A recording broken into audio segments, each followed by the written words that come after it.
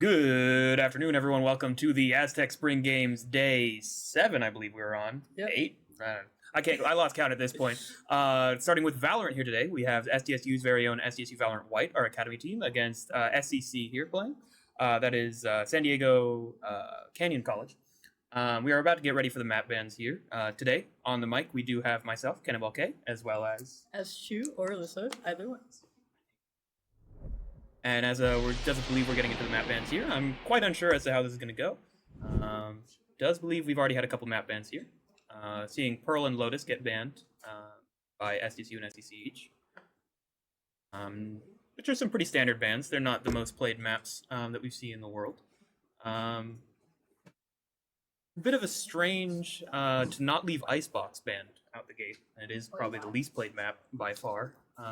Being the one that is disliked the most by the community for its terrible design. Any predictions on what we might be seeing here today? Honestly, it depends on what the team's running. We haven't quite gotten any team comps, but I would like to see some Haven, maybe? I feel like that's not something that I commonly see. Yeah, I agree. Haven is always a great match to watch, often going into overtime. And with the Fractured ban there, it does appear that we are looking good, and there's that Icebox ban that we were talking about as well. So moving on to our three, what we like to call the default maps, Ascent, Haven, and Split. Often liked by many teams and disliked by none, and it does believe that Split is going out there. We are between Ascent and Haven. Not sure what SDSU White is going to go for today.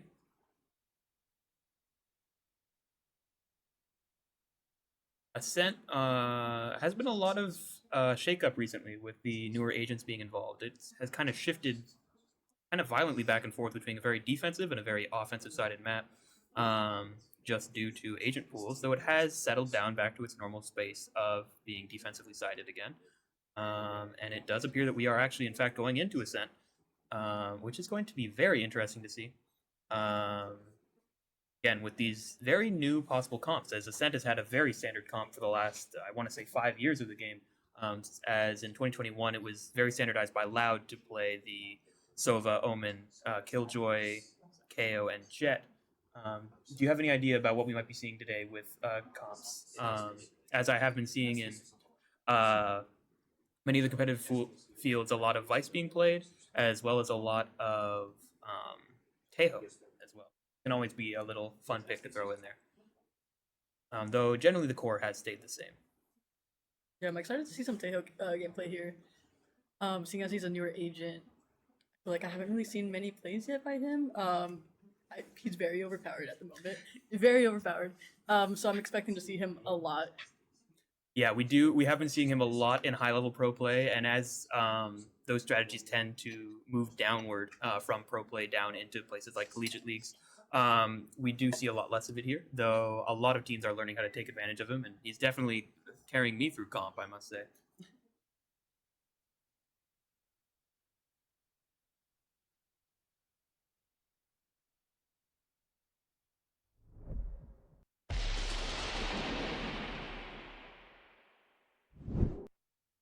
As I said, going into Ascent here, we're looking at a very defensive-sided map, so whichever team starts on defense is going to have a bit more of an advantage, as at halftime they're generally going to find themselves in the lead. But Ascent is a very swingy map based on who's playing and who's not. Are you familiar with our SDSU White team and some of their star players we might want to keep an eye out for? Yeah, I'm excited to see... Vengo, I know, has been popping off lately. So I'm excited to see what plays he can come up with. And as well as James. James is a fellow Overwatch player of mine. So I'm excited to watch him play. Yeah, James there will be on the account Pine. Yes, most definitely. Those two have been showing up and showing out in the scrims recently, which I've been able to watch. And as you can see them on the right there, getting hyped and getting ready as SEC sits down. Not much that I personally know about SEC. I don't believe they've played at many of our tournaments in the past. But I am excited to see how they do here. You like the Monsters University hat? Oh, yeah. That's sick. Mm-hmm. And I do believe that there's some matching headphones going on at SEC here. I've noticed multiple people with ears. Yeah. They have a very ongoing brand here. Oh yes, Love most to see it. definitely. They all came in with matching jackets as well. They looked Yeah. amazing. There's like they brought a whole entourage. The Letterman style. Yes, exactly. We might need to be taking notes here. Yeah, I mean, get up the merch team on that. I must say, but we have some pretty nice jackets here as well. We do.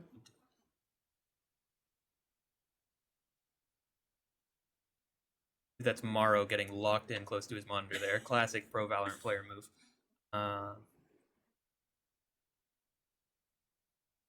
Closer you are to the monitor, easier to see the enemy, I must say. No, personally, I'm a lean back from the monitor type of person. Really? You're like Yeah. Aspas style? Yeah, I like to like be able to have a good visual of everything, you know. Okay, okay. Yeah. See, I'm the straight back all 90-degree angles kind of player, but Right. I get roasted because I keep my mouse in a very strange place. So. Yeah, I've heard the way that you do it is very common with fake news. Yes, it is called the Quake posture. However, Yeah. I don't keep my keyboard on my lap. I keep my keyboard pushed as far away as me from possible, and then I have my mouse sideways in front of me, like a madman, apparently. Yeah. I thought it was normal. Just No. lack of mouse space, I guess. All y'all playing with like your shoulders out here? How do you do that all day? That's Like, that's no. pretty standard. no, that hurts my arm. That's so standard. Roast me all you want. Crazy to me. I think you just need to raise your chair, but that's just me. No, drop that shit. Get that elbow on the table. If you're not like chest below the table, like I don't know. No. No? No.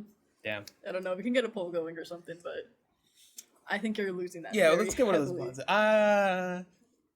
There's got to be some Quake gamers in chat, right? No. No. No. No. None of you.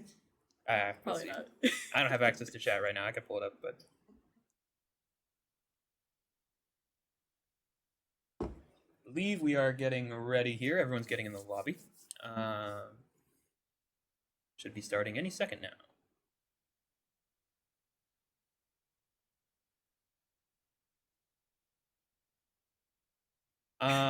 Speaking of those Valorant White scrims, I mean, not to spoil much, but I do believe that they play a very default-heavy comp, as Ascent is a map that is very centered around playing the game the correct way and playing the game perfectly. As a lot of other maps have a lot of gimmicks, Ascent's gimmick is being the perfect map, I believe. That's some people say the only good Valorant map. I enjoy it quite a bit. It's a pretty standard map. Like I feel like you just have to go back to your basics and like I don't think map knowledge is as essential there. It's mostly just like actual agent technique. Yes, space control and gunplay gunplay. Yes, most definitely. Hoping to see some good, nice long-range duels down through mid, as well as the great lurks that I know our Ascent is famous for as well. Oh yeah. Excited to see what sort of lineup. Ooh, yes, Yeah. I'm really hoping we don't see that just copy paste 2021 comp left and right side. Yeah, But we'll see. I do believe that we are loading into the map now in the agent select. Get this party started. Already we're seeing some deadlock hovers. I saw a little bit of a troll with a Reyna hover out of Awonga Magunga there. And it does appear that I believe the sides are switched here, and we actually have SDSU on the left. And they are running the classic 2021 comp that I described earlier, but it does appear that SCC is coming a little bit different, coming in with the Deadlock instead of the Killjoy and the ISO instead of the KO. It's going to be interesting to see how they take sites without those flashes. Do you think that's going to have a big effect on one of the sites more than the other? Yeah, I feel like they're gonna struggle a bit when it comes to B, but who knows? Who knows? I mean, if they're picking this comp very quickly, might I add, they did not hover for a second.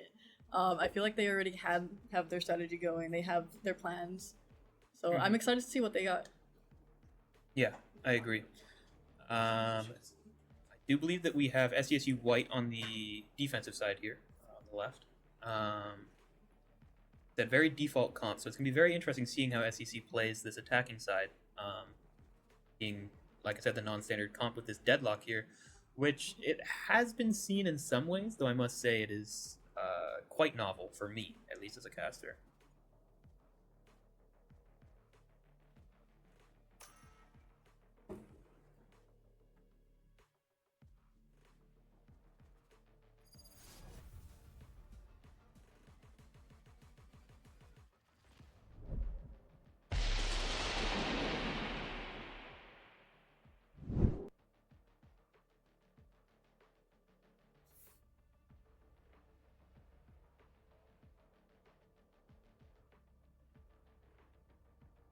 The overlay's fixed right now.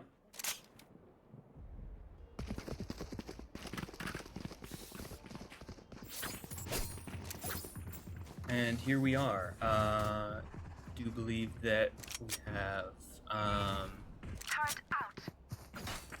looks like we're gearing up for a very strong B hit off here for the pistol round from the side of SCE. As they are grouping up here, as Valorant White on the SDSU side grouping up heavily toward A, with a lot of mid pressure here, it appears. Wondering how this is gonna go, considering that they have the Killjoy set up there. Yeah, I'm assuming they're going to get a little bit of info here with the Sova before fully rotating out. It does actually seem that they're moving them over a bit. And we are seeing SE moving in toward the middle of the map here. Again, Senio getting a little bit of info. It seems they hear this drone coming out, as they seem to just walk their way up mid here. Bengo goes for a little jump peek, spots 3. Has to fall back with Mo there. And it looks like it's just going to go straight into the B side here, as SCSU is forced back all the way. Oh, actually, they just get the picks as they swing out of main there. 2 down already on the side of SCSU White. It looks like Keen is looking for more. Thinking about swinging through now, he decides to back up. I thought they would hide in the smoke there, but while looking for picks, they just got shut down. Only getting a little bit of damage out to the jet there from SCE. STSU coming up on the rotate here. Maybe pushing through the smoke? Yeah, it looks like they're all going to try to come out together. Simple flash play. Going straight into stairs. It looks like they're all flooding out onto site together. As 4 players of SCE all staying on the front of the site here. Pine able to take out the player in back boathouse. Fighting with the lane player there is able to take one out. And Awunga Magunga caught out fighting Switch there against the entirety of SCE. Back in the middle of the site. Great pistol round on the side of SCE. Very clean take and played very quickly. Any idea for what might be played on this economic round here, as we generally seem to see a lot of crazy plays. Yeah, I'm hoping to see some big buys here from SCE. And it looks like SCSU White grouping up toward the mid play, possibly at least 3 or 4 of them, all trying to take fast base here, as SCE actually drops into a default, which is not a standard play that you'd see here. Flash swung right in there, and Pine not able to secure the kill. SCE able to stop him. Another flash comes out, but Jugi from top mid able to take one out. Firefly through the smoke, able to take one back. Swings through the smoke. Jugi not able to finish it, but another one from top mid, and yeah, they just shut them down with their better weapons there. That push got them nothing. Yeah, as expected, with them winning the first round, they inherently have their advantage there. But let's see if SDSU can take this back with the better econ. Yes, going in with their buys here, they should be looking quite good here.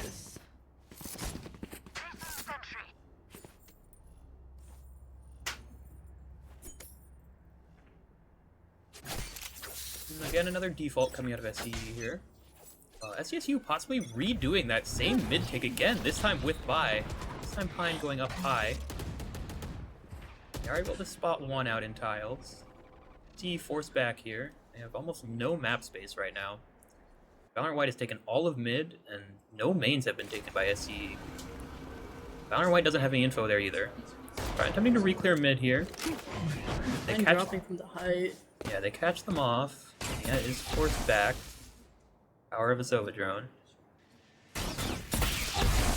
Hold off bottom mid. Looks like they're going to try to work up Cat here, as they actually take both mains simultaneously. There's a heavier stack toward B here. The drone coming to clear out any players. Keen hoping to timing, and actually does catch no one. Might call for his team to rotate here if you can see Mogoblin rotating off, as Carly is caught through the smoke there, though I don't believe there's actually any information for it. That's a nice pick and tree there as they try to just immediately fly out onto the site. KJ setup hits him here, and there are 2 players here only. Pine able to get one, goes for the swing for the second, he's able to get a third. Ooh! But no, the Gen player will shut it down. Bengo from top mid, trying to get some value. Jugi here has to find his way to get to the spike. Ooh, and Bengo shuts him down from top mid. It's all on Keen here. Trying to find himself a weapon, but he's got his knife out as Mo swings him. Very well done by Val White. Shutting it down with only loss of 2 men there. If you guys can hear the EEC right now. Yeah, not that sure last if it match came was through the mic. very, very passionate.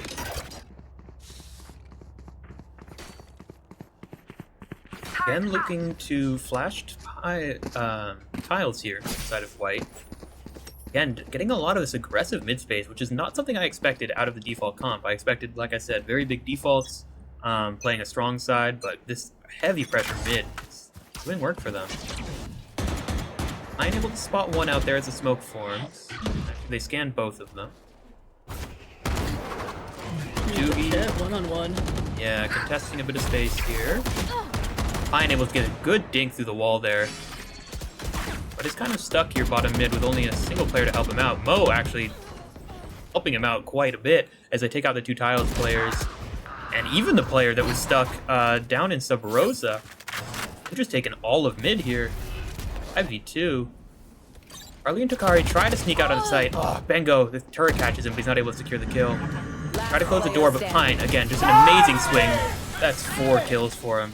An amazing 4K from Pine there. Love to see that SDSU is able to even this out. Yeah, and it looks like they're also able to get the first ultimate online. And it looks like he's going to use it, passing his gun over to his teammate. Trying to get the knives out here, possibly playing toward tree. Looks like he's changed his mind. He's heading back to bottom mid, where he normally plays. While SE goes up for a full 8 take. I believe they're on a save round here. Let's take what they have. Judging by their economy. Now, is this going to be contact or very fast? Looks like a contact play, as again, this fast take from while white takes through tiles. They have all of the main as well. They're going for a crunch play here, but here comes the side execute. Bengo calling this out. He's calling it all back. Looks like here comes the entire rest of the team. Doogie caught by his own teammate as he tries to take hell space. The entire team floods out on the site. They get door closed.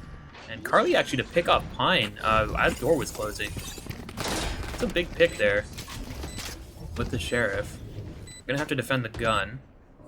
3 players play toward hell and 2 back up toward the main. We have 1 player on flank in the form of Mo here, who is able to get his pick on one of the main players. And now Bengo trying to get whatever he can coming out. Some crazy defensive smoke on the inside of the attackers here as they all try to play inside of it. Bengo trying to get something just sitting in there.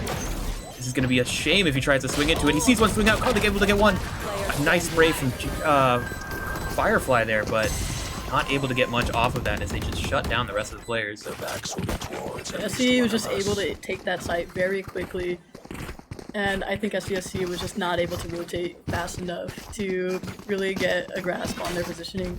Yeah, I agree. SE was able to play that round exactly how they planned it. It felt like they had every bit of that ready. Looks like while SE trying to do a similar thing here with Bai this time, looks like a SESU White responding with some aggression. Full Omen blind. Knives popped. Oh my god, but Jugi just one taps him. I believe full blind as well. Trying to go for more.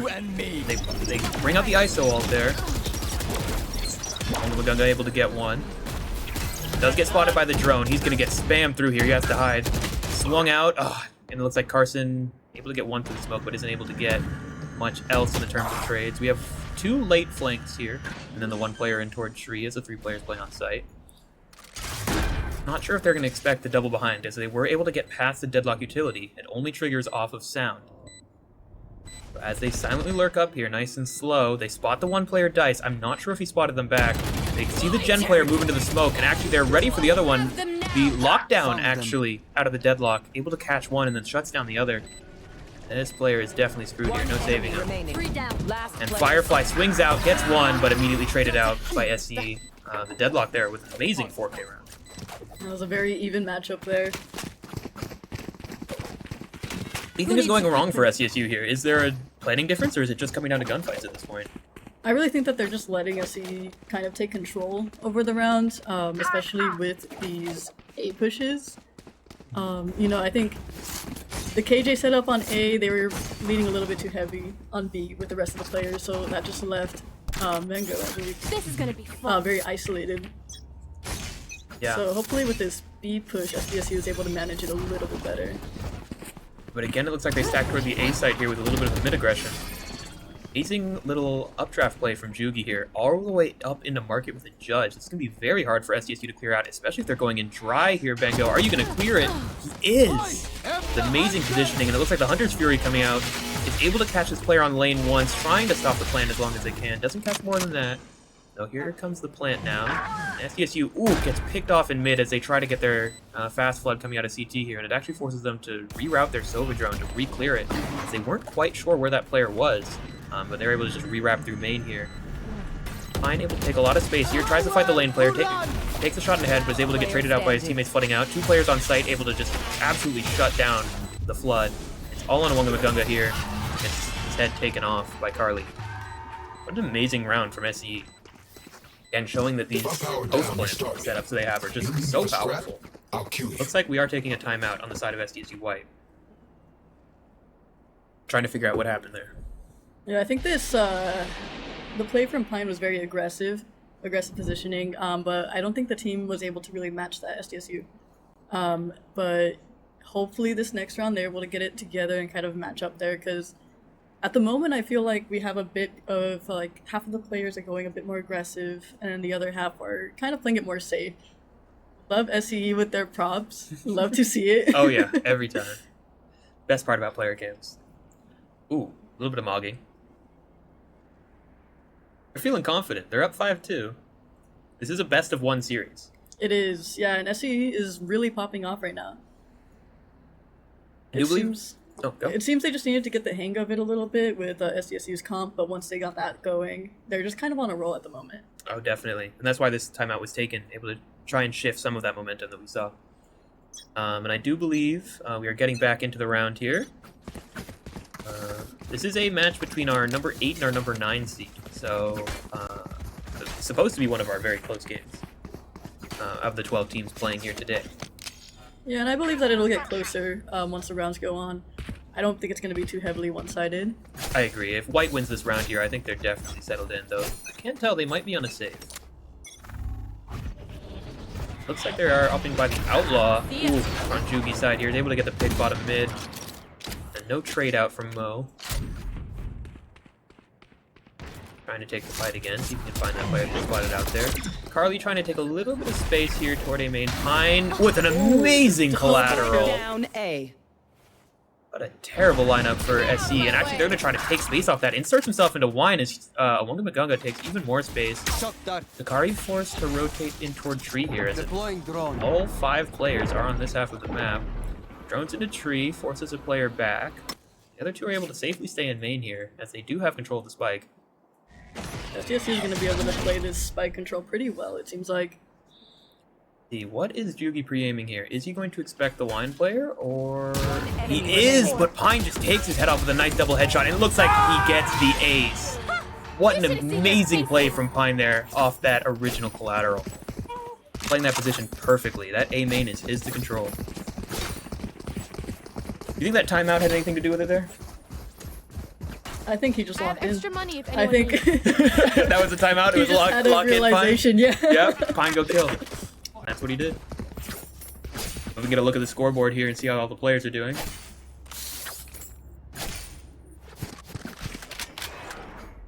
No, we'll just go straight into the round. Again, leading toward A. They said, that was luck the first time. They won't do it again, right? Blocking sight. Trying to get a lot of information here, but it's just flowing straight through. A lot of information gained by both teams, as they're all pretty confident. They know them all here. Misses off the information all, and again, Pine just threw the smoke collat this time with a Phantom. The rest of the team floods out and is able to take him out, as well as a Wonga Magunga. Have to clear out Mo here, who plays the switch, and that's a tough wallbang headshot. And almost got no damage off. We do have players from SCE low on health, so hopefully SSU can profit off of that. Yes, and it looks like they're able to opt for the lockdown here. Forcing all the players off-site. They aren't going to try to fight this. Do they have the lineup with the Molotov? It's a good question. Does not appear they're opting to use it. It could be that the Molotovs were already used on B site. Deadlock utility on the spike. Stuns Mo for a minute, as Dakari was able to wrap here through that lockdown and might get a very good timing on Mogoblin here. And he does right as he turns around, shuts him down, and again another lockdown. Or, you know the name of the Deadlock ultimate? I don't. No, that's a Killjoy. Whatever. Already able to get that up again on round 9. That's 2 ults for him. It looks like he's 12-3, which is insane coming out of a Sentinel player on a Sent attack side. And then James or Pine on the other side, 14-7. leading the charge there. Despite his duo that he's been playing with the entire time being quite low on the leaderboard. Annihilation. I got that insider information that came from my head, not from chat. Thank you, chat. Yeah, yeah.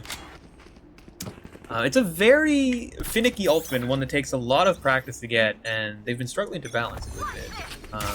This looks like a full B take here.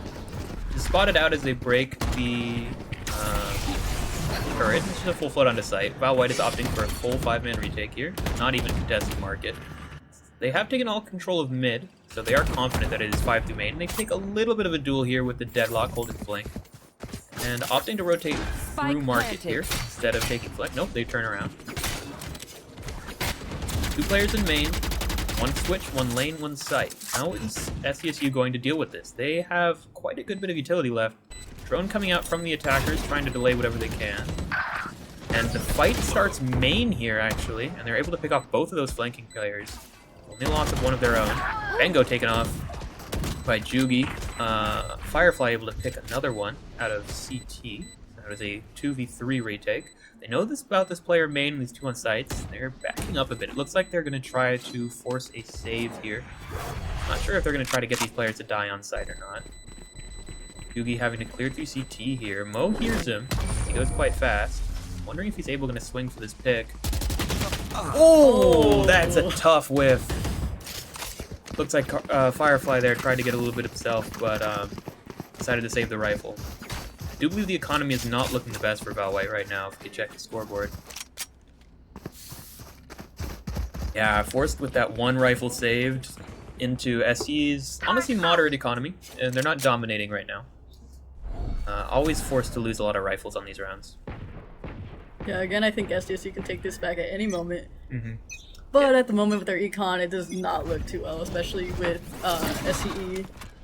Ooh, actually, Pine is taking a very aggressive angle here. Maybe he can get some picks. Does he expect 3 top mid is a very good question. Actually, after seeing 1, he just backs out himself. And they use the paranoia as well as a drone, investing a lot into this.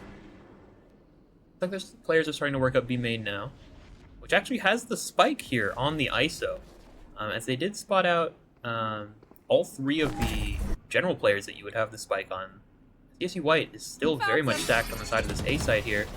They do have the Killjoy set up back site here, delays the lane push. Mog is able to get a quick rotate over here. Will it be enough? White Bengo back site, and it looks like they're able to shut him down without him getting much use out of it.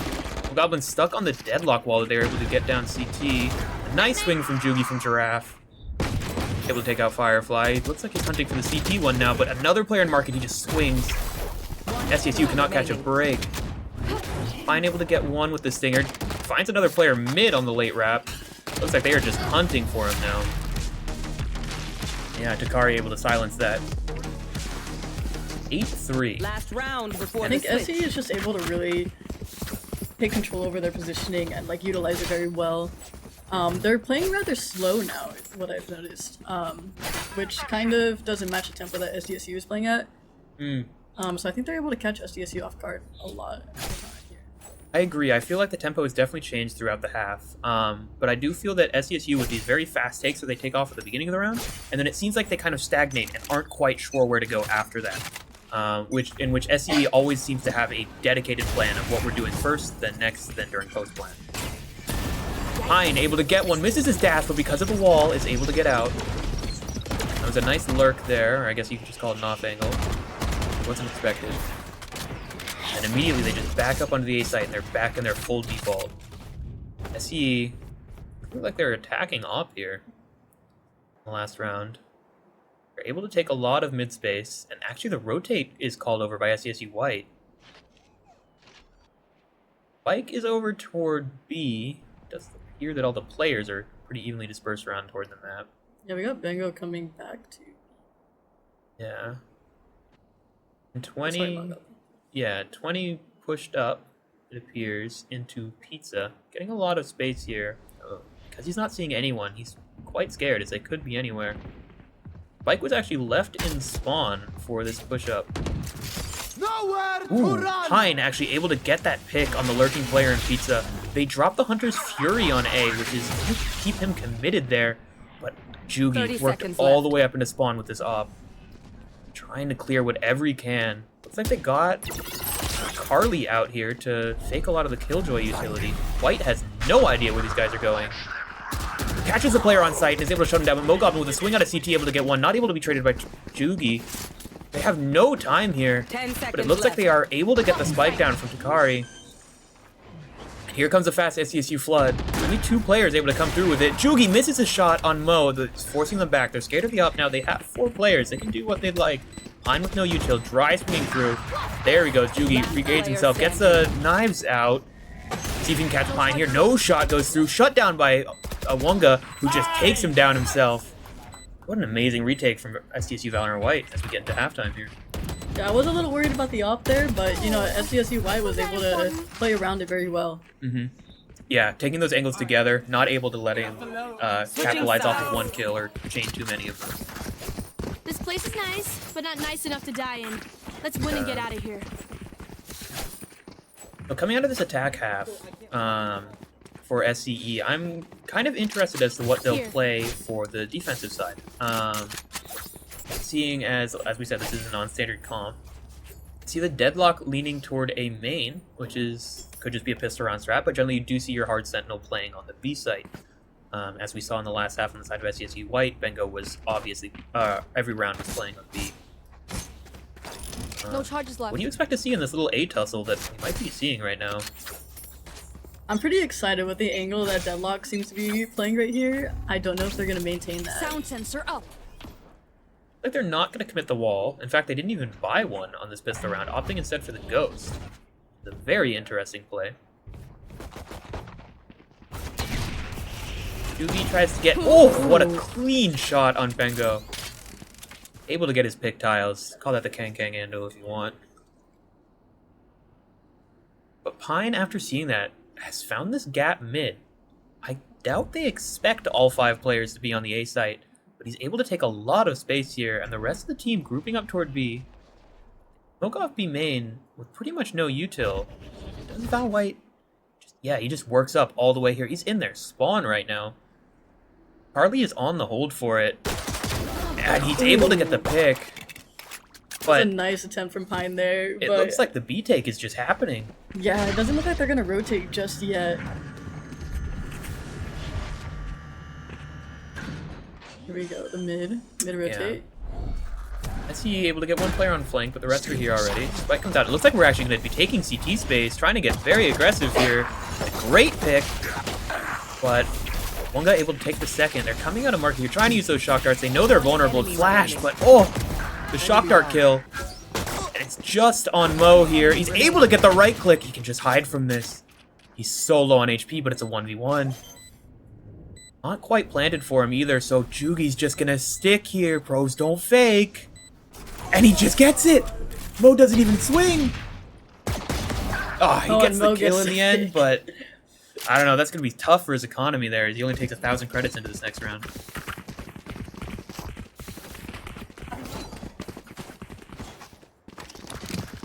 ST, very big round from there, putting them ahead by 5 rounds, and possibly 6, assuming that they win this bye round for them. Again, we're seeing similar players on top, Jugi and 20XX on the side of SC, and Pine, followed by Firefly on the side of SCSU White. Standing ahead. Nice dart and blind. Take the main space, and it looks like the rotates are getting called in already from SCE, as this fight is going to go fast. Do they clear the switch player? Is it a great question? As they do have this market player able to get 1, and Takari at switch. No, he gets 3, and he can't get 4. Awunga Magunga able to pick up the gun, but it has no bullets. And Jugi just swinging out of market there. Amazingly coordinated retake there, but just such a hard sight take on that switch player. Very fast play from SCE there. They wasted no time getting those kills on SDSU. No, not at all. They were ready for it. Let's see if SDSU changes their approach here. Seems like we're running 3-2 split. Oh, got a rotate going on from Firefly. It's pretty common to see a 1-2-1 or a 1-2-2 as a default on this map, which it does appear to be a 1-2-2. 1 player toward B, 2 in the mid, 2 toward A, but a very strong A side hold from SCE, leaving just a single player on the B side.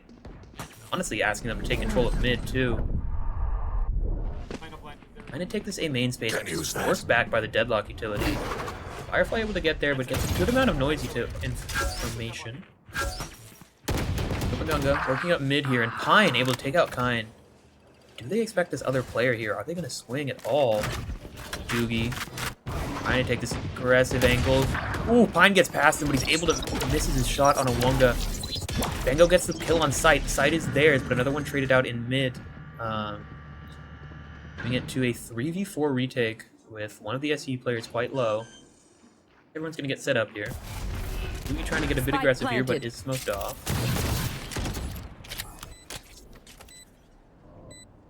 Very strong position here for SDSU Valorant White as here comes the retake. It looks like they're trying to get a bit towards stairs, but oh my god, just shut down from Pine's swing from lane. Harley gets him back, but Firefly from main only able to get the one as it's just 20XX at 1 HP here. Able to upgrade to a Vandal. 2 players on site. Does have the regen shields, but oh, Bengo with a very nice shot there.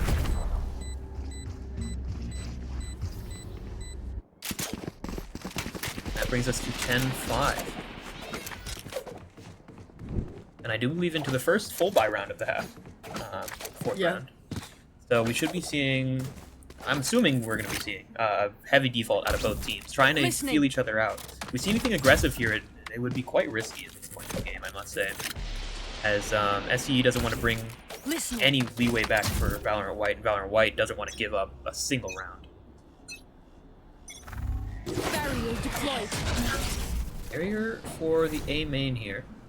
Oh, and a heavy push toward mid actually here. Is Pine going to notice any of this? He gets one in the smoke, and Firefly from top mid able to get another one, but there's one more down here. And he just takes him down. Got that glowing champions. Oh, Jugi ready for the... It must have been a flick, right? You couldn't be holding for the updraft. He knew. He had... Oh my lord. An amazing shot either way.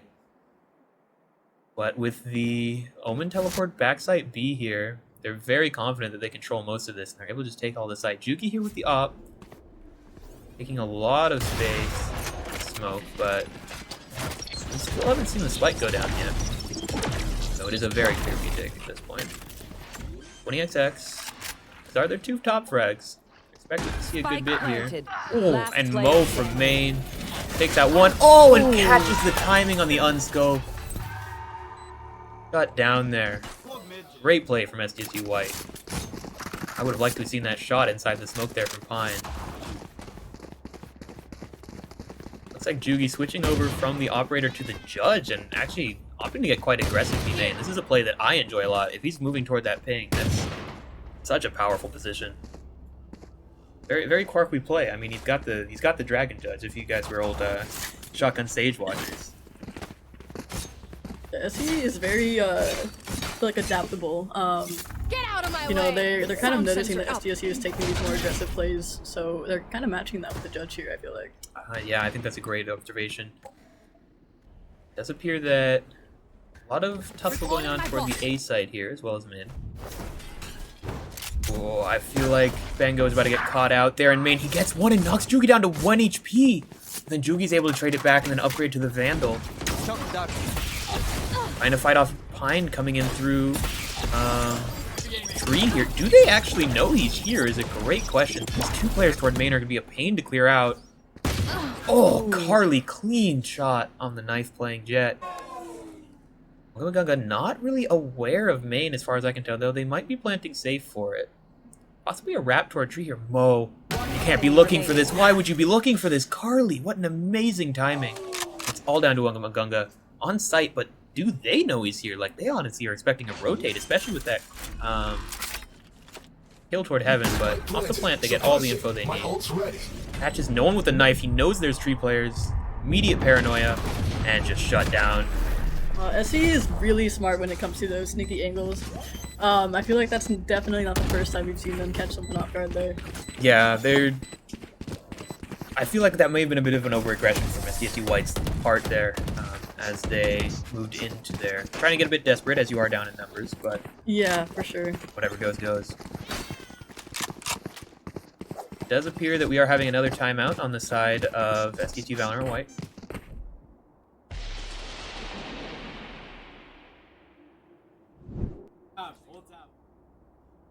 Looks like talking going on from both of the teams, though you can definitely feel the bit of the mood shift between the two.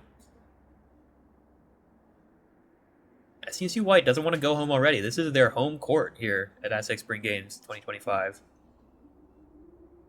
They are the third roster for SDSU, so it's not that we're not expecting much of them, but we do have some more options here for us tonight. Generally, this roster is around Low Immortal, High Ascendant, as it is our Academy team. I believe that, as I said, the seeding is about equal between these teams, so we're seeing about an even spread on SE. There is some strategy going on. And I want to see how that plays out here, because SE obviously gets their timeout as well. Let's see if they are able to put any larger plays into effect here. Try and shut this match down. It's like a mid-push possibly out of SE, while Valorant White looks to Keep up. Up toward B main here. And in fact, it might just be a fast take. This is Paranoia off rip. In fact, I don't even see a mid player. Yeah, the knife goes in, clears out all of close. Looks like this side take is going to just be fast. You're going over the top. Let's see if this fast retake here, hopefully. Ooh, Juwie getting these nice spam kills. Bengo able to work his way over to Giraffe. Tough place to play as your Sentinel player, as you still need that flank watch up. The full 5v5 retake comes in, caught by his teammate there, Jugi, as we do see returning Hunter's Furies. Able to pick off one. Nice shock darts coming in. Able to isolate Hugo, or Awunga Magunga there. Gets one. We traded out. Bengo from CT! He's worked his way all the way up there. Out of Giraffe, and just shut down by Pine. An amazing round from SDSU White there. That was an amazing play pushing into CT there, as their entire team pushed us out of market in main. I think SE was very stacked in mid, which might not have played well in their favor. Mm-hmm. Yeah, just having a single player CT there would have been able to control that space and just allow them to walk through with no issues. White says, that worked, let's run it back. SE actually tries to get a good bit of presence on site here with a player towards stairs here. If the Ice lands a good shutdown here, it might hurt the Jet on their entry. So he is shut down immediately and scanned out as well. Forced back onto the site, and we're just seeing a lockdown immediately. Harley with one through the smoke. He tried to get a little bit more info with the updraft there in the knives, though not able to get any picks. It looks like we're waiting for the lockdown to occur. Carly again just trying to get spams. Pine sees that there's no one on site off the lockdown. Having to move back towards CT there. Door is not closed. They're able to just freely come out of market anytime they'd like. They bring the drone out, they catch Bengo, and figure out most of main. You know all the players are on site here, and Pine trying to get a little bit aggressive, gets one, and then immediately able to smoke and get out. And all the players scanned on site now, trying to get aggressive again, but Tokari able to get much. Bengo getting his picks that he needs from lane. Firefly also shuts down the one stairs player, and it's all on 20XX. Got a lot of health. Scrap metal. We'll take out Awunga, not able to be respawned by Firefly, and Bengo from lane. Great rounds from him we're seeing. It seems that timeout worked very well for SDSU White. I must say, something's gotten their head from their coach. Yeah. You know, maybe it was the momentum, maybe they started strategizing differently, but they're playing this very well. They're taking the rounds that they need, bringing that 5-round deficit only to 3. Over there. Bengo's climbing up in the kills lately. Sound sensor up. Seems he had a Pine lock-in moment. Listen. Ooh, okay. Bengo go kill. Now it appears that White is moving into their default setup. Actually, kind of heavy toward main here. Just Bengo over on the B site, which SCE is going to try to take aggressively. Bengo forced back into tiles. And Juvi just swinging through. He's cleared out all of it, but Pine on lane, or Cat I should say, just takes him down through the wall even. I like these jet duels. We're seeing very... No way do they expect Bengo here. What an amazing bait. Pine just fully takes the A side here, but oh, Bengo would not expect this play in mid here. Oh my god, he does! He gets that wonky tree lurk. I thought Pine had cleared out the whole thing, and he gets another one on Keen. Carly here swings into 4. Somehow gets one. Good shot from Carly there. Carly is popping off with the Sheriff. No, I must say, keep that man on that. No automatic weapon for you anymore. You're at 9-11. And I do believe the economy's looking good for both teams now.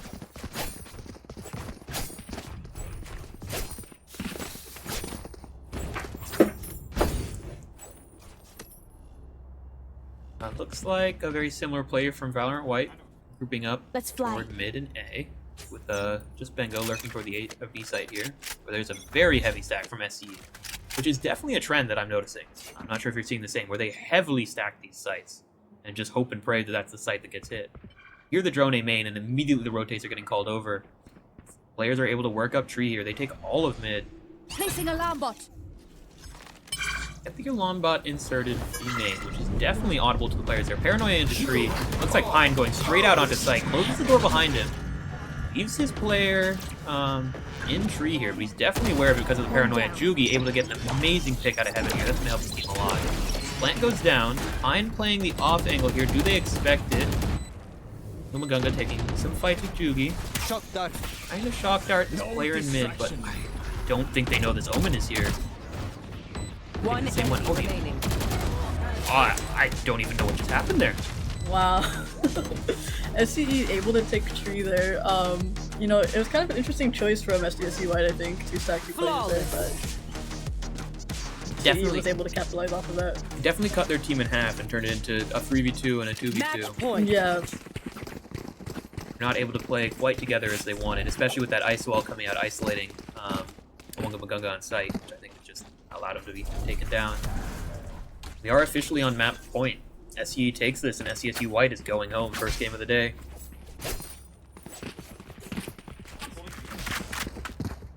Looks like the call is go back B from both sides here, as that did work well for Valorant White, but they've never run into this site take before. Aggressive play, and it looks like they're waiting for contact, waiting for them to get up. Know they're here. Kine taking some mid space, fighting with Jugi, who gets taken down. Kine able to just get one. Revealing area. Kari from mid tree, I believe another. Kine worked his way into market. He knows there's a player here who just wallbangs Kine with no fear. The call is to go tree here, as they've seen how many players are on the B site. Two before they have to get aggressive here. Are we gonna see a cover going on? The smoke? They heard the door close. Takari, I'd do it. Don't throw in a tournament game like me. Right here. Right Spike here. planted. STSU White forced to hold down site here. They have no information off that knife. All four players are just gonna be able to flood out however they like. They actually flash Heaven. Paranoia. They got another one for it. Are they gonna swing with it this time? They are. They catch three. They break the dart and have to force it to jump back down. All four players here. Wonga Magunga able to get two. With the shock dart, net combo gets one back. Kine. We'll take him out. It's just Carson here. Firefly! Oh, amazing retake from SDSU White there. What an amazing sight Held hold. that down, yeah. Love to see it. All the utility they had throughout that entire round just forced onto the players there. As they tried to play four together, it ended up being four players in a death box. Looks like we're getting a replay of this round again. Both teams opt to go B. What do you think is going to happen in this B main fight here again? Think SCE is going to play it fast or play it slow like they did last round? You know, I think they're probably gonna play this one slow. But SDSU White might be switching it up a bit. Last time they had to like retreat pretty quickly. I'm able to get in position here, choosing not to break the knife. They have a player baiting in 20XX. Paranoia is able to get 20XX and Kine each a pick, and it looks like they're just going to opt to leave as the Hunter Fury comes in as well. SDSU White finally find themselves in a 3v5 with no information, no site take, no space taken, and a match point for their tournament lives. Here at the Aztec Spring Games 2025. They're forced to use drone to re-clear top mid, as Jugi has worked his way all the way up into here. You're looking for an A split, which does seem to be the comm from Jugi. Almost no rotates coming off of B. Swings for a little bit, gets some damage, but nothing else. Looks like they're just gonna be holding for him now. They want him to re-swing. Teasing him to re-swing. They're gonna do, oh wait, no, they're gonna opt to fight him, but they don't look the right way. He swings, he gets two. It's all on Bengo. He was at a 30 major seconds disadvantage here. Yeah, 1v4. But we do got the ult. So let's see if he can make use of that. The lockdown is definitely an option. Fighting with Takari here takes him down head off. Initiated. That's the lockdown, but he's going to try to find a fight here. And the triple swing through the lockdown. And that is it for SDSU Valorant White as SCE is able to move on to the next round. And what an amazing game that was. Say thank you to our players, and congratulations to SCE for moving on next, as they will face SDSU Valorant Black in the next round. Our top roster here, team of full Radiance. Wish them luck as well into that next best of 1 series. Yeah, you know, I hope SE can kind of keep this momentum going for their next game. But we'll see. SDSU Black, you know, they're really good at the game, so Yes. it's gonna be quite tough. They are one of our top seeded Yeah. teams as they go into the next round here. One of the favorites to win, most definitely. For And sure. I believe we will be right back with one of the players from the game to do a quick interview before we head to a break as the next games get set up. So we'll be back with you again shortly. Thank you very much for watching.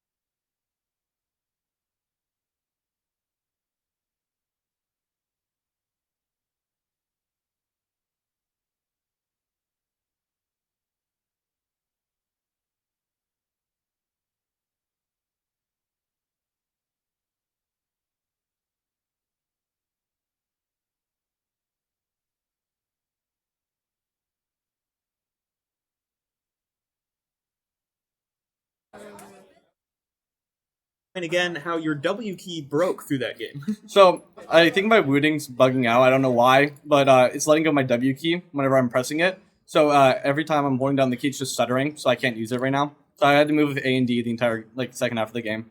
Which I must say must have affected your team's gameplay, as we pointed out. Yeah, it did. We had to play a lot safer. We couldn't play aggressive because I'd just die if I tried to move forward.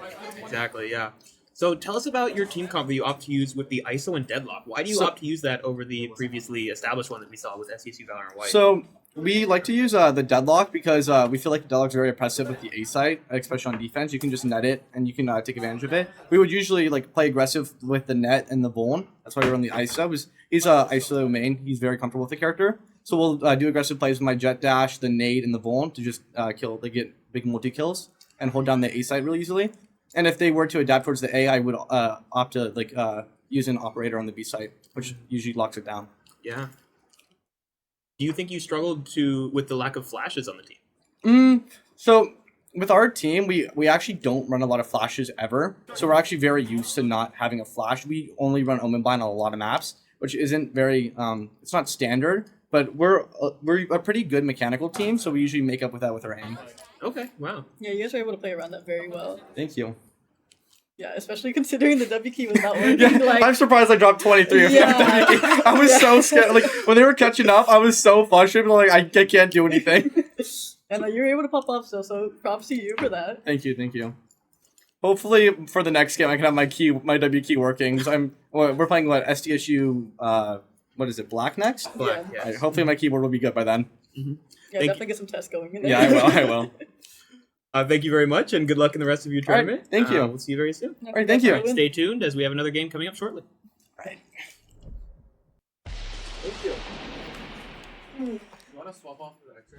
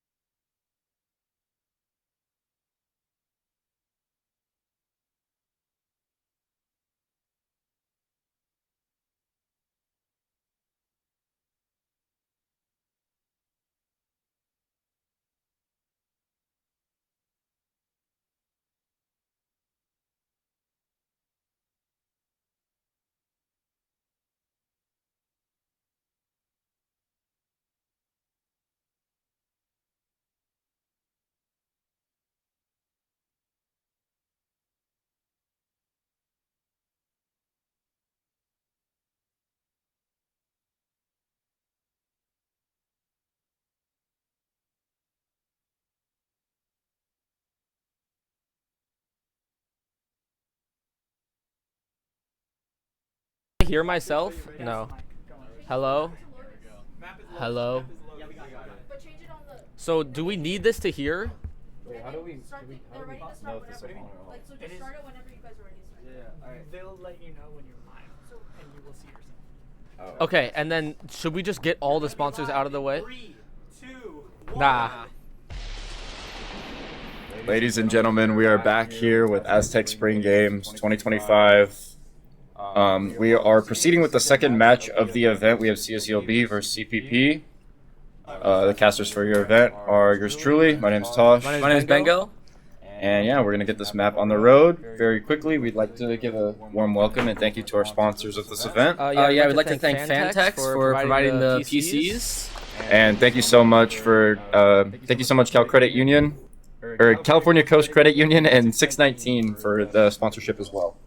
We're also going to be doing a raffle giveaway for an MB3 PCL 4PM 1 terabyte NVMe drive and Razer headset. And a Razer headset.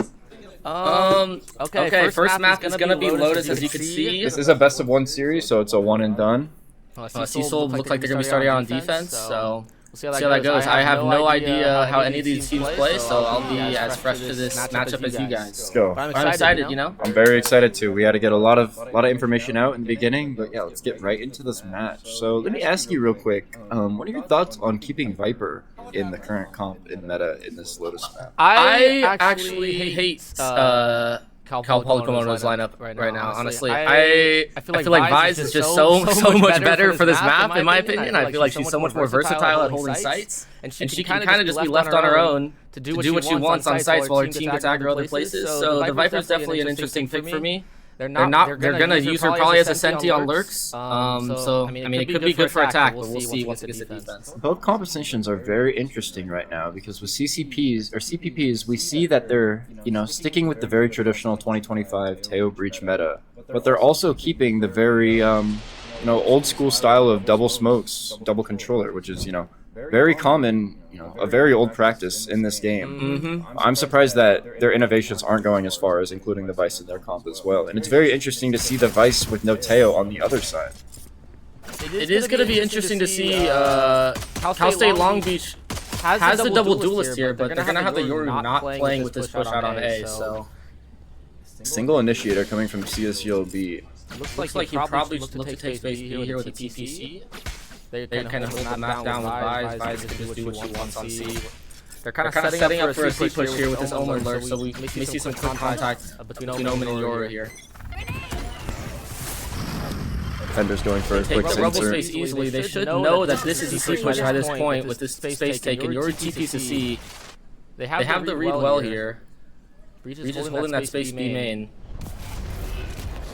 The push is going to be coming out there looking for Shredder. Very quiet from the attacking team right now. Some spams. Some stray bullets being shot through the smoke, but that's about it. They don't know how many is anywhere. Omen's jump spotting for some info here. I mean, the Viper is setting up for this lurk. She's just playing info. She knows this Omen's jump spotting. They have...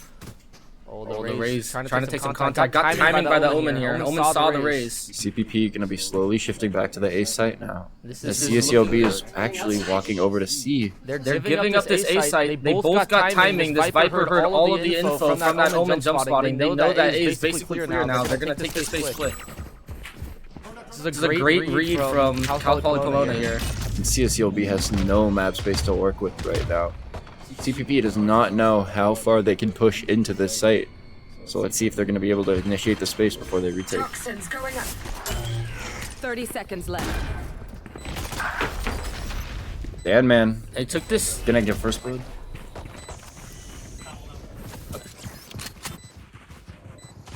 It looks like Seasold's going to be trying to take this tree space here. They're 5-manning tree here. Menzi with the right click. No util. Got one. It's a very big trade kill. out quick. They're all sitting backside here. This is... Wow, and the map is completely flipped right now for the team. All 3 defenders pushing out of tree for the retake. I mean, and it's just cookies. I mean, it's cookies. Like, they all funneled into tree. They have man advantage. Like, they're just going to get traded out even if they get 1-for-1s there. There's just nothing you can do about that. What a great read from Cal Poly Pomona, too. Like, they got the info with the Viper lurk and the Omen lurk, and they just instantly saw the rotations. Take that space A. And there's a lot of reasons you could chalk that round up as a loss for CSGOB, but I have to say it starts with the initial insert. I think if you're going to TP Omen up to Rubble, you have him hold that space until they start fighting elsewhere. Because then, you know, the Teo drone wasn't even necessary to clear, but, you know, you could have broken it if you were there, and it would have made him use so much more util. Yeah, I mean, in another world, he sits on Rubble, breaks the Teo drone, and gets out, and they have all the info. Man, with a very quick first blood. Holding the run-out angle. I mean, Kimchi with a headshot, but the shield is going to protect Man for the second blood. They're 3-stacking C here. That's all you can do on the Seiko. They're just going to try and power C with this Teo drone. They're going to get all the info. Teo drone's going to get one close. It's traded. It's GG. Good triple kill from Newt, but I mean, that's shameless ecos, so nothing too crazy. CPP doing a great job playing together as a team there, making sure that no casualty will go untraded. Seems like their methodical approach to this attack is going to snowball for them if CSGOB cannot find a sustainable way to hold their mid-round. They're like you said, CSGOB is taking the space and then they're giving all the information to Cal Poly Pomona. They can just do what they want. It's going to be a very, very fast round, looking like the... Looks like it's going to be fight for Rubble. Satchel out. Satchel out immediately. All the counter util. Geomancy's going to get the one-tap on the stunned raise. Total's going to trade out from Rubble. Oh, good push-up from Cal Poly Pomona. Oh, but Geomancy is just going off. He gets 2 one-taps with a Deagle and a Spectre kill as well. I have the spike. This lurk from Viper 2. They're probably gonna bring this either to C or B. She has all the info. There's a Viper or there's a Viswall B, so. Ab space is scarce for both teams right now. They are at a complete loss for where they could be. Pacing is gonna be very slow moving into this round. I'm sure the call will be for C as soon as they see this Viswall. Nope, they're actually inserting B. They left the Teo in main. It's all good. He plays his rockets. They can get the bomb down easily. No player has any clue where their opponent could be right now. And this would be a... They're just going to have to get picks here. Seasoul will be. Go flash out. Good shot. Geomancy with his 4th kill, but gets traded out by Kimchi. 1v1. Teo has his drone here for info. He can't just play back here. Yoru has no clue where he is. Teo is not going to use his util here. Like I said, no player has any clue where the opponent is. Thinks it's secret. He doesn't know. Will he stick? He taps. Tap. Here comes the Teo drone. I mean, this is perfectly played. He should have his mollies back in about 10 seconds. Bomb is halved. Gets it half, but he's just going to swing. And that's nothing you can do. And now the round is unwinnable. Torchy with the perfect stall. Nothing you can do there. Great round. Well played post plant there. And it's a battle of mind games at this point. And that's what's so important in these match day events. Playing audio, playing sound, not revealing yourself and protecting your neck. Puts so much mental stress on the opponent. They just don't know where to look. It seems like we're going to be having a quick tech pause here. I mean, while we get into this tech pause, can you give me some insight on like what you think Cal Poly Pomona is doing good so far? I think they have a good read. I mean, I think the issues with CSGOB started with the lack of an insert on A late round. And I think they just had a great read going into the bonus, to be honest. Well, I mean, Omen got 3 huge kills with the Sheriff there. Like, there's nothing you can do about that if it's just mechanical, but I think that CPP's just been able to get info that Seasoul's giving them and work with it easily. Seasoul's kind of just been in a blender. They're spinning. I wouldn't mind if CSGOB looked for some sort of mid-round trap where they could adapt and maybe punish some of these early lurkers that are off on their own, just gaining info for their team. You know, let the main attack squad fight wherever they want, whether that be A or C, and then from there you can initiate other parts of the map. And even if you don't get the kill, you're gonna force them into whatever site they're on by pinching. So I really think that should be their approach moving forward.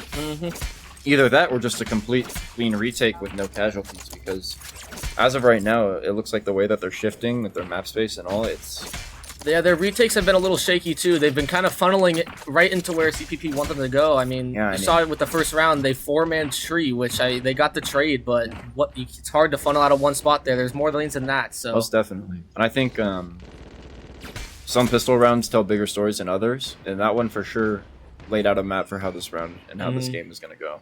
So we'll see. We'll see if CSULB can make any changes, but for now it looks like we got any insight. Tech pose? What's going on? We know the tech pose. You want to play rock paper scissors to entertain the stream? Yeah. Let's get the cam on us. Let's do some rock paper scissors, guys. Okay. Put in the chat who you think's gonna win. I'm a rock paper scissors demon, so let's get this going. Best of 3. We said it. I just want to let everybody in the chat know that rock paper scissors is a mental game, and I'm undefeated in it. So I guess he's undefeated. Okay. On shoot. On shoot. Yep. Rock paper scissors shoot. Rock paper scissors shoot. That's easy work. I mean, when you're in this guy's head, I can just see the exact things he's thinking. I know what he's doing, and it's an easy game when you know your opponent. It's pretty simple. It's okay. I mean, it's all good. Take it on the chin. It's okay, man. It's okay. Take it on the chin. We go next. That was a rough game. I need to run back. Let's go. You want to go back? Okay. Let's do it. Rock, paper, scissors, shoot. Rock, paper, scissors, shoot. Rock, paper, scissors, shoot. Rock, paper, scissors, shoot. See, and you know what? I had an instinct. I didn't think about it, bro. That's why you never second guess yourself. I feel like you gave that one to me, Chad. I gave that. It may have been a pity round, but you never know with these things. Well, you know how it goes. BO3. Close this out. Can we get some? What's going on with the tech pause? Headset not working. 1 second. We did that. Thank him again. Okay, thank him again. Let's do it. You got that. Okay, we'd like to shout out 619 and Calco's Credit Union for making this event possible once again. Looks like the headset is working, so we're gonna get back into this game real quick. And just a quick reminder to check out and follow the Instagrams for the raffle. You can win yourself a Razer headset and NVMe drive. So, and the Instagrams, Master PC Builder and Aztec Gaming SDSU. Follow both of them. Go get your raffle ticket, and yeah, you'll be inserted to win this really awesome headset and also this NVMe drive, 1 terabyte. It's very good. This is good. Trust this guy knows ball, I guess. Yeah, I don't. It's all good. It's all good. We're getting into it. Get some comms for the stream. Are we getting into this? 10 seconds. About 10 seconds, team. So we're good. Do we want to go ahead and thank? We'll just go ahead and thank Fantex again for providing the PCs for this event. So thank you very much, because I played on it and it felt good. It felt like the PC worked and the game felt smooth. All right, so. finally, we're back in this game. We could see if CSULB's gonna adjust here, but right now Cal Poly Pomona is in control. We'll see if that pause kind of stunted their momentum. Looks like they're kind of setting up for a aggress on B and C here. Kind of a crunch in C main, and the Vise is soloing A. Pretty big adjustment, but also it looks like their read is right. Right back into the round, and it looks like CSULB is going to go for some sort of mid-round play, which I very much like. So they're gonna let them insert. Oh, sorry. No problem. They're gonna let them insert C. They're kind of going for a crunch here, but they got it early. Cal Poly Pomona has this read, and they're just insta forcing A off the back of that. Vice is alone on site right now. They're taking this rubble space with no util. They're gonna have full util for this exact. The Vice util could prove. The Vice wall is going to be for A main. Vice is playing a 1 right now in tree. Kind of scary. Not able to convert the 1, but Kimchi's out for the trade. And that should be the site. Sunback site. Oh, but the util. And the util's so good on that execute. It's just 2 in sync right now for CPP. This flank's gonna be a little bit too late here. I mean, it was a good idea, but when your team just gets collapsed on site like that, there's not much you can do. This looks like it's gonna be a 4th round for Cal Poly Pomona. I mean, their instant read to know that C aggression meant the players were stacked on C and B. They instantly brought it back to A, and that's kind of what we've been seeing all game. They're just taking the information they're given and running with it. And it's very unlucky. Lotus is a very push and pull map in a sense where what you give up should be contained if it's the weak side. So a very good example right there is that Vice anchoring A. I mean, obviously in hindsight you're going to say she shouldn't be playing tree, but if you're trying to pre-plan a round like that where you're flanking, you want to put your Vice very, very much deeper enough into the site where they can contain heaven, contain drop, make sure they don't push up into these over-peaked angles so your flank has enough time to regroup and actually play as a team. I mean, that's the strongest part of Vise is her delay. And But once all she has to again, do is be alive. They're pushing the Vise side again here. once again, CSULB is going to leave their Vice on an anchor. Let's see if Freakbot is going to be able to convert 1 kill. Maybe even more. Does it look like Dan Man saw him there, but I think they have a good idea that this is probably the hold. Yorgo's rotated over to this Vise. Kimchi's going to be over here for fast support. Drone misses the Vise. Her util's still up. Breach ult's going to be coming in on Pillar. Oh, Backside misses has not the been Vise. cleared yet. Oh, and Freakbot is going to be going down to the Viper. And that's, I mean, that's the site. And CPP has all of sight now. Their They're setting Yoru up is for a TP'd retake. out. This Yoru ult for the retake could be good, but we'll have to see. Looks like Dan Man's going to be able to get a CPP quick just one. covering Newt there. following up. Kimchi with getting 2 spawn though. Level 2 2v2. Soto's able Kimchi to down find 1, but it's not enough. All left to Kimchi up in this 2v1 in his ultimate. He's going to opt for the TP. And Torchy with a great swing is going to convert the 5th round of the game for CPP. CSULB looks lost. Unfortunately, their sight holds just aren't working. The Vise is getting picked out. She dodged the drone, which is exactly what you want to do on Vise, and she had her spot. They didn't even ult her, but I mean, she lost a gunfight on a swing, and then your entire delay is gone. I just feel like that this Vise has to play back and just use her util for delay to let her team rotate. They're playing a lot off site and playing for these flanks, but they don't have any sight. They don't have any people on site to flank into. CSULB opting for a very passive hold this round on the defense, letting their Viper scale all the way up past Rubble. And the map is just theirs for CPP now. I mean, geez, they have all of A, they have all of C Mound, and they have 2 facing B right now. The world is theirs to play with. They are going to slowly, silently contact up anywhere on the map, and the opponents are not going to know. They're going to opt for a 4-1 with a late Viper lurk, potentially calling them back to A, even if things get messy on C. CSULB has the read, though. They're slowly shifting over to C themselves. Deadman's already out. Converts the first kill. Rotu's going to be able to trade in the back. Can they follow up more, though, on this eco round? Looks like Raze is coming in for the flank here. Not known by the team. Raze can get the pick. And Yora's going to walk up with the stinger. Oh, CSULB with the retake. And he gets picked out by the lurking Viper. And that Viper lurk is huge. But Breach is isolated on site. It's a Breach one-on-one right now. And he's going to up to take the fight before the Viper can rotate. 30 seconds left. What is the timings? Can they see each other? Wow, and they double up. They've doubled up. And they can just leave wow. now. And that is some excellent rescaling by the Breach and Viper right there. To be able to read and sniff out the positioning of where Road 2 is going to be walking right there.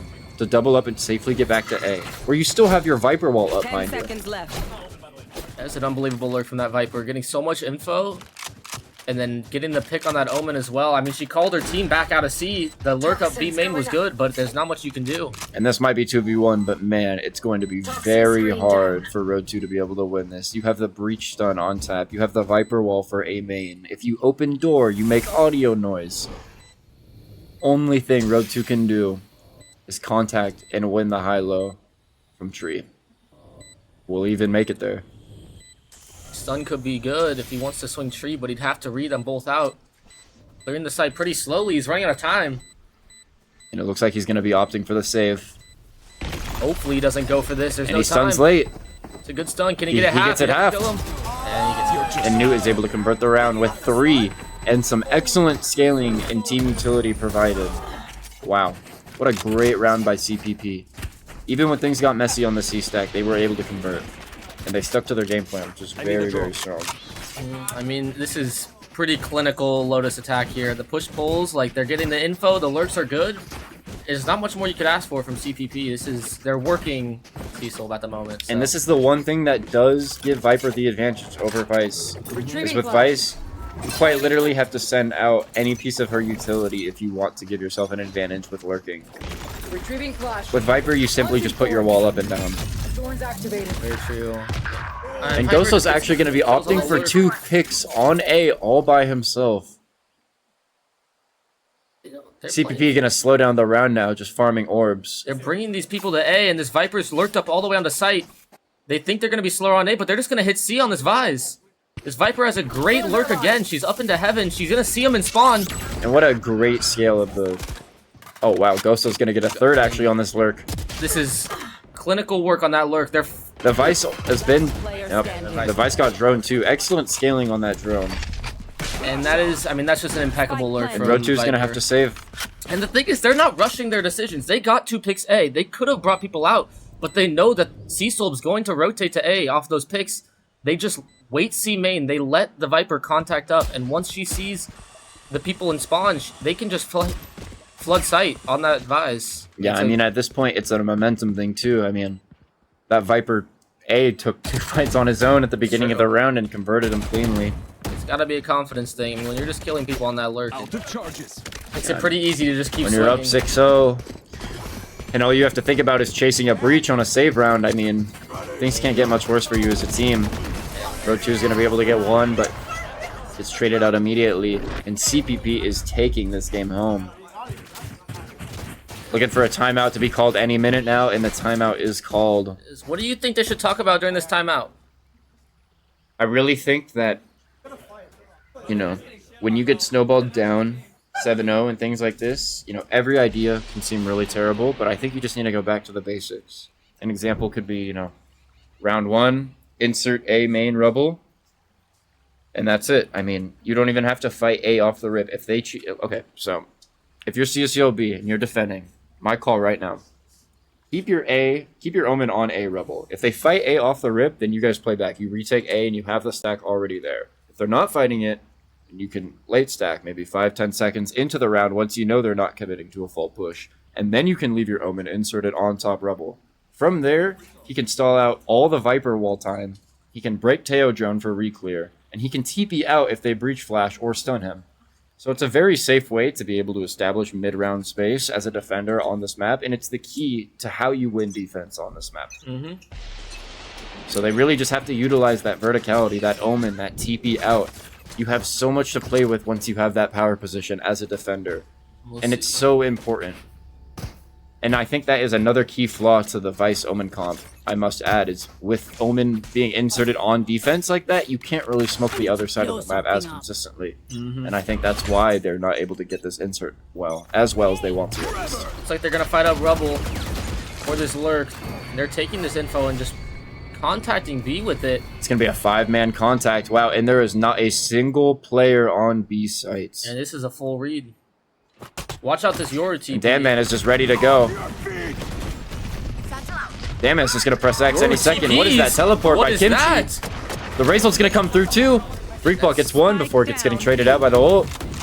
They're retaking here. The Ray's and flank's CPP quick. has scaled the bomb's everywhere. left in main. The Ray's going to get the pick on the guy coming for bomb. Oh, misses the Raze timing. get this timing. Raze gets 1, but the Vice has already been killed. Viper's walked up. They know C is free. They're going C. And look at the breach insert, giving all the comms in the world. They're both door. They're both door. The Viper ult down, and I just must say, this is some excellent mid-round scaling from all of CPP. Getting that Vice kill, getting that Yoru kill instantly, it gives all the telling signs that there's no player on C after that, and they can just freely walk up. This is another round. Looks like, I mean, they did kind of what you were talking about, trying to take that Rebel space early, but I mean, there's nothing you can do. They're too spread out across the map. They have the Breach playing Breakable. They're 2 going Rubble, and the Vise just has to sit on C. The Yoru's pushing out C main, and they have nothing on B. Wow. Absolutely nothing. And CPP just had the read. Instantly off the contact day, they 5-man contacted up B main. I think the more and more I look at it, the more and more I dislike CSCOB's comp. Yeah. Not only do you not have Viper, but you don't have Teo. You have no information. I'm a diehard Teo player. For anybody that knows me personally, I know everything about this agent. He's too broken. He has not been nerfed enough. He needs more nerfs. One of the freest things you can do on Teo defense this map is nade the A main push off the rip and then drone B. And that basically clears your first 20 seconds of default on the left side of the map as a defender. With no Teo, no info at all, this is what you have to resort to clearing B, is walking up with a classic. Yeah. And it's just ineffective. Like that, they give C They're gonna play 4-man retake on this eco, and then it's just gonna be a brutal round. They have the Visol, they do have guns. So right now it's just looking like a very standard retake. No player with any unique map space to play with going into this late round. But it looks like CSELB is going to opt for the B fight through Mound. This late Viper could get a excellent ult by Freakbot. Will we get timing? Oh my god. Oh, and he gets timinged on the walk up. Excellent intuition by CPP. They are just in CSELB's heads now. I mean, the Viper just playing back on C main. All their gaps are covered. There's nowhere for them to retake there. And it's just, I mean, this is just. And while CSELB, even if they're constructing good ideas at this point, their mid-round is just being teared apart by these lurks, these inserts, these silent walk-ups. It's a lot, and these guys are scaling very, very well. I must point that out. It just makes me worried too on your topic of the lack of info, how well they're gonna be able to work their attack half, because this comp seems to be more defender-sided with that Vise. She is so much worse on attack than defense, so it just makes me very worried about a possible comeback if that's gonna happen. It seems like it's just a very interesting blend, and they're actually gonna get the pre-fire through the Viper orb. Omen is down. They don't expect Viper to be here though. Why would she? I mean, Omen solo lurks with TP, right? But Viper has great timing Rebel right now. Maybe able to convert the first kill. Oh my goodness. Ring around the rosy. Ghost was going to be able to convert one, but Kimchi does not. Yep, Kimchi's going to be able to close it out. 4v3. Good kills from Kimchi, and he's out. I would have liked him to hold that space longer Rebel, but he instantly left, and they're bringing it back to A now. This is CSELB's weakness, is their mid-round, but it looks like they're going to double up and get the converted kill on B. Kimchi just now jump spotting for the A players. They don't have this Viper wall. This is the biggest issue, is they don't have this Viper wall to cover this walk-up A, and they're going to instantly bring their utility to A to cover this push. Pale spotted by Yoru. Not the breach. Raze and Vice are still looking around the rest of the map. Portal closed. They know about both of them here. They're going to hold this cross from stairs. The stun's breach stun's going to be coming in. Good kill from Torchy. And Kimchi is going to be able to get 3 kills to convert this round. And honestly, I'd chalk that round up to Kimchi's kills. I think I would too. The kill on the Omen was big, but being able to trade out that Viper and clear that rubble space is just so huge for that round. The Viper's been tearing them up on the lurk, and once they get rid of that guy, I feel like some of their worries are relieved. Correct me if I'm wrong, but that might have been the first blood that CSELB has gotten on this default punish. I can't remember a time where they did get one, so. CPP has been running rampant in the first 30 seconds of every round on attack, getting all this free map space. CSELB is looking to punish it now. Will they convert another round? CPP opting for that fast mound space. They know the Vice is the anchor, but they don't know how many are with her. Popping the Thorn soon. They have this read on the C play. The Omen's still holding his rubble space. They should start rotating players over to C, but they're just going to give up the site. It looks like they're util dumping, but no player in yet. Vise with the good delay. That's what I was talking about. That's what Vise brings to the table. She could just stop a push in its tracks, and they're going to bring this back to A. They're going to be fighting right into the rubble, guys. The Vice was successfully able to hold down C with the Omen inserted rubble still. I know, unfortunately, he's not up top, like how I prefer it, but he is in a good spot to trade with Raze. They know that once here, the Viper walking up the wall now. Viper jumped up. The elevated angle. 3 facing. Stun. Oh my gosh. What a re-clear. Raze gets 2. That's all you can do, but that was an amazing re-clear of Rubble, and now they're just going to go quick here. They are gambling that the players were still on C. Kimchi in a great off angle. He finds one. He knows another's in there. Spike down A. 30 seconds left. He opts for the ult. I have the spike. They know they're split. Freakbot able to get a great timing kill. Yeah, bomb down. Now it's a 3v1. Nice shot. Gomen Nancy with the 1. With the 2! Oh! And row 2 able to cleanly trade out Kimchi for CLCLB's second round of the game.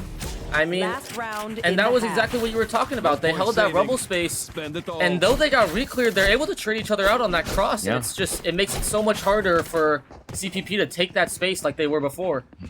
I have to compliment CPP's comp one more time though.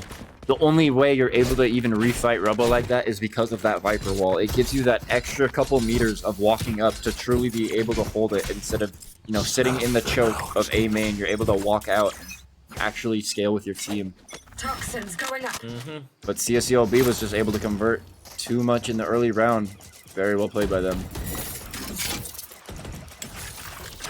Series rotated over now. They're stacking 3A, but this has been the default setup for CPP. 5 on C right now. And Kimchi able to find a huge kill to ensure that Freakbot lives. Kimchi with a second. Opts for the ult. Big ult. They're coming in fast. Omen Paranoia is going to be coming out. Perfect timing. They're going to scale bend. How does Nudu get that kill? How is he not dead? Suddenly it's a 3v3. The ult from Freakbot gets no value. And they're fighting back. And they have main is just advantage. facing so well right now. The Raze is on this flank, but I don't know how much that'll do. They probably expect something like this. Raze is ulting out. And the Raze, Kobe Bryant's it from... The 1v2 for Lotus here. He's Kobe 2, but pushing they're out just on going to site. offer the plant back site. Takes the one and loses. I I don't know how Newt gets that kill there. There is no... He's Omen blinded, and he only has a classic, and they can't double kill. They can't kill him. That is just... I mean, that's... honestly, that's a mental chalker. Going into this attack half, it's hard to not think about that round and be like, how did we just... We had man advantage and we Vise ulted and we lost the gunfight. I'm not sure if it was the teammates' paranoia or the opponents, but it did seem like the Vice was also blind while swinging that breach on them. It's just unfortunate. I mean... And this is exactly what I'm talking about to all the Teo players out there. You just start B and you nade the Rebel run out off the rip, and then you late drone B. And it's just like the easiest 10-second default right now. And it's gonna kill CSULB's contact because they're gonna know how many are up. Unless they opt for the fast push, which Teo might not be ready for. Except they're going quick B, raises up far. Well, now he doesn't even have to drone. Now he's just facing. He's walking in, he's looking at... He gets a pick. And they're already there to cover from Breakable. They're all there. The door gets broken so quick from Teo, they can all just rotate. And that's what I like. Some people would argue that that's a dumb one for the Teo to take, but even just stalling enough for your A players to quickly rotate to B is the fast adaptability that you need to have as a team to be able to convert these fights to your advantage. They've funneled them completely into C. They have them completely surrounded. They're second guessing this A play, but they're all walking out into the crossfire. There's nothing you can do. And the T1 Classic, man. So much aura showing these guys that they too someday would like to be champions. Maybe today. CPP, could be today with how they're playing. CPP converting the 13th round of the game into their favor. And man, things are looking rough if you are CSUOB. Are you opting for a full buy? Are you forcing? Or are you playing for overtime? I mean, at this point, it's 12-11. You gotta force up, right? Yeah, you're forcing. This is a needed round. If you lose this round, rip the light from them. I mean, the odds of getting 10 in a row are not high, especially with how you guys have been playing. But there's a chance they're taking this space again A, and it's so easy for them to as well. They're so far up. And it looks like CSUOB is gonna opt for a late A push with all 5 there. Newt is just gonna opt to push up to not find the one. But there are 2 more teammates of CPP right behind him to trade out if they opt to push any further. Need to clear close, but Omen in this perfect rubble spot. This is the spot I'm talking about, everybody. Okay. There you go. You got one. And bomb. That's game. Why is that's bomb how you lose the walking round. out first? What?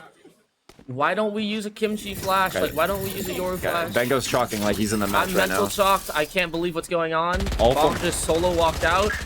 He catches the lurk. And the lurker just begging for map space, just gets picked off by the Viper, who's just been a menace this entire game on the aim duels. Freakbot gonna walk out, able to retrieve the bomb, but what else can you salvage if you are CSULB? How do you convert this round? I mean, they've given up. They know the Omen's in the power spot A. They have nothing to re-clear it, so he can just really sit there and they can go spread across the rest of the map. I mean, if it wasn't for this Teo breach meta, guys, like, what else is really clearing this? If we're being real, like, yeah, 30 seconds left. It's true. I mean, it is. I mean, state of the game, but it is what it is. They're going over to C here, but I mean, this is a perfect read from CPP. CPP actually getting a little more optimistic than I presumed, walking out of B, but basically ensuring that it's going to be a C hit. I mean, the odds of them being in A lobby, Raze is going to double check real quick. They know it's clear. They know all 3 are C. But Viper's going to opt for the close one, and Goso actually gets it.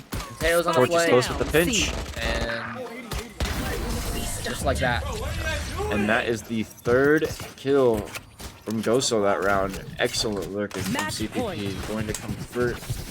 I mean, just convert the I mean, that's not a round that they want to lose anyway. But with this game's going, like, you don't want to give CSULB any momentum to work off. You really don't. So really don't. Just slap them down on their eco and just try and convert this bonus for the win here. If I'm CPP, honestly, I'm thinking about next game. I'm thinking about staying mistakeless so I don't fuck up. So I don't screw up next game. You know what I mean? Like, you just gotta stay calm and collected. Very true, very true. And they're gonna look to take roller space here, 5-man. Looks like they're just... I mean, they're just rage swinging as 5 here. They want to work as a team, and Torchy gets 2 kills with the Outlaw. Gets 2 Outlaw kills from Breakable. And that is part of the benefit is Teo instantly breaking that door without having to waste your ammo. You could just pull out a broken gun like an Outlaw immediately after and just get 2 free ecos. Spike planted.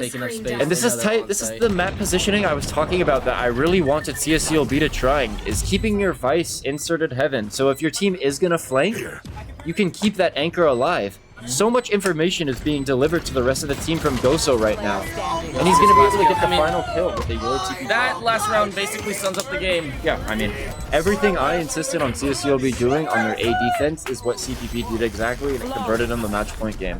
And that was pretty much pure domination. So, I mean, you could say it's comp diff, you could say it's lurk diff, gun diff, but I think it's just team diff, unfortunately. And it is what it is. Cecil tried their best. They got their rounds. I would like to argue a little bit of comp diff too. I think Teo is broken on this map.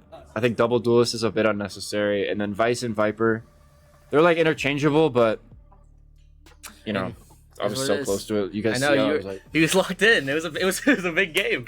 He was locked in. Yeah, but overall it was a great game. Put on a great performance. Yeah, there's not much really to talk about that we haven't already. It kind of was just a clinical performance from Cal Poly Pomona, and pretty easy work. I guess we can go ahead and just thank our sponsors one more time. Thank you to 619 and Calco's Credit Union for making this event possible. Thank you so much for sponsoring Aztec Spring Games, and we'd also like to thank Fantex for some of the rented PCs out here. We're very appreciative of that. We're also doing a giveaway for a terabyte chip and a Razer headset. If you follow the 2 Instagram accounts, Aztec Gaming STSU and Master PC Builder. Follow those 2 accounts. You can pick up a raffle ticket at the front, and from there you'll be automatically entered into the raffle. We'll just call the ticket number on there. Well, I don't know. Someone just said something in my ear, and I got very scared. Okay, so with that, we're just gonna go ahead and check out. That was Cal Poly Pomona versus Cecil, pretty dominating win, and there's a chance you'll see us again, but who knows? Yeah, we'll see you guys in the next game. That was an excellent performance. So yeah, see everyone once in the again. next game. Thank you to all the sponsors and Aztec Gaming, Spring Games for making this possible. Yeah, let's go Valorant. Bye guys.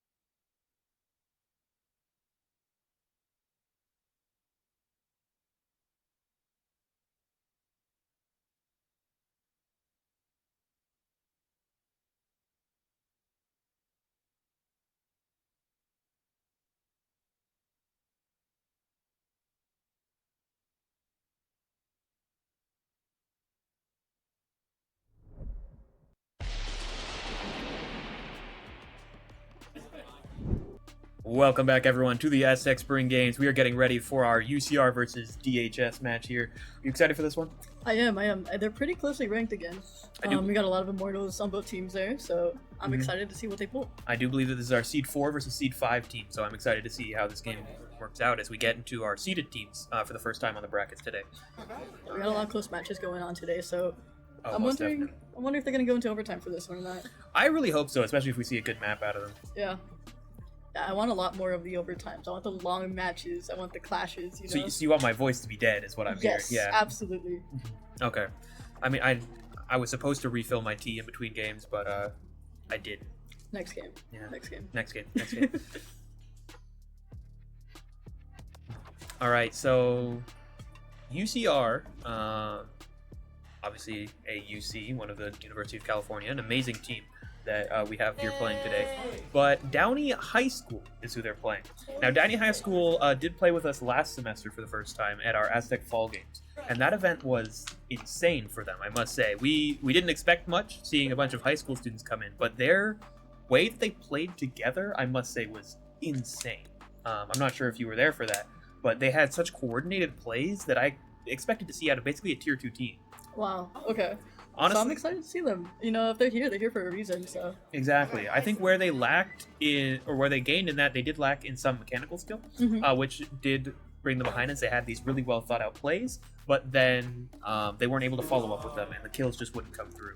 And going up against UCR, a team known for their mechanical skill, this is going to be a tough match for DHS, unless they've changed in the last 6 months since Aztec Fall Games. I mean, it's definitely doable with any roster changes. It does appear that we have a slight technical pause, so we're going to be sitting here for yapping for a bit. That'll be fixed shortly, and we'll be right back on. But we will be staying with you here, talking about these two amazing teams.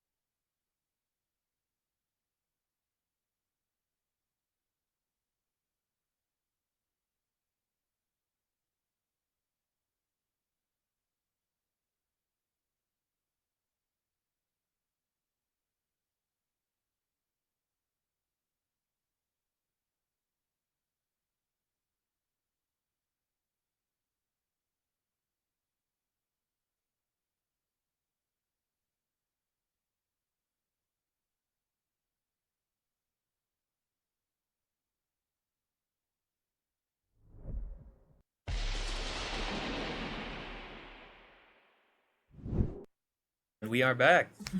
Welcome back, everyone. After that short technical pause that we'd like to apologize for, we are about to get into Ascent here. DHS will begin on the attack side. This is just like the match we commentated last time. Yeah. What do you expect to see out of these comps? Well, I mean, you're a bit familiar with DHS. So, like, what kind of comp do you expect from them? I must say I don't remember. I remembered how they played. I'm not quite familiar on how they play their comps. I'm assuming they stick closer to the defaults of the VCT style of comps and not going for the more aggressive and non-standard ones. Mm-hmm. But we will see, again, as we talked about in the last match, we do see the possibility of a Tejo or, as we saw in the last game, a Deadlock being pulled out. So I would not be surprised to see a Vice of some kind as well. Yeah, I would like to see more ambitious and creative comps, you know? Oh, most definitely. Yeah, like the default, it works for a reason, but I like when teams are able to just kind of experiment and find something that works for them. Mm-hmm. And when we were speaking with Jugi at the end of the last game, he talked about how his teammate was very comfortable in ISO, and we saw that being used to a great degree for them. Yeah, it definitely worked for them. Mm-hmm. Which is something you get to see in these lower tier tournaments as players play toward their comfortability, not quite just the meta. Yeah, I think comfort picks are definitely a lot better than meta, especially in collegiate team. Yes, I agree. But we are getting into the higher seeded games here, as we said. This is 4 and 5, so if they stick to those good comps and they have a great plan, I'm excited to see where they go here. I do believe we are loading into the map currently, so here we go, into the Agent Select.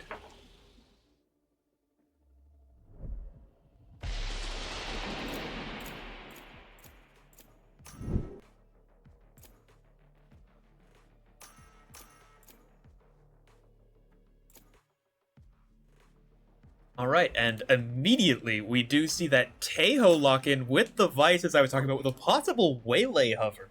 What an insane composition coming out of DHS right here, with UCR actually moving to the Raze Breach composition that you might have seen on this map in the late 2020s. This is not at all what we were expecting to see. I am excited to see the Raze gameplay. I mean, I'm a little biased there as a Raze main, but yeah, I love to see it. I don't think I've seen Raze played on this map since they were played by, I want to say, God, like Jing, back at Masters Reykjavik, the first Masters Reykjavik, which was insane to see. And I want to see if Karma can pull this off here from UCR. And those are our comps locked in. We're going in here. But this Waylay Tejo Vice is going to be insane to see, as this is that new meta that's breaking through since these agents have been released, as they all seem to play off each other really well with this Vice able to delay and lock down sites. The Waylay's ability to just create space with their dash and their slows, and obviously the Tejo with their massive missiles.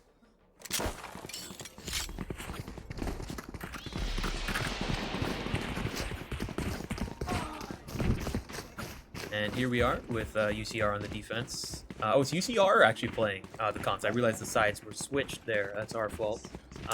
This is going to be something very creative from them, as we were talking about. I'm excited to see what they're able to accomplish. Launching thorn. Like, we are seeing a pretty standard setup from both of them. Looks like a 1-3-1 coming out of the attackers here, leaning heavily towards mid, but there are 4 players from UCR ready to take this space as well. Like coming out of bottom mid. Let's see where this Waylay dashes out to. Oh, actually, they're just going to double hold top mid here. Played a bit passively, try to lurk up through tree here. Fish inside the smoke. Daft is taking a little bit of info to top mid. Spider trying to get what they can. Janik and Spider caught by Karma there. Runs a couple shots through the smoke there to send the tree players back as well. It's like the call is actually going to rotate A here after that, as we just see all the UCR players just moving out. Shadows traveling. With the cross, blocking the info from Kaijin. Goes off to KJ, and it looks like, yep, they just have free sight. Here comes UCR. 3v5 retake. They have a good amount of utility to play with, it being a pistol round. Spike planted. Clear trying to get a bit of space towards tree. They're breaking the door, but that's going to make a lot of noise for the player toward tree here. Slayer. Ooh, not able to land that shot. Tries to play for the other one. Like the flash is going to come out of heaven. Karma immediately responds with a grenade, delaying them in. They One paranoia enemy towards remaining. Jen and get that stun right back in their face. But that, I realized that nade actually caught one of the players having off the stun. Karma with a nice 4K. Enough game there. Yeah, very strong gameplay from DHS so far. They played that very well. They definitely planned out their positioning. I agree. DHS, again, coming with those clear strats that just come right when they need them. As soon as they got those picks bottom mid, they went straight to that A rotate. And UCR tried to come back with that strong high ground positioning, but unfortunately they were not able to retake that site.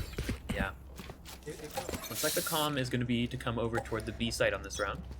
Pretty much every DHS player. Now the UCR players are stacked mainly toward A, with a couple players mid. One playing very slow on the B side. They're able to scan a large portion of the team here. Bait out the Vice Wall. Pick up the orb. This is only pulling a single rotate. They continue to gain information across the map, UCR. Definitely have created their weak side on the A side now at this point. I think DHS is going to try for a bit of a mid clearing here. Yeah, re-clearing bottom mid, trying to take through market here. There are two players though, one of them being Tejo. Have the gun advantage, which normally the philosophy is to just absolutely run at your opponents, but they're staying very passive here. Spider actually hears this rotate out of A after taking all that space. It means they know it's a full B, and they can have 3 players here. Karma flies out onto site. Killjoy is able to take the giraffe position here, and the rest of the players come out main. Bit of spam coming through, they close the door. Very knowledgeable that there's players that could be here, but none of them actually swing. Whole 5-man retake. Player tries to get a shot off. Not much is happening here. Spike goes down and there's just waiting on the side of UCR. What are they waiting for? A lot of utility to play with. A lot of the rechargeables are coming off online. Was it the smoke? Right here. Right here. I believe they're all trying to die to bomb, actually. Letting Standing ahead. the attacking team, they get one pick. Slayer trades it right back. Zap able to get the CT swing. Slayer pushes up, gets another for himself. Last player Hyjin standing. picked off there. It's Jay here, trying to die to the spike. We got one pick for their troubles. This is a common strategy that we see, as it does help the economy quite a bit. To make sure that you die on a round like this. Though it's not often you see a 5-man save like that. They just didn't even take the fight. They knew that the round was lost, and they wanted to move on to the next. Yeah, I feel like UCR was definitely playing a lot safer than last round, which might have been smart on their half, but they were unfortunately not able to take that. With their buy round here, I do believe that they're hoping to make sure that this round is locked in, and it looks like they're trying to get a little bit aggressive toward the A side here. Possibly just throwing up that Omen one way. I don't think they can make any play with that Waylay there. They're holding the Paranoia out here. Playing off of noise utility as DHS starts to work off B main here. We got the Omen matchup on A. Tejo drone comes out of bottom mid, clears most of them out, and actually does catch the 2 toward tiles. They have that information. Food able to get one on the push toward A main there, but immediately retraded out. It's actually a loss of smokes on the side of the attackers, which is tough. Clear with an amazing Spike flick as the down, double B. swing out of the B main smoke comes in. They actually get the spike on the other side of the wall. It's really hard to claim. These Tejo mollies with the flash from the Vice. Karma not even gets traded out there. Aura takes a shot at the market player. Suddenly it's just the Vice and One the enemy Omen remaining. defensive side. And again, the have Vice the just gets spike. picked up and getting a little aggressive. And Aura just mops him up. You know, UCR had the numbers advantage for a little bit there, but DHS was just able to take it back. That's a very big round for DHS being able to take their bonus there.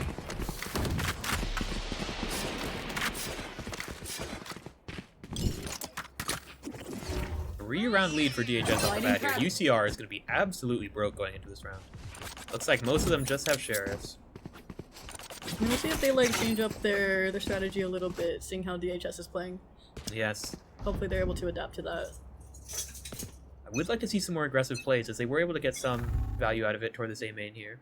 Last round. Ooh. Good shot from Clear. That's a great way to start the round, as all 4 of the players now That's main. They are heard, and they're going to drone through. It's like the paranoia is going to be sent, as well as the stun responding from the attacking team. The Tejo missiles are able to push them back. Back in a flash. Fire in the hole! And then immediately the showstopper comes out and just baited out by Spider. What an amazing play with that Waylay recall. Oh, the only space the attackers control right now is A main, and this is so 4 defenders are able to stay stacked on the site despite having their less lower weapons.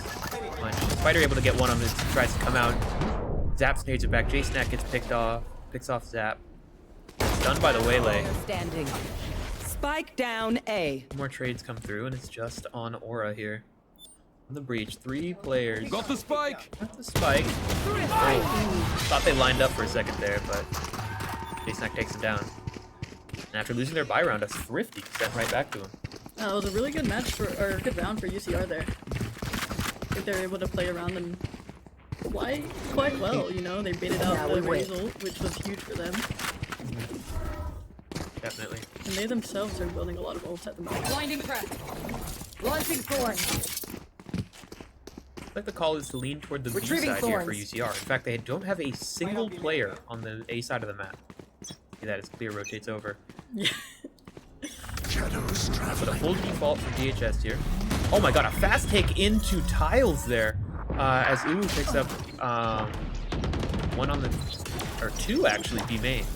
Karma picks out the tree player. And Slayer just takes all of B for his team. They know that there's a couple bottom mid. Actually, they probably know both of them after that push tiles. They rotate toward the CT here. They have full Last sight, player all 4 of them. standing. Slayer just gets another one. He keeps swinging, and Spider finally locks him down. Be right back. Not have enough HP for that. Spike planted. Trying to get anything they can. Bye. Ooh. Taken down to even lower health there. That recall doesn't do much for your HP. Up here in main, playing the off angle that his teammates can play off of. Your Spider really knows that Zap's there. Hopefully they are aware, because this could be a huge loss for them. And they are ready for it, actually. Able to dodge the stun coming out of backside. They push toward the site. They know that at least the breach is here. They do have a bit of utility to work with. They get flash. They're able to tuck. Second flash. They dodge the paranoia. Oh. The They knew. double swing. That was very well played by DHS. Again, the coordination of this team is just something to marvel at, especially out of some high school age students here. And I do believe we have a timeout from UCR. Trying to figure out exactly what they're going to do here to combat these amazing plays that they're seeing. I mean, hopefully they're able to get a bit of a momentum change here and sort of just break DHS's ongoing role. You know, like they're just, their coordination is some of the best I think we've seen today. Most definitely. As we said, this is the first game with a seeded team, that being UCR, I believe.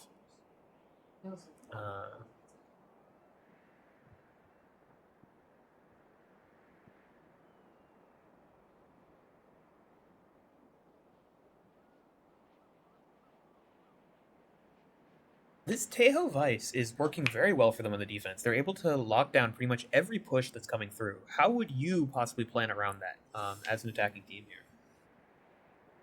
You know, they have it on lockdown very well. I honestly would be struggling just as much as UCR is. You know, they know their stuff. No, for real.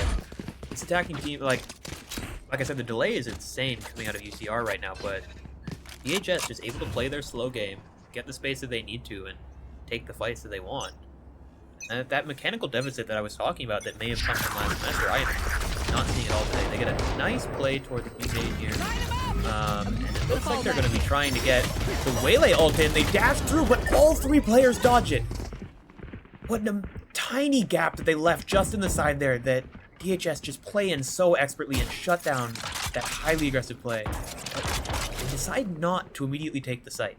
As the spike is in fact still top mid, they drone out all of the space. They keep control of the space with their players here. But UCR, forced to rotate over, they're hesitating. There's no noise. You should run. Oh, here's the KJ lockdown, but I think it's a bait. This is causing all of UCR to come over. It's just a single player on A site as they try to figure it out slowly. This lockdown shutdown may even be a bit early. Get nothing out of it, and now UCR able to just rotate over toward A and clear on site. Doesn't get the pick! Zach closes him down actually as Kinshaw takes a pick down bottom mid. Picks off the lurk. Now, I do believe UCR is going to try to flood out here on tap. They get the nade that isolates the one. The paranoia comes across the site, pushing off the dice player. But Kaijin not able to swing out through that nade. What an amazingly timed one. Holding for it. Nice shot goes in. Kaijin swings out and actually gets his pick with the sheriff. Gets two off the dice player. Player Gets standing. stunned though.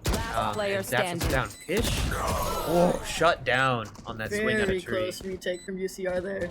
Yes, I was shaking in my boots for that one. Yeah. They'll know. They had the pinch going, you know. They had one on height, one in tree. Yeah, the utility there was quite excellent, and those two picks coming out of heaven definitely brought them back to that round. Now going into their bye round, it does appear, again, the stack is going to be towards B. I'm not sure how aggressive they're going to get, especially since they were shut down so hard last time. But after committing such a powerful ultimate, they really do need something else this round. HS grouped up toward the A site. See how they take this space. They're holding very deep on DHS. And it's an outlaw that ends up taking them down. Spider Seems like just they got a collab on Spider there. Yeah, one of those bullets definitely connected, at least in the leg. That outlaw doing a lot of damage. Trying to clear out this Vice util, but actually it's not as close as you'd think. Can't bait out the wall either. Trying to get a little bit of spam from clear. But 4 players have to come out of this smoke together. And actually 3 of them through the wall at the same time. And oh my god, Kinzo coming straight out of there. Actually clear finding one off the razor vines. Not every day you see a kill off those. They do a very low amount of damage. That push just absolutely shut down. And I must say, 3 players coming through that wall at the same time is not an easy play to pull off. And DHS did it like it was part of the whole plan. I mean, who knows with them it might have been. No, it had to have been. They're able to use the Omen 30 ult seconds to left. pick up the spike, which is actually causing rotates to leave the A site, but actually Slayer, he never left. Slayer is deadly with his Marshall here. Yes, this outlaw is such an amazing weapon for him. Spike going down with 13 seconds left. 10 Slayer seconds feeling left. like he can take heaven here. Reading these rotates really well. That's the hop off of it as he reloads. Spider backs up off the recall. Oh, and the shot does not land. Kishno. Boot now left in the 1v2. Waiting for the drop. Because it has to come. Times his swing so well. Just chip damage. It's off the headshot. Kish on 1 HP. Poot's got a full tank, but only 6 bullets. Ooh! A nice timing for Kish's peak. Just dancing around, buying as much time as he can. He drops 20 HP off the Sheriff. Your Kish out of bullets. A nice wide swing. That was fun. And that was an amazing play. Couldn't quite tell by the sound there, but I do believe the Omen actually died for that as well. Which is going to be a hit to their economy, despite having won that many rounds in a row. A tough round for UCR. Yeah, DHS, it seems like they're doing okay with Econ. You know, definitely could be doing better considering how well they're playing. But it seems like we're going to get a full buy from them. And UCR is going to struggle a bit with that. Yeah, definitely on a broken buy here. Really prioritizing the rifles here. Not as much the HP. Spider isn't quite ready for that peek, but thankfully Jason not able to trade him out. They get the lurk off early, and it's just a play from DHS to just flood out onto site. Only actually 1 player makes it out, and Clear is spotted here. That little bag on their back. And oh my god, it doesn't shut off the ult! They're all gonna be down to only pistols here, and the swings are coming out of tree. Krishno left alone on site as a defender here. They break the door to get another one through. The Tejo ultimate actually clears out heaven and hell. 1 enemy Oh remaining. my god, Kaijin just watching that smoke. What an amazing smoke just to play on in sight for the attackers, but it was left by the defenders and they just played it so well. It's left on Aura, swings out, and the blind does not land. Being Jason able to swing out of heaven. That was insane planning from UCR there. You know, I would imagine that that's the reason why they didn't focus on HP. They knew that they were going to pop that Visal, and they knew it was going to go crazy. Yeah, it definitely worked out quite well for them. They committed a lot to that round, but oh my, did it work out. Actually, now DHS on a bit of a broken buy themselves, not able to get the full armor that they need. That was a huge play from UCR, so, you know, maybe they're able to even out this out here. Yeah. As we said, this is generally a defensive-sided map, so if UCR can bring this to 6-6, they'll be looking quite good. Play does appear to be towards B, and they have a nice little spot of just the KJ, which is the lurk they've seen every round. But no rotates are being called at the moment. Only the KJ making noise. This hit is going to be hard and it's going to be fast. Stun comes out. KJ walks out into the Vice setup that they were not expecting, and Jason able to just mow them down. I think J-Snack has been doing really good at catching them off guard here. Most definitely. Controlling this B side very well the past few rounds. Rotating the Vice over here has gotten a lot for them, and look at up at the top mid there. They've cleared out all of A. They know the players are here. They can keep all of them labeled. Oh, but then they actually pick Spider out in mid there. That opens up the map a lot. Immediately UCR rotating toward the A side as they feel a tree hit coming. They take back that A main space that they lost. Ready to use that for the retake A.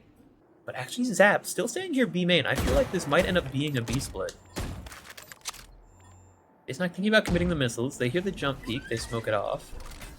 The player's moving in toward tree now. They scan out J-Snack. They're going to try to get a shock dart on him.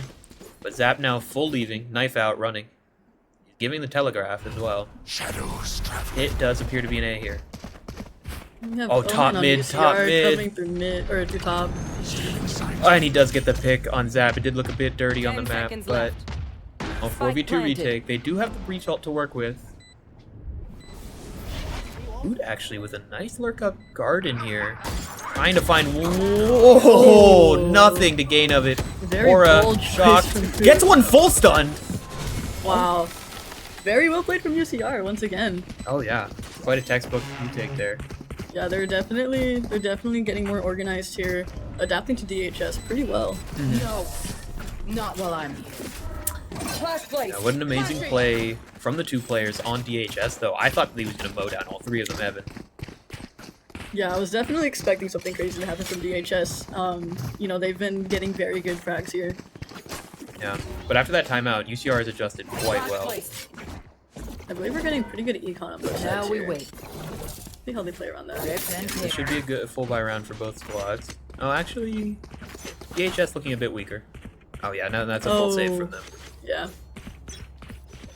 And actually, Spider able to bring out the Outlaw here, coming tree. Really banking on it being an operator this round with the light shields. He just swings through the smoke and recalls. That's something only a Waylay can do. Doesn't even take a point of damage. That's why this character is meta.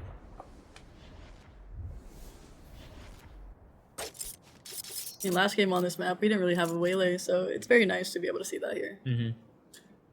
Definitely a character that we've been seeing a lot of in VCT and other higher level competitions, but honestly in tier 2 and a bit below, it's not as common. So seeing it here today is a nice treat. Yeah, and UCR has very good control over the character. It seems like they've been practicing with her a lot. Most definitely. DHS wanting to take the A side here. There are 3 players here, but they're playing it pretty passively. They're very scared of the Vice setup, but it appears they've identified it's on the B site. They take the site, no fear.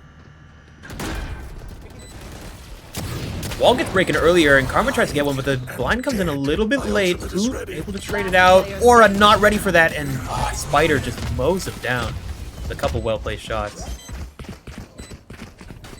UCR really finding their foot in this game now. Their first game here. Maybe they were just getting warmed up. Yeah, you know, they just needed a moment there. Getting used to the setups and such. I'm wondering if Waylay opts for this Vandal here instead of the Outlaw. Yeah, I'm not sure. It's because DHS are going to have their full buy this round, but not sure how many lights they're bringing in. All does appear to be B. Rip and tear. So definitely some tile pressure, possibly coming out of both squads. Lighting prep.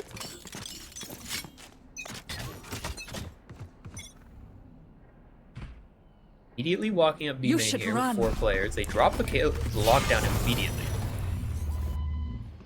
3 players on the defensive side ready for this. And Spider, oh my god, just swings through the lockdown with the ob. Takes one down immediately. Zap able to make it onto site. Actually, Slayer pushing into CT so fast. There's 3 players here, but they have no idea.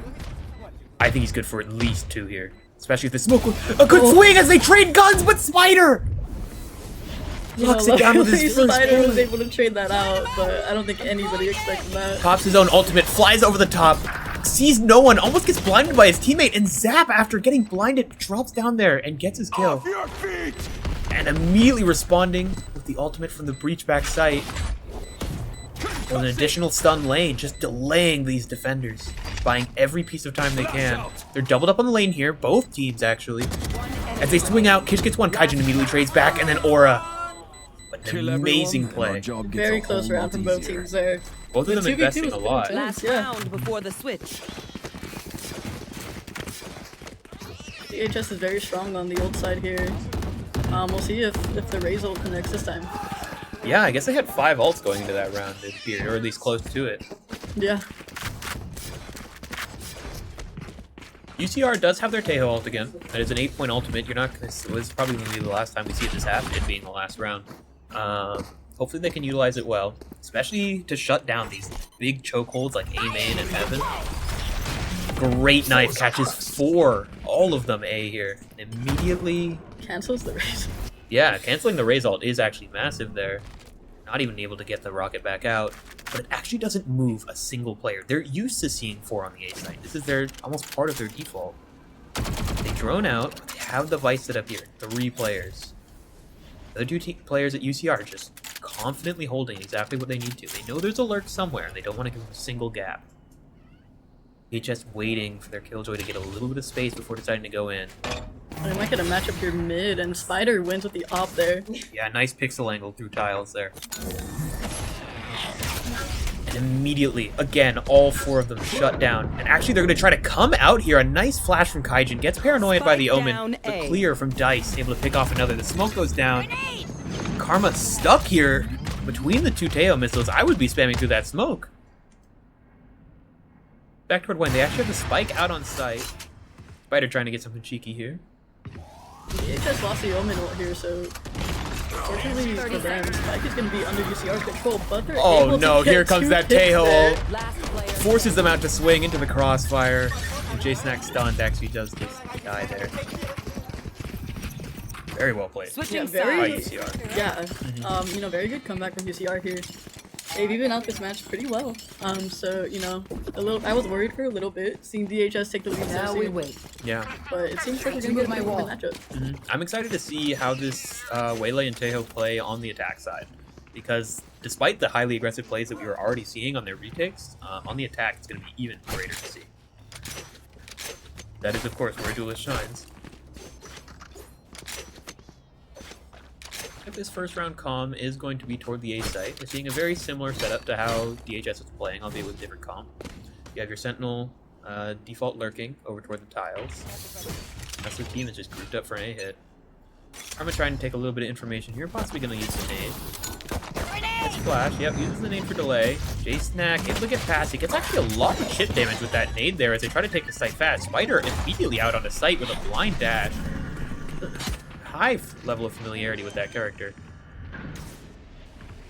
Actually, off the plant, it seems like all the players are going to be immediately moving off site. No, they have a single player hell.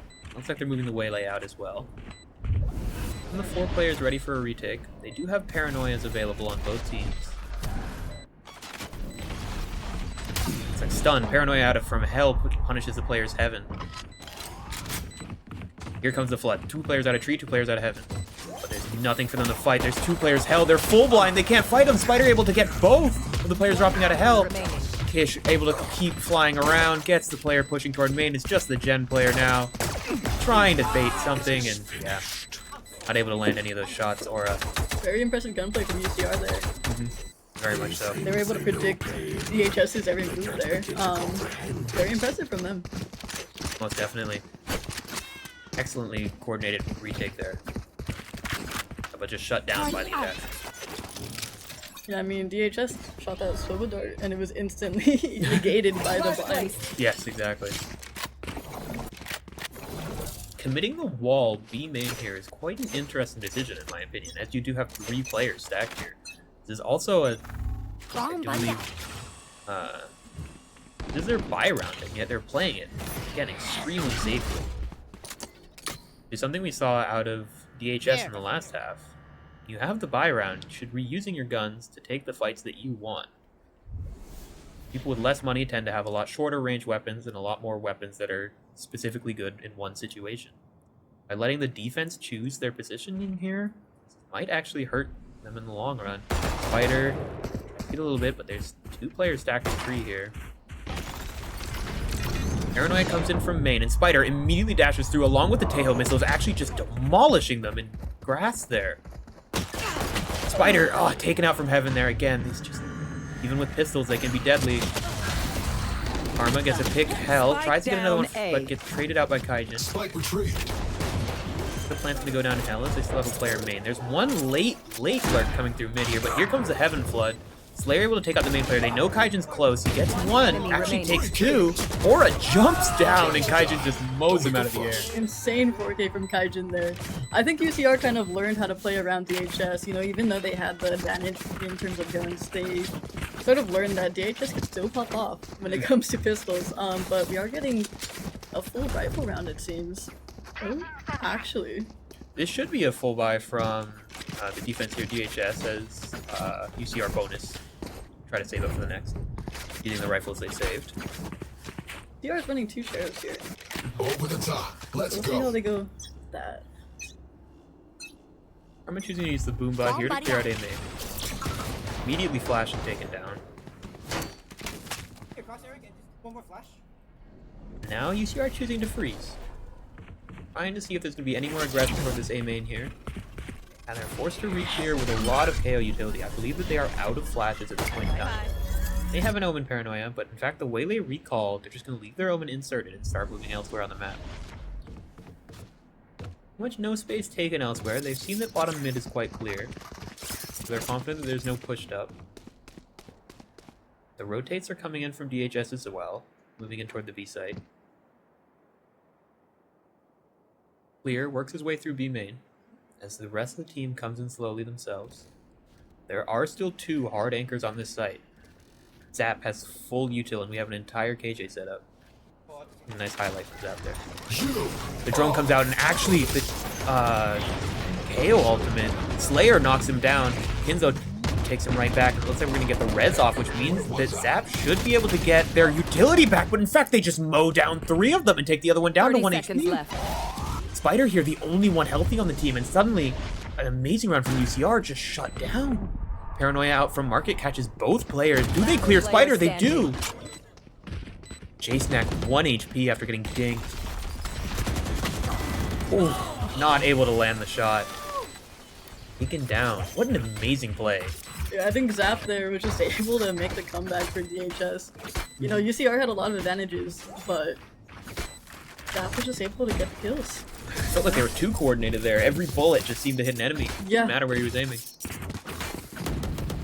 I think UCR just might have stacked a bit too much there. I'm not expecting Zap to be taking that position. Yeah, it's definitely one that you need to be ready for. I don't think they were ready for the Molly to be able to be popped after the KO ultimate, which really delayed their push and made them hesitate a bit when they came out, as they weren't sure whether or not to push through it. Now we have full buys from UCR here, so we'll see if they're able to make good use of it. It's all 5 players in B main, not something you tend to see on Ascent. Looks like the Waylay's going to go over the top, and dies to Zap on site, not able to get anything out of it. Kishno actually gets one as he TP's out onto Switch there, but then he's paranoid. Smoke able to save their life, but Zap is still alive on site here and gets another one toward lane, and it just stays alive. Clear trying to get aggressive. Janik. And RJ Snack. Sorry, I got Andor on the mic. Spike planted. Players getting ready. Drone used, and actually might be committing a tail ult here. forcing all three of these players to immediately take as fast as they can. Actually, one gets caught out, so it is going to be a full delay. Your shot goes in as all three players try to come out of lane here. They're full flash on Jason. Kish able to get one from Signs there. Karma wraps back around and takes out Clear on the swing there. Aura swinging out from lane, and J-Snack gets his one, but Karma with the amazing trade there. A great retake from DHS, I must say. Yeah, J-Snack was able to make very good use of his util, but DHS was able to play around it despite being split off. Yeah, that Teo ult bought them time, but I feel like it wasn't enough to really change any of the round. They had to play off-site there. They were really trapped and just were slim pickings for DHS. Yeah, I think UCR was playing a bit too passive, which, you know, makes sense, but especially with that ult there, I think they needed to make something of it. Exactly.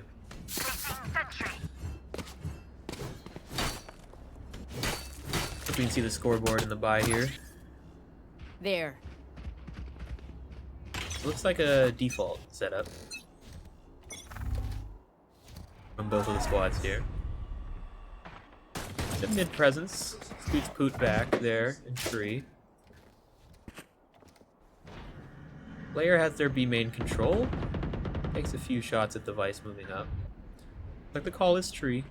They do still have a player A main on both sides of the team. And here comes the Paranoia into tree. Waylay dashes through, gets their Guardian pick, but immediately traded out by this deep tree player. Not something you expect. And actually, Karma getting their pick A main. If they're actually going for the swing toward tree here, if they die, nope, doesn't matter. He won. And the Paranoia gets them another one. They have no clue where this Vice is. They know it's the lurk, and they have the spike down in tree. Clear able to make their way all the way up to it. I don't think they expect the player on the left. Yeah. Boot shuts it down. That's round 10 for DHS. That was in double digits. They said UCR is the higher seeded team here. They came in. This is their first game of the day, while DHS did have to play a qualifier to get in. Now we wait. Best of one series and single elimination format really does test the players on their knowledge of a single map at a time. And it's a real shame to see one of these two amazing teams go home so early. Well, it's assuming UCR is not able to take this back. Hey, we might see that overtime you were talking about. I think that'd be real fun. Waylay goes over the top, but actually caught by the stun. But through the noise cues, actually pushes DHS back.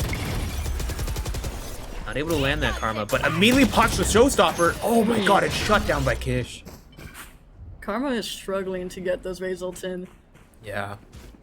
I think all of them have been shut down so far. So far, I believe you're right. Not a single Raze ult has connected. Yeah, definitely gonna have to play that differently against UCR. Actually, the call maybe to wrap back toward A after getting the pick here. Clear able to work their way up into Fridge, possibly take a little bit of bottom mid space, but actually, here comes the drone out as well as Smokes. They flash into the site, but they're not in yet. Poot ready, gets a Paranoia out, but two players able to get onto site. Door is closed. Spike is able to make it out, and it looks like DHS is going to be playing the retake here. Pop the Hunter's Fury. Actually kill the Spike planner. They almost catch the Hell player as well. Now it's a 4v4.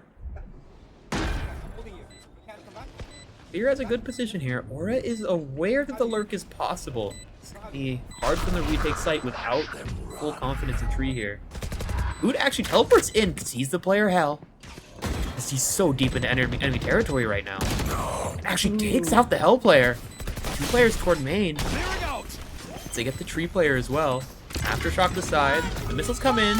And actually the Waylay ult as well catches all of them. Spider with one. Spider with two. Oh, but he can't finish it out. What an amazing clutch that would have been from Spider. Yeah, and I was expecting it, to be honest. I mean, Spider has been popping off for this entire game. For real. The Waylay util is just, they have so much knowledge over it. Exactly. You can tell that they've definitely been scrimming. And yet, despite them being amazing, it's 17-17 is how Spider's doing right now. Thanks. In fact, if we look at DHS, some of their players are barely positive despite them being 7-11 here up in the game. Really interesting. They have a really even kill distribution there. Yeah. Tell that each player is playing exactly what role they need. Spider taking fast movement toward mid here. Caught by the KJ alarm bot and has to go all the way back there. Able to get two players inserted, including the Spike actually. Now DHS totally just abandoning the mains. They know that the play was mid. Got 2 players locking down the B site. They know that that split isn't quite possible right now. Spider trying to figure out what they can. Actually, they close door there, giving up bottom mid. Anchoring their 2 players on site. Poot here, making sure that no one pushes into the spawn. Resmoke B main, figuring a little bit of information. Either team daring to make a move. They're waiting for a mistake. Not gonna happen. So UCR forced onto the offensive here. Break door. No more thorns. Have to push into the site with 2 players on it. They catch the Omen backside. They know that there's 2 players here. Swing out stairs, swing out lane. Catching with 1. Uwu gets 2. 3 actually. One That enemy Plat. remaining. And Poot actually on the late rotate just shuts him down. 30 seconds All left. on KII here. Oh! Clean headshot from Kizno. He knows exactly where they're playing. Cover going out. Gives himself an entry smoke, gets spammed through, doesn't take any damage. Are they going to drop logs here? They paranoia the 2 players close. There's 12 seconds, and shut down as they jump down logs. Yeah, Kizno was rushed there so much, especially with the spike down all the way on the Match side. point. Oh yeah, DHS there, their match point.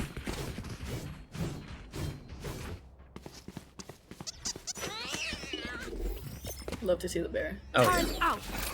As soon as I unlocked it, that was the fastest equip I've ever. Placing swamp grenade. I did not get it. You haven't gotten it? You got No, 3 days left. I do. I'm gonna get on the grind. You know, I'm inspired by today. Exactly, I'm gonna start tonight. playing Waylay. Ooh, okay. Recalls. Here we go. Go get it. UCR. Players toward each main. They're giving up all of mid here, and actually so is DHS. They don't even have an alarm bot there, and oh my god, Slayer getting aggressive here. This is your hard anchor. These swings, they go off the orb Slayer and they knows get 2. what they're doing. Do they expect the 3rd? They do, and they confirm the kill. Suddenly it's a 2v5, and oh my god, 2v4. Get the 1 player pick onto A, and they've got the plant down. Spider able to upgrade to the Phantom and immediately pushes straight into their spawn point. But no, not a single DHS player there. They're all rotating through mid. Yeah, There Clear's able to is get- 1 late one. Spider gets pulled back, but are they ready in the close? This flash on the ground. They know there's 1 here. Karma able to take him down. Clear gets his 1. But that is all she wrote. Initiated. Who's locking down the final kill of the game there. And DHS move on. What an amazing game we saw here today. Yeah, you know, I'm really Defenders impressed with DHS's coordination I knew there. it would all work out. They were able to It always just does. retake so smoothly and adapt to everything that UCR was doing. UCR had a very solid run for a bit, but DHS was just able to play around it. I agree. Yeah, I think that game was probably the closest we could ask for. And I must say, Yeah. was very well done. And technically an upset, I believe, as DHS was our 5 seed over the 4 seed of UCR. Yeah, I'm excited to see what they do during the rest of the tournament here. Yeah, and we'll be right back for the next match, so please stay tuned. Thank you all very much.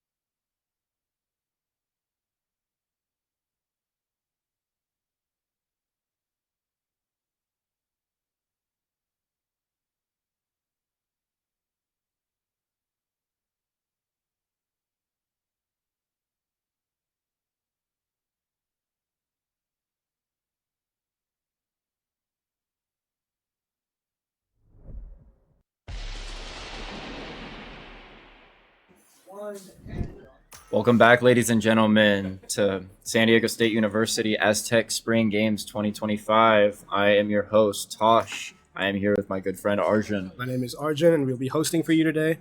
And today we'll be going over the CSUF versus the San Marcos Cougars today, advancing into the next round of the brackets. And they'll be playing against CSU Fullerton. But before that, did you hear that Val Black have lost their first game? Yeah, that was a pretty crazy upset. I'm not gonna lie. He was their team was the #1 seed in the entire tournament, and yeah, they just got upset in a 19-17, almost 40 round overtime, man. And we are gonna be right back on Haven, which is the map that was just played. Very interesting seeing these comp selects. We see the Reyna I'm excited, from yeah. Cougars. I'm very excited. Valorant Black actually just lost with the comp that Fullerton has right now with the Jet double innie based around Sova Breach. So this will be a very interesting game. I'm liking the more common appearances for Reyna, definitely. I'm interested to see how this is going to play out. Aggressive plays for the ones. We saw Mada recently played on Icebox, and it worked out pretty well for NRG. But will it work out on Haven is the question. Yeah, it'll really be a matter of how the Cougars are going to be able to insert this Reyna into important spaces in the map where, you know, they'll actually be able to get the ones and hopefully get out with their dismiss or ride in snowball with their heals. So it's really a matter of how they play around it. Well, fortunately enough for them, they get to start off on attack with the double duelist comp, so definitely going to be an important half for both teams.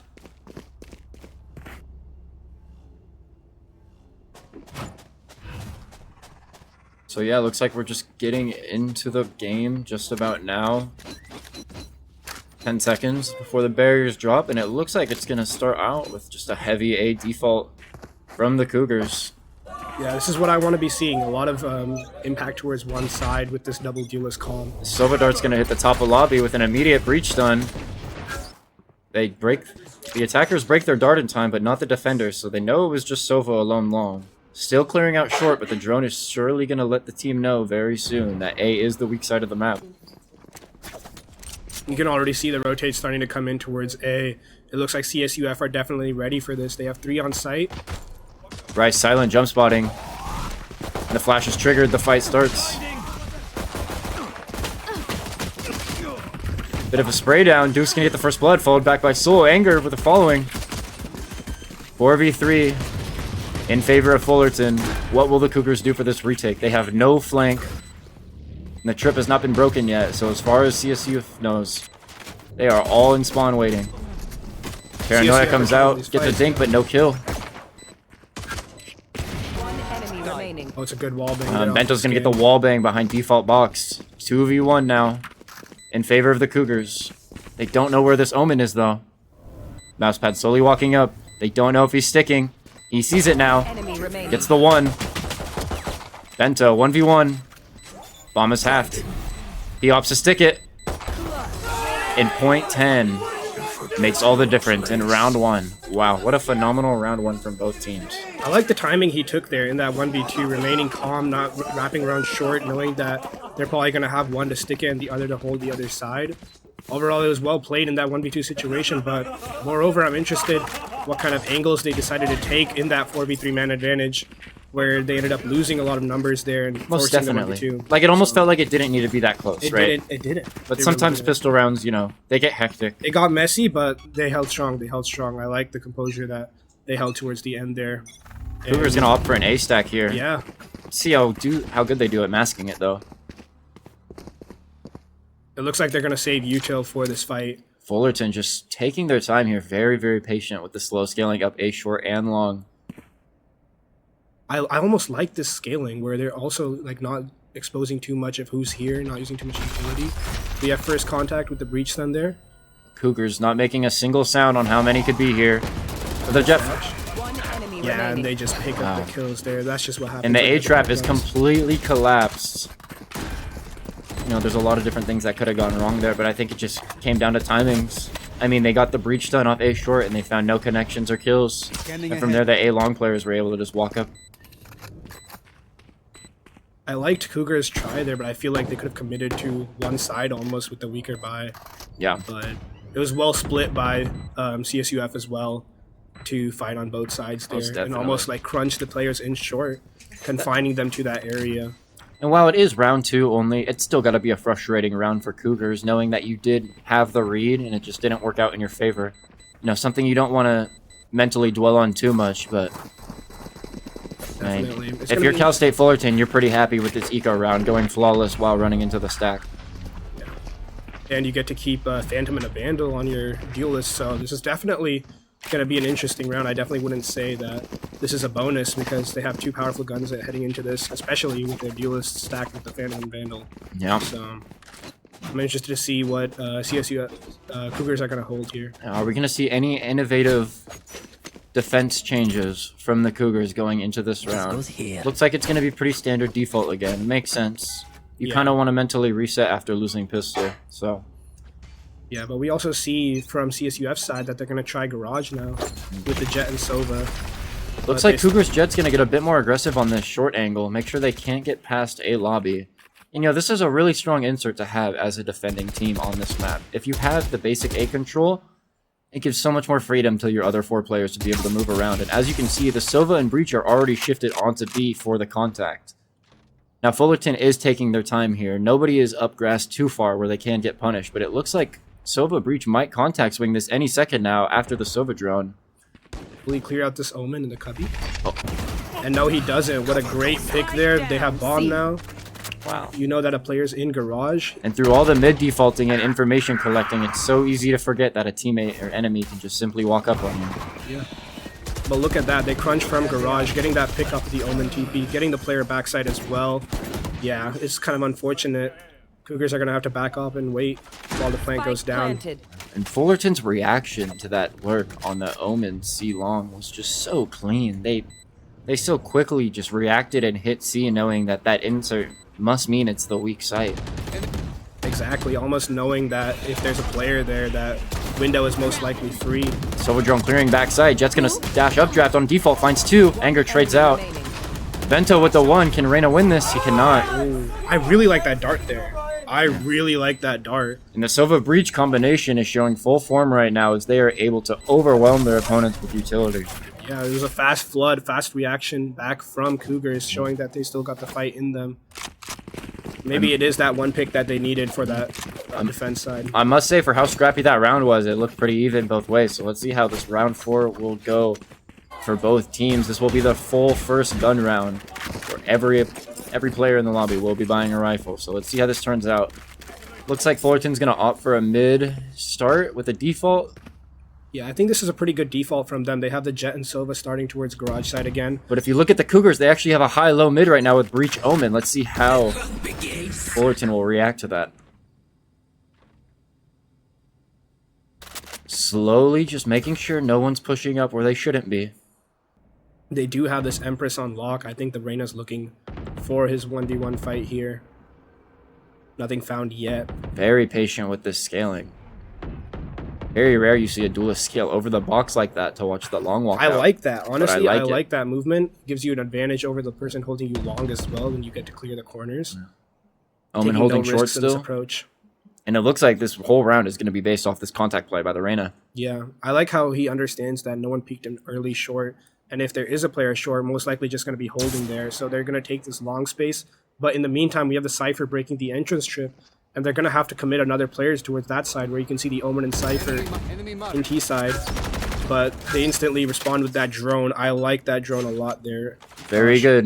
Very good responsive utility from Cougars.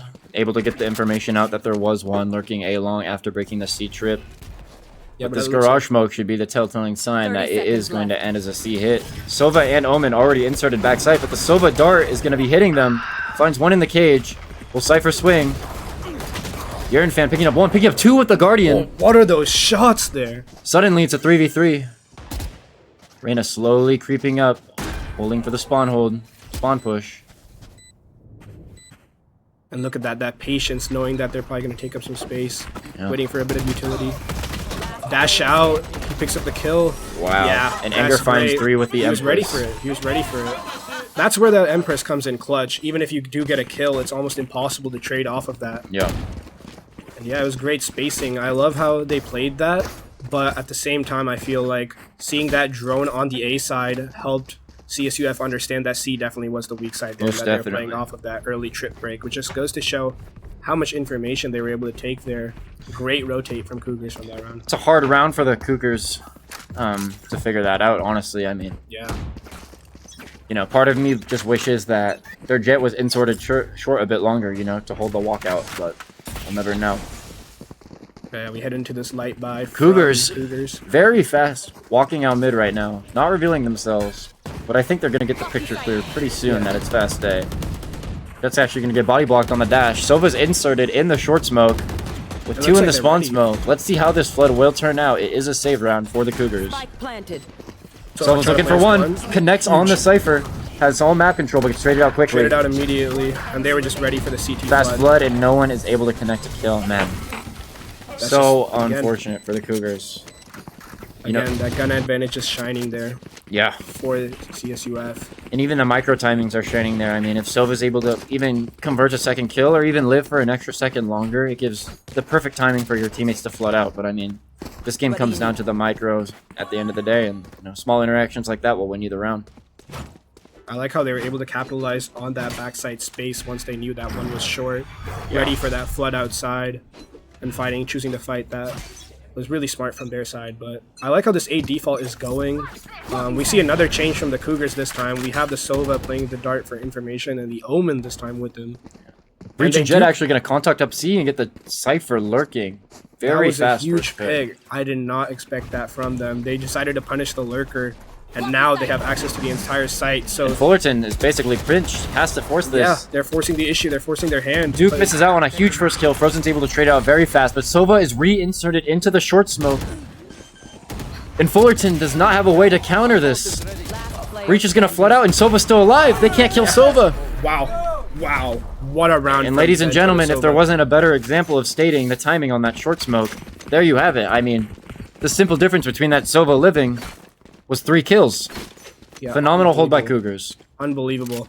I do want to also say that that push out on C might have won them that round. I really do think that that was crucial for their setup there, because we have the breach stun, as you mentioned early. They were able to stun the Cypher, catch the lurk, and force CSUF into playing into their hands. Just a great awareness and a great set play from them. Yeah. I really liked how they decided to take that interaction, knowing that Cypher was often playing towards Oh, safe wow. zone. Omen dodged the dart in Garage, and they're going to contact this Yaren with a crazy off angle, but Duke with the amazing flick onto top box. What a flick! What a transfer! Sova Jet safely able to avoid any necessary contact after the breach done. They're going to drone up into window, and that Cypher roll is going to tell them everything they need to know. But look at the hold. Cougars are pretty static right now, but they're widespread. Does Fullerton act on this?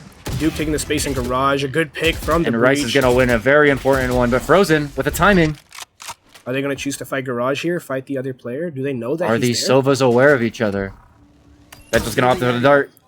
Quick wall bang is all you need. Dart. Yeah, that's perfect. And that's Perfectly just played. Sova 101 for you. Yeah. And now CSUF are struggling to have to face this 3v4. Meanwhile, Fullerton did get the space on A, but not without the punishment of Oh, a he Sova catches ult. he catches him. And the Omen gets caught even after Even teleporting. After the TP, yes. That even is after huge. The TP. Cypher spotted on Cypher Cam short. Oh, that's just well played. And that's just there. going to be Good some retake. excellent team fights from the Cougars to convert their 3rd round on defense. I really like how the Cougars are picking it up here. Even though the Omen is taking these kind of ones, it's almost as if they're ready to help Yes. in the worst case scenarios, and I like how they're playing off of it. These 4v5s look comfortable. Yeah. They look ready. They're playing it as a team. You had the Jet up on C. He was looking towards Garage, looking towards Long, and once he didn't spot anybody Long, they knew that they could only be in Garage, and they fought for that. Seems like we're going to opt for a timeout here. And I just want to talk about something too with Fullerton's push. You know, after, like I said with that Cypher ult, you get the information, but when you see the defenders are so static, or so widespread, I should say, it's still hard to make an impulsive decision on fast pushing a site, you know. Whereas sometimes when you Cypher ult, you see a full C site or a full A site clear. In this situation, you saw one player in every chokehold. Yeah, And capitalizing Fullerton, top. yeah, and Fullerton still kind of opted to force the issue. And, you know, the make or break was the Breach Jet 1v1 in window. See an updraft to dodge the first Ult saw it. Wow. Oh, and he still gets And the we- kill there. And Soul is able to get an excellent kill on the opposing Jet while being ulted, Silva yeah. ulted. Wow. That is shocking. Anger That is here, shocking. slowly contacting up B, making sure no one's close. They're gonna hear the Cypher trip. They The break the Breacher's stun trip is again. ready. Rice in a bit of a sticky spot right here. He has his teammates from A-Link to support him. Stunning on the contact, they're able to push him out. And that's about all you can ask for as a defender. Urine Fan taking a very ambitious one in window. Reyna is able to And punish Fullerton's that, just and gonna they're keep go moving towards forward. C. Soul with the op shot. Very patient with this. Unfortunately, Great misses his jiggle. shot, and they're gonna Oh, start but Rice speeding is it here up. already. And he gets another pick onto the Sova. Rice traded, finds though. one and fast trade by Jet. Not able to find a third. 2v2. The Silva Recon is going to scan both players. And now it's mind games. Cypher trip is up. Can't be flank. But you still don't know the timing. And it looks like they're gonna choose to split up here. One from CT and one from Garage. And that's all you do. I mean, the longer you wait, the more they're in their heads. I like this timing that they're taking. Oh, great Wow. aim. And Big R is Gets going to get one. a huge Cypher diff kill. 1v1 now. Bento versus Mousepads. And He's able to Bento win that out. Yeah. able to find a very great timing on Mousepads. These retakes from Bento have been really good, really Yeah. strong. He's aware. Even though his teammate does get killed in logs, he sees the Cypher dropping from logs, gets that one, and he's immediately ready for Omen to try to trade him out, but he ends up winning there. I must say the Silva Breach comp is looking promising, but I want everybody to know that both of these compositions are very much favored on the sides that they're playing right now, meaning it's going to be a lot harder for Cougars to convert attack rounds.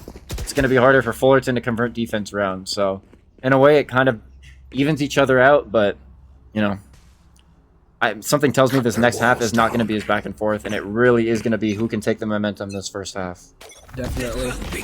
I like how Cougars are almost relying on Omen to take their first contacts instead, and it's been working out. Soul with a crazy off angle. Wow. And I what like an that. I like that insert. height. He's been taking this height, and I've seen him doing it quite frequently. And You're in with another working off out. angle on B. Rice is dead, but they don't know that Omen's close. Unfortunately, going to get tagged by the ping. Doesn't get pinged. Yerwin finds one. Gets traded out by Mousepads. 3v3 going on. They're going to be opting for the B plant. Bento spotted window by Reyna, but he still finds one. Duke with a quick trade out. Yeah, and now it's 2v1. You have the ult as well. And Cypher finds this timing. Wow. Excellent peaks by the Cougars to be able to convert round 4. What a scrappy round. Yeah, it was really quick there. I like how the Jet was able to push up all the way A-Link and take that space, but end of the day, that Cypher ult comes in to confirm the round, and the 1v2 finish was just too hard for him to deal with it. Yeah, I think Bento kind of got saved by God a bit too when it came to him peeking window right there. I mean, he was spotted by the Reyna, who had a good one-tap opportunity and missed it. And from there, it's a numbers You're just game. able to capitalize off of that. Yeah. You're 100% right here. I would say that small micro interaction probably contributed to the round win the most, but I mean, there's just layers on layers. Looks like we're gonna have a tech pause real quick.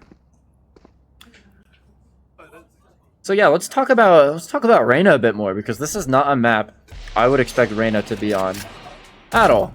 Honestly, if I'm thinking about duelists or any sort of utility I want on this map, I want space making and I want flashes. Yeah. Basically, like I want or suppress. So I want Yoru or I want ISO. Jet I or would ISO. ISO. Yeah. You know, ISO. I'm Looks surprised. like we're back in the game. Looks like we're back in the game. Tech pause is Tech quick. pause is over.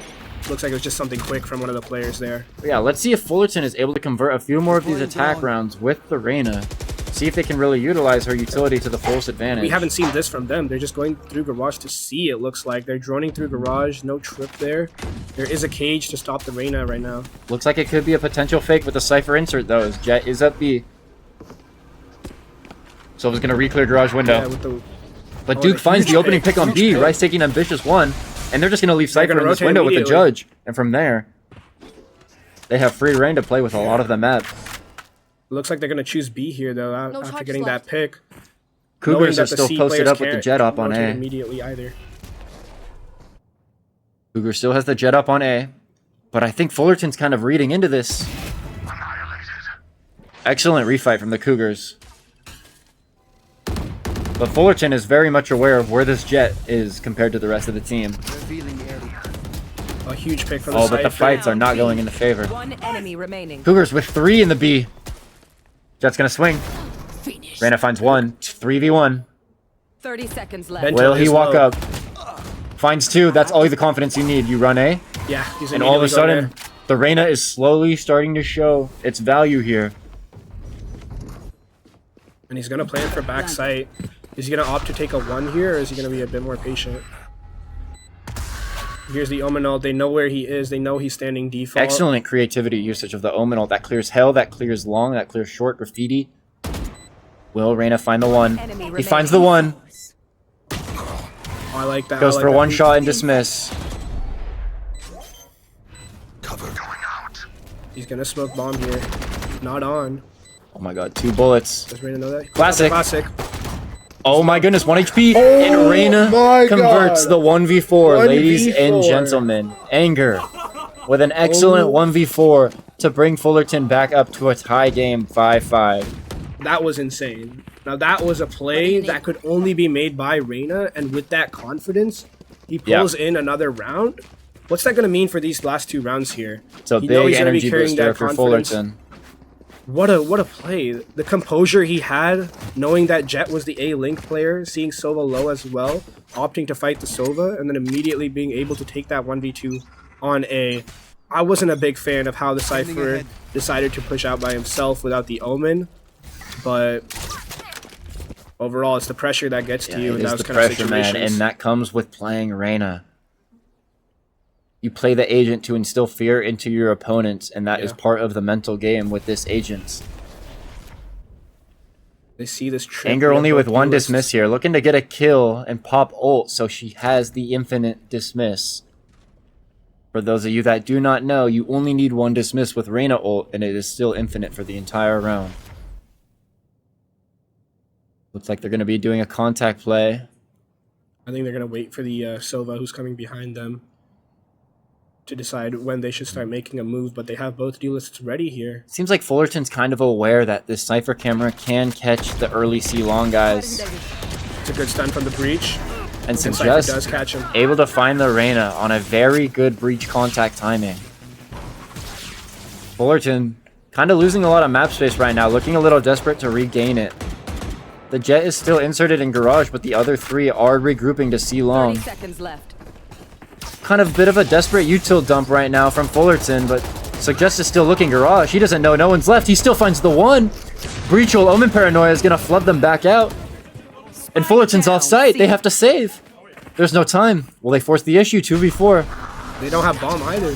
Breach He flash. picks a bomb, 10 seconds left. and he's going to plant A. And Omen's going to TP? Oh my goodness. Will Fullerton be able to pull off another 1v4? Now, I don't know if this one is nearly as possible. I think you need a couple kills before you get bombed down. They can flank from anywhere. You have too many chokes to worry about. He only has 1. He only has a Bulldog here, too. I'll say it right now, this is unwinnable.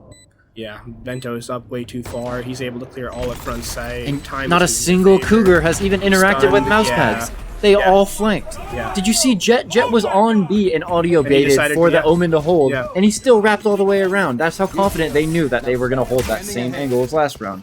They did not want to mess up again after last time, and that showed. Oh, no, and it shows... Last round in Definitely the looks like Cougars are a bit more readjusted after that 1v4 clutch. Yeah. I've liked the way they've chose to play these retakes every time. It seems calculated, they seem ready, they know what space they're missing. Yeah. And at the same time, it almost seems like Fullerton has not gotten a comfortable plant off yet. It seems like every single time they've planted, it's been an impulsive decision or something that they've been forced into doing. I'm surprised that Cypher lived on site for that long there too. It was a great breach concuss for that first kill, but that second kill was nothing but miraculous there. Just something you'd need from your Cypher to win those rounds. So for the first time, it looks like we have the CS opting They're actually going to be missing the dart. Let's see if that's going to be a big enough punish for the Cougars. A good Omen blind. The Jet is completely blind front sight. They have 2 towards back sight here. And this is a fast flood. This looks almost unwinnable for Fullerton. Let's see how it'll play out. Rice finds the first blood, but the whole team's in. Mousepad finds 1, but it is not enough. The Cougars are stuck in a 3v1. Anger left all by himself Garage. Can he close out this round for the team? It's last round. He pops his ult. Pops the ult. Now it is all mechanics. Once again, it's a 1v3. You don't have bomb. Vent to suggest on a perfect high-low angle. You have one tucked.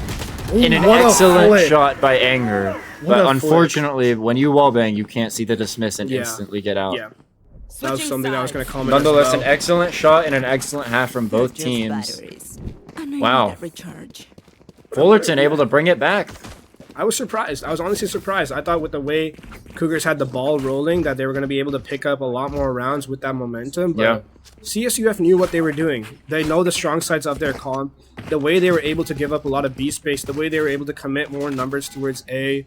It seemed like they were ready for what Cougars had, and that 4-1 default for Cougars just showed the issues, the flaws of that default showed. But again, the Reyna, the impact. Yeah, I'm really interested to see how they are going to be utilizing this Reyna on the defense. Are they going to be inserting him? Are they going to be playing as ones? And it looks like Reyna has the C read. So we have an immediate stun now. We have the dart for information. Silvas are going to be trading darts for some light information on the A site. Getting the attackers inserted into A short, but it looks like they're just going to leave Jet here. Urine Fan holding for a brief second to make sure that they're not going to re-clear and fight. I don't know if you saw, but they had a little Omen long smoke from the attackers, and that kind of cut off the players on A to be able to push long, and now they're kind of forced to look only short. So I'm interested to see if they're going to push up long here. I think they're just worried that maybe someone is tucked in that corner. It's a lack of information of lack of information. Yeah. But this insert here from the Jet, he's going to hear these rotates if they do decide to rotate, but yeah, I think it's a bit of a stalemate here. Both teams are looking to see who's going to make the first move. A very, very patient round from both teams right now. And finally, the Cougars opt to start contacting long slowly. Yeah, this is what I told you. That advantage of that immediate long smoke, it starts to show, right? You can't just take up that space. And the breach stun is going to be the first sign. Soul's running up, but gets paranoid by his own teammate. He doesn't know the Jet's close left. Both Jets in the smoke. Duke finds 2. Huge 2 kills to anchor the site. Frozen stuck in the short smoke. It's a repeat of last half. How can he convert these kills? He shocks the smoke. Finds 1. Finds 2 with the classic right click. The 2 anchors, Sova and Jet. And suddenly Suggest is alone on the B site. Desperately looking for a pick. Gets dinked through the wall. 10 seconds left. Yeah. Wow. And Fullerton is going to cleanly convert this round. Kind of unfortunate that the Jet got caught out by his own breach's utility there from Cougars. Honestly, I don't think the Cougars ever lose that exec without that mistake, and I don't think they ever lose the round without that mistake happening. Very unlucky, but I mean that's Valorant. You know, you got to be on timing with your utility usage with your teammates and stuff like that. And the smallest mistake, something like that, you know, led to their Jet getting 2 kills and snowballed the round. It was unfortunate because it looks like he was trying to dash towards default with his own smoke, but since he was paranoid, he wasn't able to. And if I'm Fullerton right now, I have a lot of confidence going into the rest of this defense. When you're able to snowball 2 Outlaws, it is nothing but good news for you. Yeah, and look at how much space and how much fight this guy is trying to take here. Yeah. In short. And this is the #1 way to not get ecoed, is this A insert. You only need 1, maybe 2 here if you're extra nervous, but you can double up on the mid now. Urine Fan gonna get caught out before the trip activates. And Anger's just going for more. He's swinging with the Ghost. Mousepad's able to find a 3rd. That confidence. And Anger's just gonna run through the smoke. Nope, no. He opts to live. I think it's because of the Outlaw. He even dropped the Outlaw there for a second. He was thinking of going into that smoke.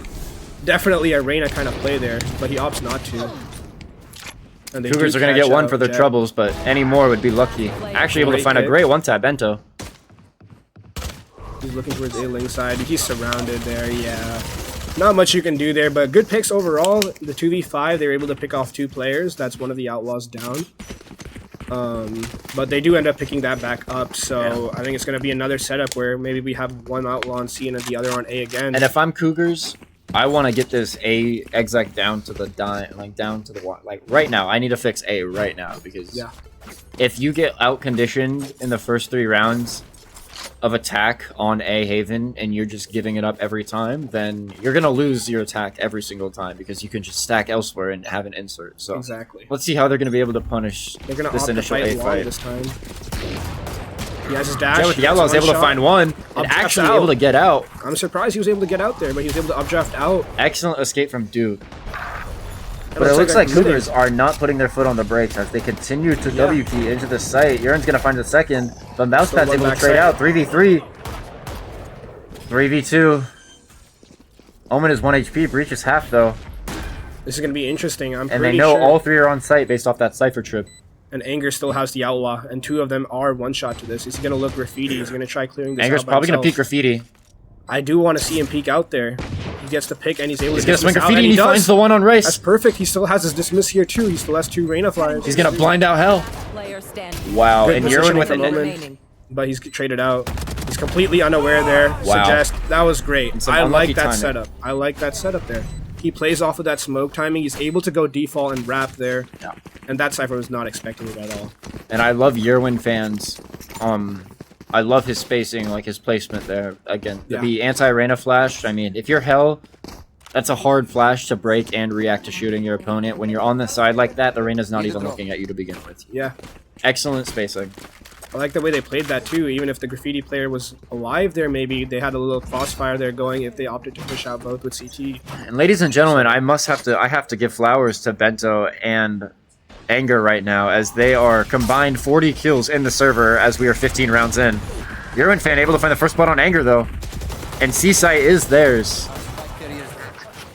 Wow, Big R is going to find a spray trade though through Garage, and it is their smokes. That is probably the biggest kill you could find mid round. Big R is going to find the Cypher alert too, and suddenly this went from 5v4 to 3v4. Big R has found 2 individual kills, and he's going to find a third. Oh my god, and he gets 3 there? And Cougars are just desperate now, looking for kills. Yeah, Bento gets 2 there, but the Big R, too much damage there. What a big round. And wow, honestly, it looked like Cougars just fell apart there. I mean, it looks like they got 1 unlucky death, and they started spiraling into a state of desperation, you know, to make up the numbers. I think you just take the map space you have, then, you know, the Cypher lurk, maybe you slow it down a bit, and then from there you just keep playing the round. 100%. Yeah, Cougars opted to make a retaliation play instantly and got hard punished for it. Big R finding 3 huge kills that round. Yeah, he spammed 1 through the smoke, immediately goes to check window, understanding that maybe the lurk is starting to speed up, and he's able to even pick up that kill as well, and then goes back into Garage and fights another. And to do that after your C anchor has already died and you're from Garage doing all of that is God's work. Unbelievable. A big round, one would say. Looks like the 2 top fraggers will be defaulting on the C site. Anger opting to walk up a bit though. Yeah. Soul's gonna go for a nasty one. Good Cypher cam. Aggressive. I think he's gonna play for a 1 here for sure. A little spam coming in. But yeah, they hear 2. They're immediately starting to back off. For a 1 and done, and Anger's just looking to recontact everything that they don't stay with. Yeah. That's the aggression you get with This Reyna. is a crazy timing on an off angle by Anger. But it looks like Soul's gonna give it up. I'm interested to see that. They hear a lot towards Garage, and Anger immediately gives up all of that C space to go and pick up Garage to stack that side heavier just in case they choose to re-clear it. Yeah. But I also like this, how they're taking back C. Wow. Observers right now are probably going crazy thinking that Reyna walked up here at the beginning of the round. Yeah. Gets hit by gonna opt for another fast C hit. Anger's stunned off, but he's gonna walk back in and get a timing any second now. Mousepad's with the first. Will Anger find his timing? Yeah, and he walks out, gets the planner. And yeah, now he's just jumping. And Fullerton performing the retake that should have happened. Wow. Honestly, this Reyna is impressing me. I really like this Reyna right now. He's able to take up all of that space. You still have Jet holding A short for any information. And he's able to take those risks because he's playing Reyna. If he's in that cubby, I think he's able to just dismiss out back onto C. If he plays in Garage, he's able to dismiss back into Link. And it's just those off angles that you get to play and only play as Reyna. His teammates are also able to fill in the other gaps that are left when he moves around, and they're just able to retake off of that. Most definitely, and that goes back to the whole mental aspect of this agent, is that it's not the fact that she can do it, it's the fear of when she will. I mean, at any sudden moment in a team fight, a Reyna could just walk out of a smoke, go for a one-tap, and cleanly get back in, untouched. And it doesn't have to be with the team, it can be on any sort of timing they want, because that's what Reyna allows you to do. Yeah, the Cougars, they're going to go with the little 4v1 here. You have Cypher opting to stay towards B, but they didn't pick up the bomb is actually down, so it looks like they're just opting for an insert.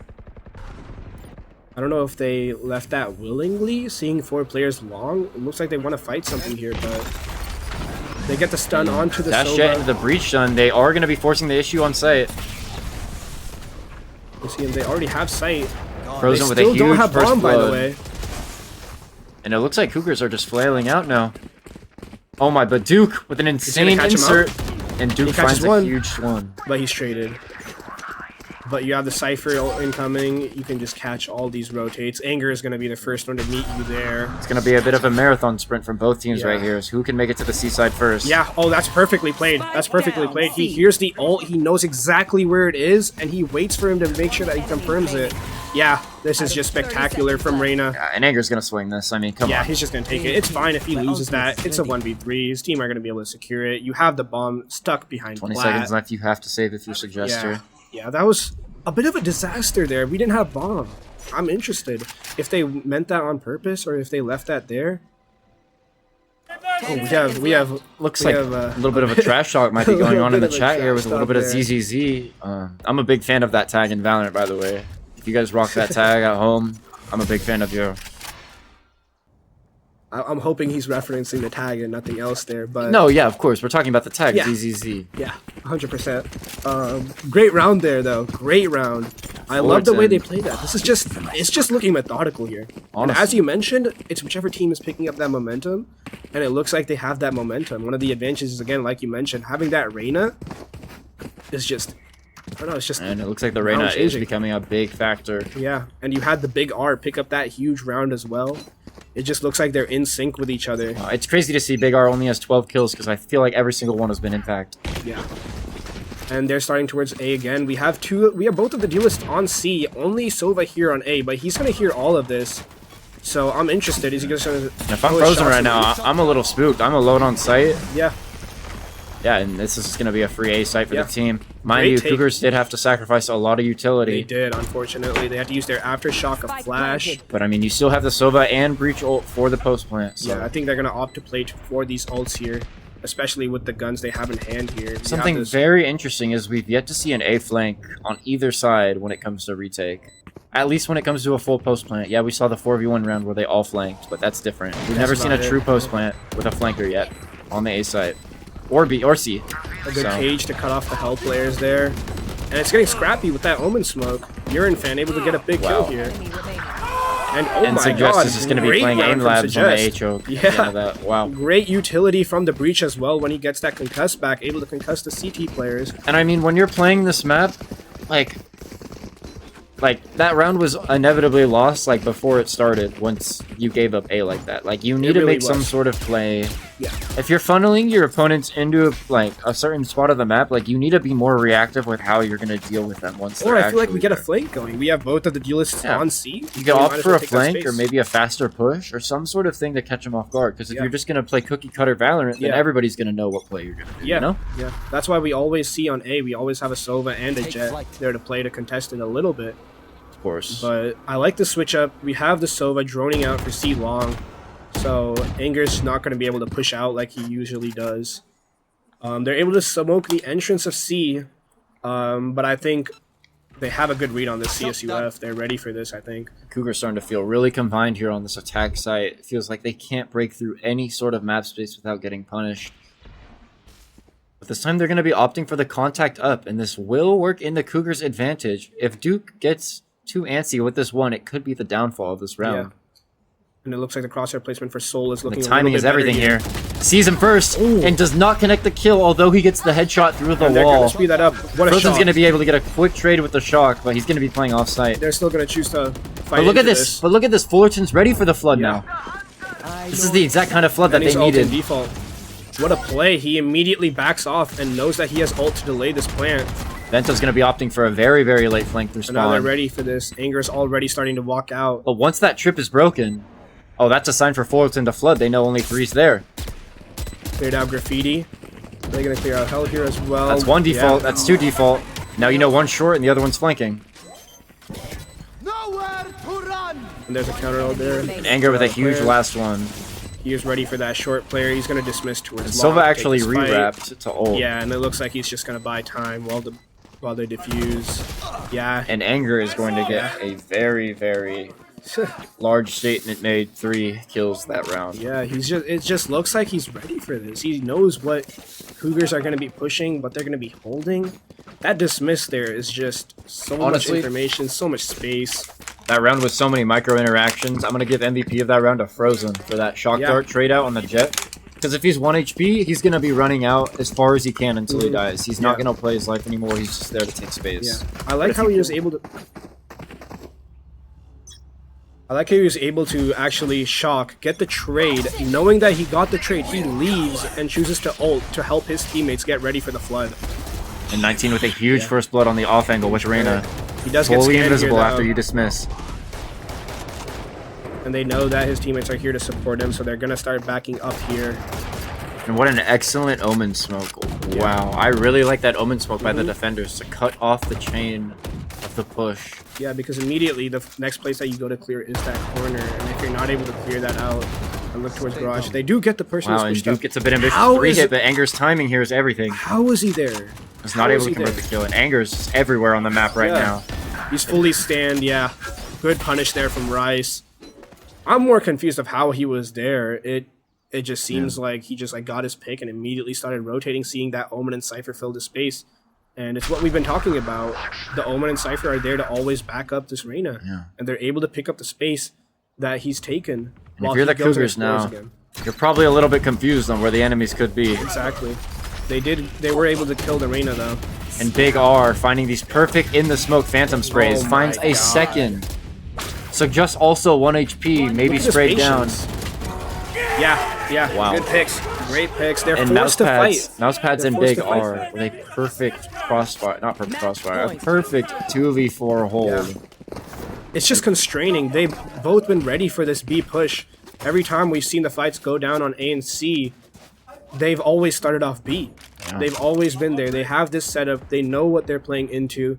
They're forced to push that one choke, which is what makes B so difficult, where you're just able to spam through, and the Big R with another big round. Yeah. And he's almost like pushing them, forcing them to take that fight against Mousepads towards A-Link since they know they can't take C-Link. It's a perfect funnel by the team. Yeah, and you have Mousepads again with this one. And I want to talk about meta for a second. It almost feels like in 2025, like singular duelists, Haven comps, where you rock double innie, whether Teo Breach or Breach Sova. It feels almost impossible to convert rounds on attack sometimes. If your execs aren't perfect, if your Breach Stun, Omen Paranoia, Sova Dart isn't all on key with your Jet Dash and your kill, you know, it feels like if you don't get that one, you can just lose the round flat on. Where when you have these double duelist comps, okay, yeah, you're sacrificing a bit of the utility, but you have so much more firepower to be able to convert some of these mid-round 3v3s, 2v2s, 4v4s into your favor. Where, you know, the next kill matters the most. He hears all of this, he's ready for it, but traded out immediately, only getting one. Looks like Mousepads is going to choose to take this fight on site here, trying to even out the numbers for his team. He has a 1, he gets his 1, he's still alive towards back site. The drone coming living in. for way too long. Duke's here to save him out, and Frozen. The whole team is here now, 3v1 for Bento. Yeah, wow, what a round. That is going to close out the map. I love the way how Mousepads was able to get on site there, but not force the issue. He was able to take up the right amount of space to allow his team to comfortably just hold one angle instead of what would have been Garage and the other angles on the other side of default. Overall, greatly played. Wow, what an excellent game from the San Marcos Cougars and Cal State University Fullerton. That Reyna did prove to be the difference maker there. Yeah, I mean, honestly, with so much of the meta evolving, like, if you're not Teo Breach or Double Duelist, like, it's very easy to look lost out there. And I mean, I'm not going to chalk that map up as, you know, the Reyna won everything. Oh, yeah, no, 100%. It was definitely a lot of team play, but mechanically, at the end of the day, the Reyna was hitting a lot of shots that did weigh out more rounds than wins than losses. So. Yeah, but even in that last round, we saw that Reyna pushed up all the way C, and he did die without getting a 1, forcing his team into a 4v5. Yeah. But like we've been talking about the entire game, they know what space they're giving up. They know what they're sacrificing when their Reyna dies, and playing off of that, knowing that he has his team to rely on. Even if he does go down, that space that he's able to get in C, the Omen immediately smoking off C long after, helping them get ready towards a C-side push. It's almost like they're forcing their hand. They're always just forcing them to go where they want to. Yeah. Because once you kill that Reyna, they think that they have that sight, and they really don't. He has his teammates to rely on. And it's all about it's all about how you flow as a team, and Fullerton did an excellent job there. I mean, like you said, like you know the risk reward of what you're doing. If your Reyna's inserted C like that and he dies off the rip, you probably should be fast rotating C. You should be ready for that already, you know? And those quick on the fly decision making plays is what won them so many fast flood rounds, so many attack rounds where they were able to get sneaky entries into sites. And, you know, overall, Fullerton played a very well methodical game of Valorant with agents that you necessarily wouldn't consider methodical at all. Reyna 100%. Jet, you know, infamously known in ranked games for just, you know, being selfish, individual, one-off agents that don't really play with a team, but you can still use those qualities of a player's mechanics and skills and high-quality attributes to your advantage in a competitive, professional team environment. And I think Fullerton did an excellent job at showcasing that today with the Reyna. Exactly. Couldn't have said it better myself. I really do like the way it was performed. Cool. All right, ladies and gentlemen. Coming up next, we have Cal State Fullerton versus SDSU Red. That should be an exciting game, but until then, we will see you guys next time. We'll be taking a little break. Until then, thank you guys so much. Once again, thank you so much to our sponsors, California Coast Credit Union and 619 for sponsoring Spring Games Aztec 2025. And also thank you so much for Fantex for renting PCs out for the EEC event. Very much appreciated. Make sure to follow their Instagrams. And yeah, we'll see you guys later. Thank you so much.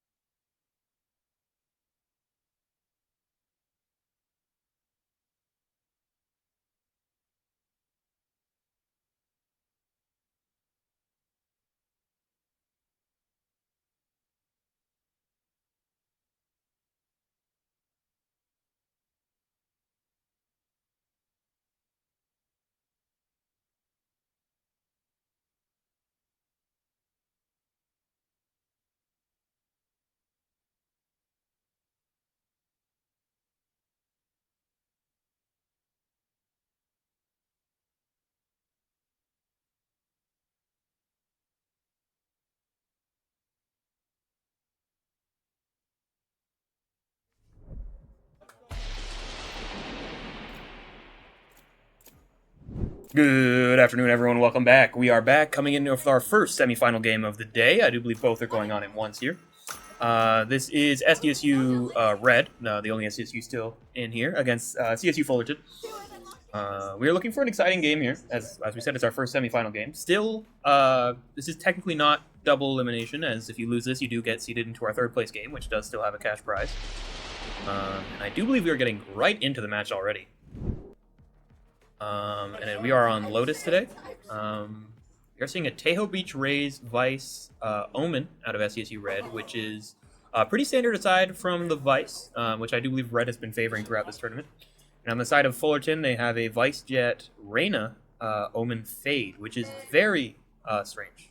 What are you expecting to see out of this Reyna today? That's not a common pick at all. Well, last time she did pretty well on the Reyna pick against... Who were they playing last game? The Cougars. Cougars, right? Yeah, no, Reyna was kind of popping off last game, so I'm excited to see that on Lotus here. SDSU Red just won their Lotus match off stream, so, you know, this is kind of their map. So I'm excited to see what they do about this. Yeah, and I would like to say that that is one benefit of coming in person to these events, is you do get to watch all of the off-stream maps as they are played in person here at the Esports Engagement Center. So think about that if you're thinking about coming to the tournament tomorrow for our Marvel Rivals tournament, which is bound to be a good one as well. Here we are, getting into the game. I will say Fade is one of my favorites on this map. There's a lot of sneaky eyes you can do here. So I'm excited to see what CSUF comes up with here. I agree. I think Fade is a very powerful initiator on this map, though hasn't been played as most of the favorable metas move into this Raze Breach Tejo that you see a lot, and the heavy control over A main. I'm excited to see how Frozen does here.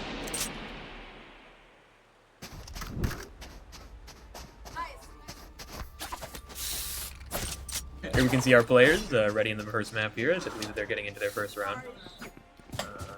Getting last minute things checked out. Make sure you look good on the camera.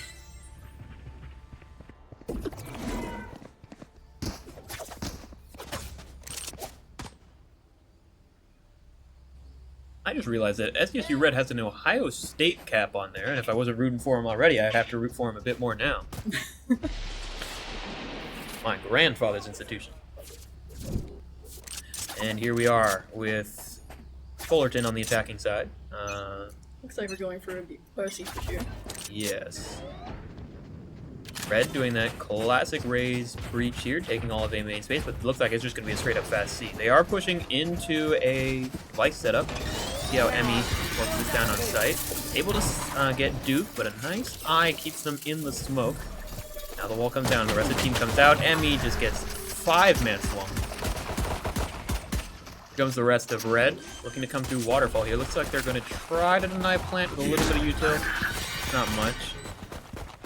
John taking a few shots, Rack burning him blind. Looks like we are going to wait out for this concuss to come back in. No, we're going straight in. Here comes the Paranoia and the side take. That does catch 3 of them, and Duke actually caught out by Sean Kingston with those missiles coming in backside off the Paranoia. But one more on site able to just keep holding them down, and oh my lord, it's a massacre. Not much space at all for SDSU Red.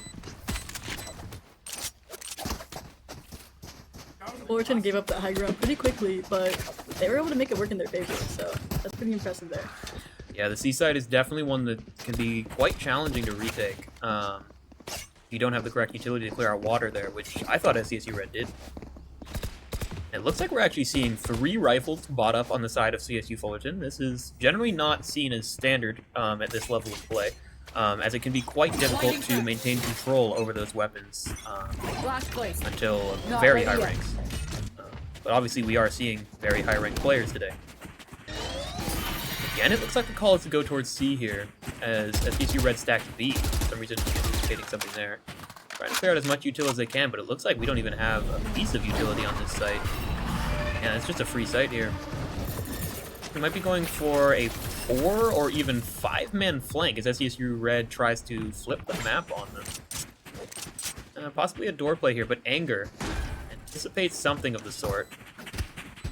Nice corner here. Do they clear him? Kingston does. And the dismiss out, but the door open play at the same time. Gets a second before getting traded out by Emmy. Here comes all the utility from main. This is all of the players retaking at once. Mousepad's able to get the first. A nice paranoia comes enemy in, remaining. but Frozen just shuts him right down and takes it out. Richard as well. It does appear that those rifles have been regained. The enemy fears you, Reyna. You can use that. In fact, we may see a full force buy out of Fullerton. If they can turn this into a full buy round for themselves, that would be very dangerous for SDSU Red. Coming in on their very first buy round, expecting to go into a bonus.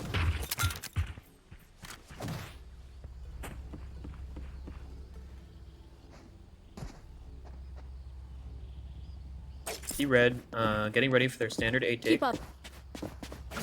Reach and raise, but with a paranoia at the ready if needed. Fullerton are immediately running up B. And they actually pair the missiles with it as well. They have 3 players who have taken all of A main. John trying to shut out as much as they can, but Duke able to just take sight immediately. Runs into the smoke there and is able to take out Sean. Big R with a big pick on A main on that lurk. Traded out though by Grak. Duke trying to fight this player. Gets able to flick the blind and actually gets one before getting traded out by Grak. Trying to explore toward the heaven side here. Retrieving flash. Emmy looking for that. Oh my god, gets them both! Last player standing. Terrible fat finger. Knows where the last player is. Blind's behind them. The reload! And coming in with the Emmy! clutch there. Let's go. What an amazing play. That's a big round to win there. Looking a bit hairy until she got that double kill there. Activated. Yeah, I mean, SDSU Red, I think, just had like the better positioning when it came to retaking there. They were able to get 2 very good angles on Fullerton, so Yeah, they were not expecting it. I agree. I'm not sure if that jump peek was planned on the side of Fullerton as they went into CT there. Definitely didn't feel like it. Now, however, after that round win, SDSU Red is actually forced onto a save, something I wouldn't personally advise. I would be forcing up as much as I could here, but Fullerton does have that full buy. In fact, opts for another Bulldog as well. Dashes across. The rest of the players still trapped in main. Duke here just able to take all the space that they need. SDSU can just sit back. Gets their little information there, but takes a little bit of punishment. They work up towards tree. Kind of bold of Peach to be peeking that with the Sheriff. Yeah. Not for just a little bit of info. Looks like they call it to go towards tree here, but Grace just shuts them down. Grak, what an amazing play. And I believe another was shut down on site there. Big R able to finally take Grak down, get the spike back. She goes right in as well. I have the spike. Takes out Sean on site. Got a bit of a slow rotate from Emmy here. Yeah, definitely a good flank here. I'm not sure if they expect them at all. I'm not sure if they put that flank wall up. Ooh, Big R taking their third pick of the round. And looking like might want to leave here. Mousepads, do they check this Rubble player? Oh, they do, but Emmy able to take him out. Now it's 1v1 on Emmy here. And Mousepads take him down. Last player on site was not able to help there, Richard. But actually, that does mean that they have Spike down again inside. And ability to upgrade for Richard. Mousepad's opting for a very long rotate here. Oh, actually, they do have their ultimate ability, meaning they can just kick it all the way to C. And shift right over there, I believe. That's exactly what they do. They should be able to get this spike down into unfortunate for Fullerton. All right. They missed the spike. That sucks for them. And looks like Mousepads will be going into the next round with a lot less money in their pocket. In fact, only 150 creds after rebuying their shields. That's a second round for SDSU Red. Not every day you see a mistake like that in any rank, let alone one like this. And it looks like some kind of audible being called on the SDSU Red side. As pretty much everyone moves, there is some form of set play that is going to happen here. This is not their A default. In fact, they're putting their Vice player on A. This is a very non-default comp, and it does appear that we are having a C push, with Fullerton trying to take a lot of space A. Got a lot of space. They opt to simply teleport across, and they're going to take as much space as they can. They see the door is not broken, and they clear everything close. SDSU has worked up into C that there are 2 players B main that they are going to have to worry about. And in fact, the door is being broken. They might try in a B split here. Sean able to get one with the Outlaw B main, then they get smoked out. Dogged, and it looks like there might even be a push coming in toward the CT side here. So much space being taken by CSU Fullerton. Bounce Pad's able to just get a pick there, and Duke just shuts Emmy down and probably gets an upgrade there. Nope. Sean and Grak each get their own picks. Grak swinging out of CT here, and Sean maps up that last player, Heaven, and that is all she wrote. SDSU Red their third round, and Fullerton moves on to the next with their bye. These rounds have been pretty close so far. You know, even the ones where SDSU has won, I've been a little concerned. So I'm glad to see that they're, you know, pushing third here. Yeah, I must say. And as we can see, actually, Fullerton opting to save this round. It's like they didn't want the exact broken bye that they would have had. It must have taken a lot of financial loss that round, buying up more than I expected it to. It's like both teams opting to move towards C here. Not ready We're going yet. to see a little bit of a tussle. Concuss doesn't catch anyone. Big R able to full blind get that pick. Amazing anticipation. And Richard and Grak forced back onto the site here. They get a little bit of spray through, trying to get as much info as they can without overexposing themselves. All of Fullerton moving on over here. Decide to commit an ultimate. Paying off all sound information from the players on site. They pop a second. They are very much so committed to this site. All four of them out. Or all five of them, I should say. Looks like SDSU opting to wait out the Vice ult there. We got two ults coming in, but I mean, that gave SDSU time to recoup there. Agreed. They can definitely come in together like this. And in fact, they pop the Teo ult water, but they're not coming out fast. Richard able to get one, but there's still a lot of players on site. They pop another ultimate, in my opinion, quite late. Emmy able to get one, but Anger able to trade one out toward water, and just one left in main here. Anger, just a sheriff, shut down by Emmy. And that is round 4 for SDSU Red. After losing their first 2 rounds, we're seeing SDSU Red coming back. How do you feel like the mental might be affected on Fullerton right now? I think Fullerton still, you know, they're going strong, all things considered. You know, SDSU has a lead at the moment, but honestly, it can go either way still. I agree. They did just come off another close match against, well, you guys saw it on stream, the Cougars. Now we win. And I must say that we're getting late into the day, so teams are starting to get tired. Yeah, I mean, Fullerton has been playing very well, but it's going to be interesting to see if they can keep up that steam. Yeah, I agree. Looks like the call is just to go see again. They do have a few ultimates to play with, though on their duelists that I must say are not the most impactful when it comes to clearing out the site. Cover going up. Where are you? Looks like they're just going to trigger the wall, drop a little bit of utility. Emmy trying to get a little bit, and actually does pick off Duke there. That's a large pick. Anger able to walk out on the site and picks off Emmy. Gets the heal off. Sitting on 80 HP as the entire team walks out onto site. We do have all of A cleared out for SDSU Red, so they do know that this is a C-Dig. Locating targets. Spike planted. Thrown in, see what they can find. They see that there's a possible push towards CT here, so one player rotates over.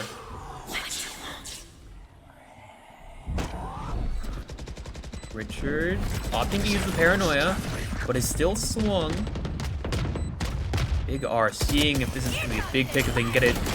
Showstopper comes out, Peach able to get one, Angel knocks him out of the air, Richard able to get one coming out toward CT, and then Frozen trades right back. Now 2v2 on site. Brack and Richard trying to fight for all they can. Anger takes one from main, and Frozen swings on the stick. Now it's a third round finally for CSU Fullerton. A lot of ultimates that round, I must say, especially on the side of SCSU Red. A lot of committing. I mean, Fullerton is burning their util pretty quickly here, and not making much use of it is what I noticed. Especially with that fade sees. You know, they had Sean there, but I mean, slowing him was enough, I feel like, for them to win that round. I agree, definitely messing with the rhythm of SDSU Red on that retake. Felt like they were pretty uncoordinated. Here comes the heavy A take into Fullerton's normal take. They're able to get 2 across, and actually an amazing shot by Duke, flying through the air. He catches out Peach, who is also jumping at the time. They decide to just call it. This is the site they're hitting. Duke flies out onto site. Grak back site, is able to take him down, but is traded out by Frozen. They have to clear tree here. They're able to get the plant down. Sean opting to save the missiles for the retake, and there is a great lurk by Anger, which is giving off a lot of audio cues that is really delaying the retake and rotate here out of SDSU Red.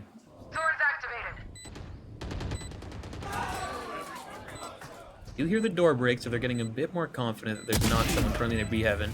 Big R takes out Sean, trying to get any information they can. Richard upgrades, but a push into heaven. Very aggressive, and it looks like the call is to save. They're backing up, but do they expect this player pushing? Richard is able to take them down, but there is another one as well as another pushing from stairs. Last player standing. Spads gets Richard. Nice shot by enemy. Another one, but there on the right. Oh. Anger denies any of that saving material. CSU Red is going to hurt with their economy on that one. And it's tied up 4-4. I mean, they were able to damage Fullerton a bit there with those 2 picks. So, you know, I'm glad that they're able to even it out a bit. We're seeing a very close game. Yes, I agree. This game is definitely feeling like a long one already. Yeah, I'm ready for the overtime. You see on the scoreboard here, the top players to look at right now are Anger and Emmy, who seem to be the large playmakers for both teams. Emmy able to lock down this C site, and Anger the one who just opens everything up. Again, this is a very non-standard Reyna pick. The Reyna pick seems to be working very well for them. I agree. Anger knows what they're doing. Yes, most definitely, and they're also coordinating quite well with their other duelists on the jet here. Find you. Able to take the space that they need. And it looks like a quick play toward tree here. A little bit of damage traded on both sides. There's 2 players backside that they have to get through. I'm not sure what they're going to use to trade it out. They've also got the support of the missiles. Ooh, Peach a little bit too wide. And Grace actually just getting right click there, but Richard and Sean take their own back. They don't have the best weapons, but they're able to get what they can. Spike has yet to be planted, and Big R with a wide flank coming through, able to take out 2 players heaven. And he gets the trade back. Ooh, doesn't get much on Anger there. And just a reswing from the other side. No options for an upgrade. And Fullerton takes another round there. I mean, that was a good attempt from Red there, but I think the angle there, the double eliminations really screwed them over. Yeah, I agree. Those are very unexpected. We do have a timeout from the defenders here as they go into their bye round. Hopefully they have some sort of plan here. We're excited to see them get aggressive again like they did in previous rounds. And one of the players from Fullerton has gotten up from their chair. Not sure why. Maybe just to grab their boys some waters, it looks like.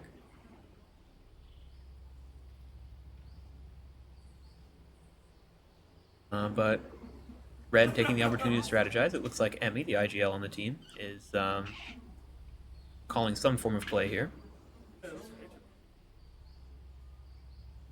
Former Game Changers player, actually, and holder of a very prestigious title, which is the first Game Changers LAN ace to ever occur in the history of the tournament series. Check it out on Twitter. I believe it's still up there. It's a very great play and a very great ace, I must say. Playing here on SCSU Valorant Red, she's been our coordinator, one of the co-coordinators, and has really helped build this program to what it is today. Yeah, I'm excited to see her play the rest of this game out. You know, a little bit of bias there. Hey, we are SCSU. We are SCSU, you know. Yeah, she's been holding down C-site pretty well. Yes, most definitely. Flash placed. Not ready Looks yet. like the call. Rip and tear. Actually, a B main push with some aggressive space taking from Peach. Actually tucks himself in toward door. Possibly opens door. Yep, it looks like we're taking C here, actually. Immediately pushes CSUF back, who actually adjust toward B main. Nope, they're going straight toward A. Only the Vice setup here. Duke is able to get a lot of space. And actually, they're able to ultimate. Oh no, it gets shut down. They were trying to get into heaven there. Oh, taken down Duke with a nice shot on the Emmy through the eye. Peach is able to get one, but immediately traded up by Big R through the door there. Garak. Not sure if they expect this heaven player. Sees their shoulder as they're swing around, but isn't able to adjust before Duke. Now we're all calling to play back at Fullerton here. Last 2 players of SCSU Red very scared. They know that there could be 2 pushed up because there were 2 pushed up. Get a couple of pot shots off here. Not seeing the swing come out. Oh, what a shot from the Big R, taking out Sean. Traded out by Richard, who wants a second one here on Frozen. They're able to eye him out and just... Ooh, takes another through this reveal, but Duke able to wrap around and shut him down. Clean shots from Richard there, but Fullerton just had a really aggressive rotate to A there. And they were just able to take control. You know. Very simple, straightforward call of if they're pushing C, we'll push A. Yeah. Yeah, unfortunately, Emmy was the only one able to defend A there. and she got picked early. You know, I don't think she was expecting the Omen to rotate that aggressively. Yeah, I agree. A great shot by Duke when that came out. Let's go kill them. Looks like the call is a back toward A here. Both teams on their default. A lot of utility. Mousepad is able to get across. Takes a little bit of damage in the process.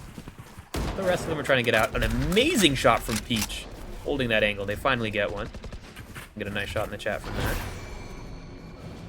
Looks like an opening tree door, though we are a bit scared of Breakable. Breach ultimate comes out and is able to pick off Mousepad, but immediately trade out with Big R. Duke takes out the door player. Not sure who broke it there. Yeah, let's 3v3 here with a little bit of a health advantage towards SDSU side. SDSU has a lot of information here. They have access to all of B main pretty much, and they have the flank covered as well, so they know exactly where they're going. And Peach here able to work up the flank through Breakable. They do have a player playing here, able to hit him off. Frozen with only the classic gets taken down. With the Vice ult committed going down, Sean is able to stick. Emmy gets one. BR from Heaven takes the other one. What a wild fight that Big R wins, but Sean trades off the bomb there, gets the defuse. Wow, almost a big whiff, but they got the kill in the end. Last round before the switch. Well, You want to survive? just don't clip that. Bring the Don't ring clip that, again. Just don't clip that. They got the I kill. have my eyes closed. Yeah, I don't know what you're talking about.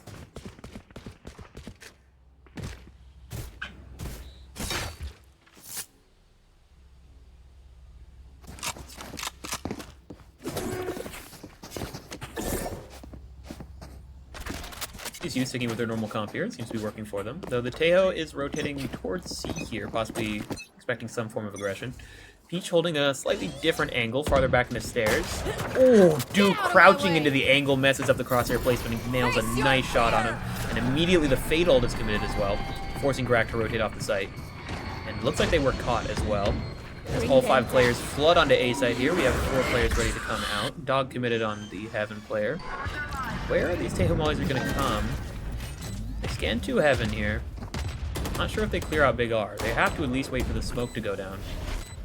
They are very scared of Lurk. There are 2 players committed to the flank because Fullerton has had that flank every single round. But there it is not here today. Yep. Crack taken down by the Big R. Gets paranoia, but there's also a player drop. Oh, Big R full blind gets that kill. And Sean takes one as he pushes out stairs. It looks like we're committing Tejo ult here on Anger. Gets one. There's out nothing on site. There's a lot of gaps in that ult. This is very wide sight. And yeah, Mousepad's on site. Takes him down.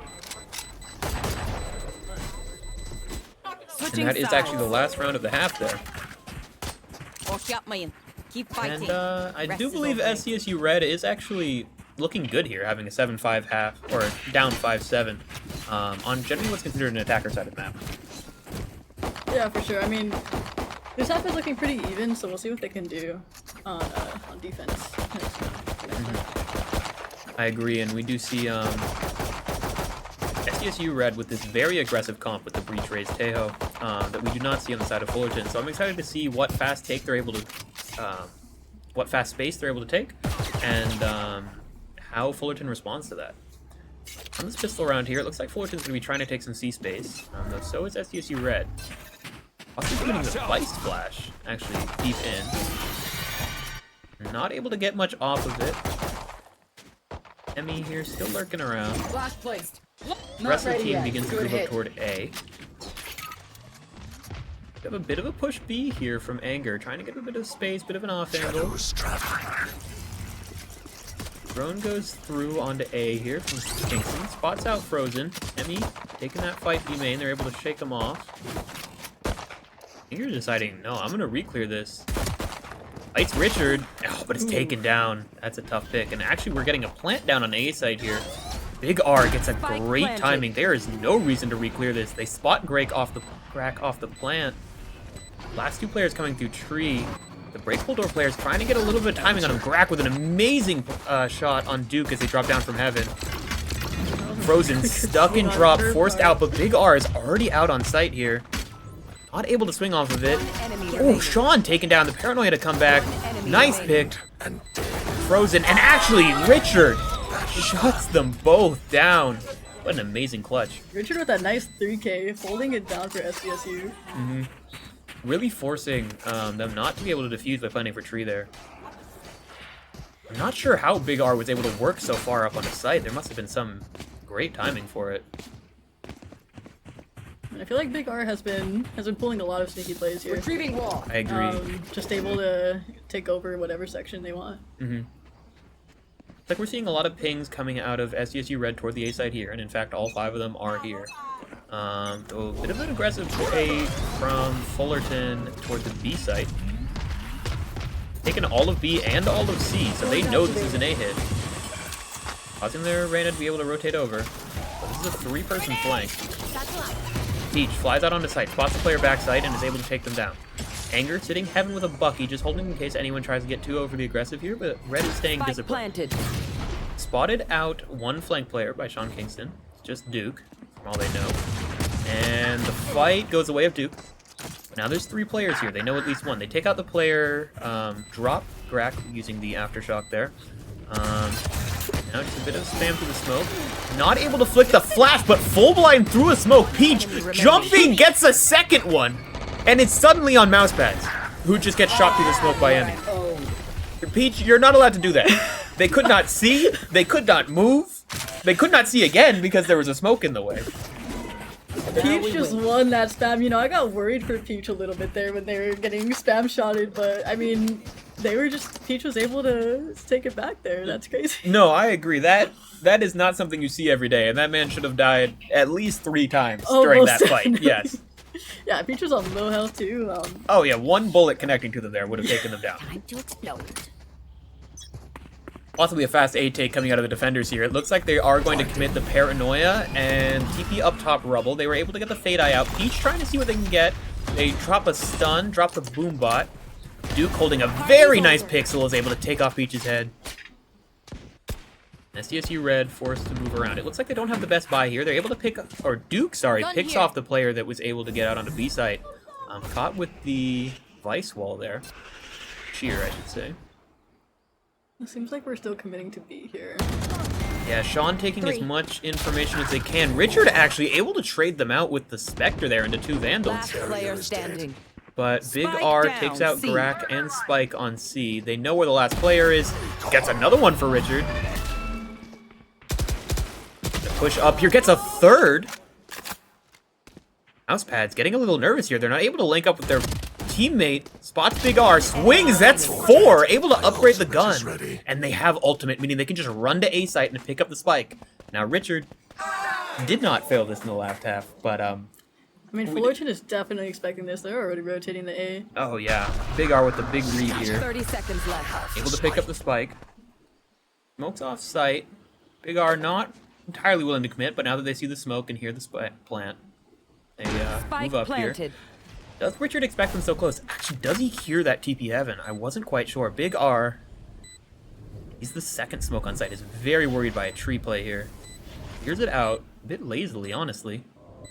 Richard, assuming a Heaven play, sees the flash come down, actually is full blind, and Big R jumps into it, taking down Richard, taking them the lead for, I believe, the 2nd time this game after winning the first 2 rounds. Yeah, I mean, I was ready for that ace on Richard's side, but you know, Big R just kind of read them so well. Oh yeah, would have been insane. I believe 1v4 clutch ace if they had pulled that off. Actually lying. Fullerton was up at the half, 7-5. Again, what an amazing play from Richard there. Definitely at least boosting your KD in this tournament. There. And I would think actually quite a big morale boost to SDSU Red as well. Like the comm is to go A again. Paranoia committed on the defensive side. Duke trying to get an aggressive angle here with a Guardian. Saying, I can hit this shot. Peach on the off angle. Flashes out Duke, and the drone coming in towards site. Gets broken. Not sure if it spotted one or both of the players on site. There's 3 players toward A here, and actually Emmy on the lurk, able to pick up Big R, who had pushed all the way through C main, finally punishing that play. Peach gets 1, swings on Frozen again. little upgrade off of his teammate. Anger with a nice double classic headshot from Heaven. Onto Peach. Their door trying to be breaking, and they do have 3 players on this A site here. The Planet decided to go down. The Mollies are committed. Sean doesn't take that fight. And actually Frozen takes his head off with that Guardian. Amazing force from them. They try to float onto site. Emmy takes out 2, and it's just on 1 player in Heaven here. Mouse pads. Eyeing this gun on the floor. Ooh, but gets swung at the wrong time. By Emmy. Emmy with a nice 4K there. Very big play from them. Very well put together, as we are 8-8 now. First buy round. Now we wait. Fullerton does have a good amount of money to play with here, as well as their Jet Knives. There. And if I was SDSU Red, I would be seriously talking about that operator right now. They definitely have the money for it. But they are going to opt entirely for rifles. Richard sitting on a lot of money here. Deciding that it's a 4-man A push from Fullerton. They drop the Paranoia, they TP up. But they're just going to get their inserts and get out as they don't see anybody. Emmy here on the lurk as the rest of the team tries to creep up C main.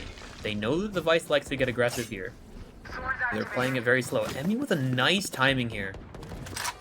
Right around the players leaving, but they have an inkling that there's someone here. I wouldn't clear this corner in a million years. Oh my god, but Mousepad shuts her down anyway. And Anger takes out Peach as they try to get onto the C site here.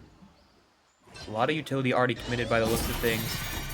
Nice flash, doesn't catch much. Grack and Sean looking up through the site here. And it looks like the defensive Vice ult here gets out. Big R trying to wrap them water. Trap Sean and Grack in. Grack gets 1, but with the classic is not able to secure the second. And Big R takes them both down. It's on Richard here again. Bring them down. 1v4 clutch.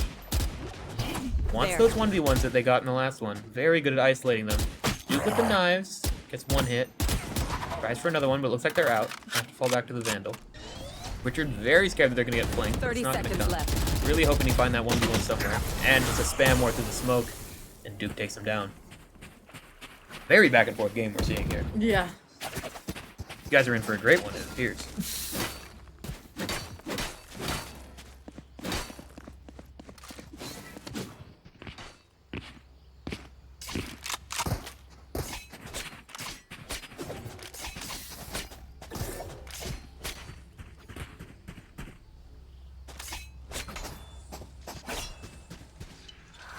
Watch out for Vice.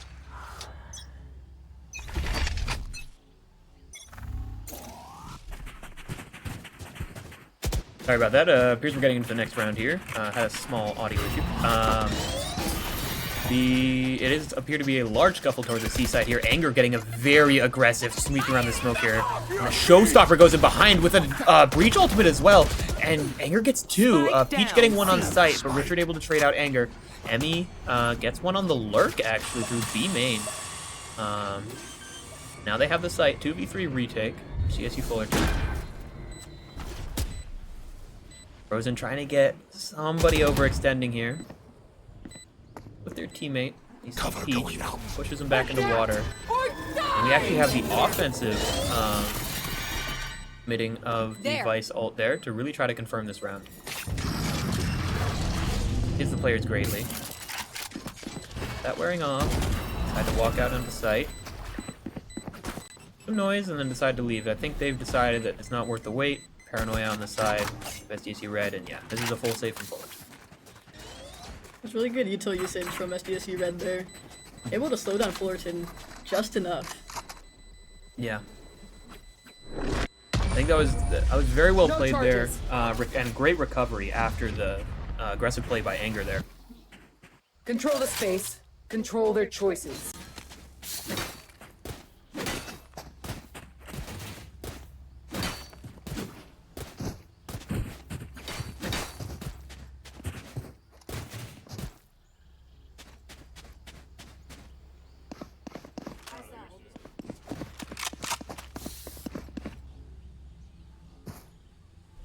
I'm a big fan of that wingman spray.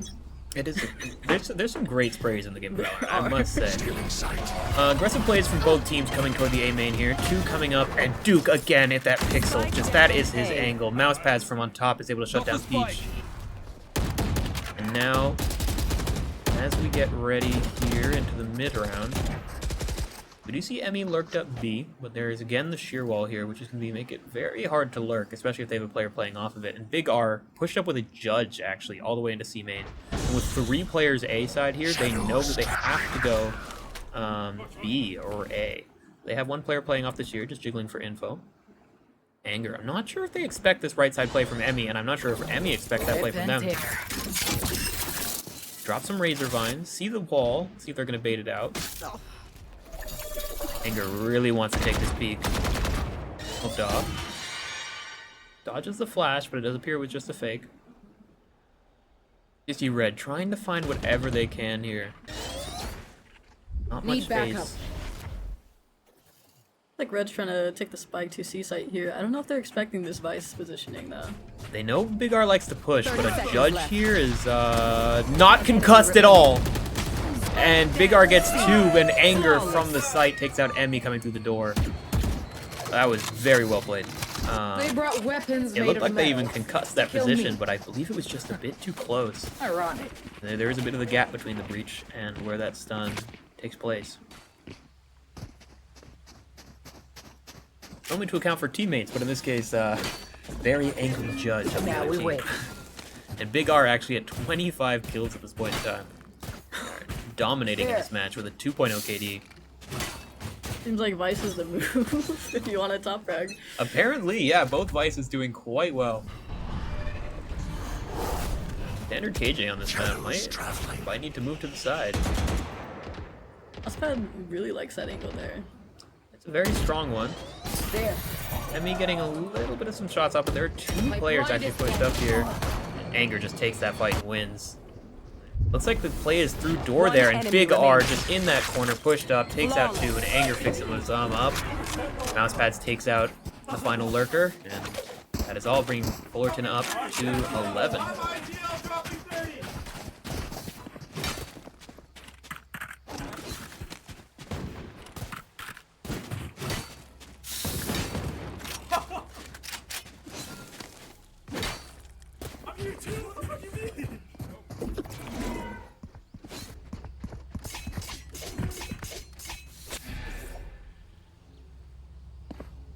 Again, the push coming in toward A site for Red.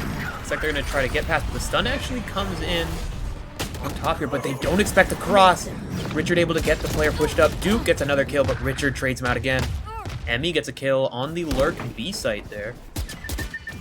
It's just frozen here, gets stunned out. I'm not sure if they fully clear this. How they do, just through the box. And with just Big R here, sees them come out onto site. They know that they're heaven. Do they decide to drop here? Spike planted. Not ready yet. They get their hit. Flower down, and yeah, a couple players stacked toward drop there. Shut down. Nice kill for Richard, and 3K in the round. It seems like Fullerton's gonna have to switch up their positioning a bit. That's all. Red's able to anticipate where they're gonna play. Definitely a great adjustment from Red, able to teleport across there, and Richard, even though they were full concussed, able to get to.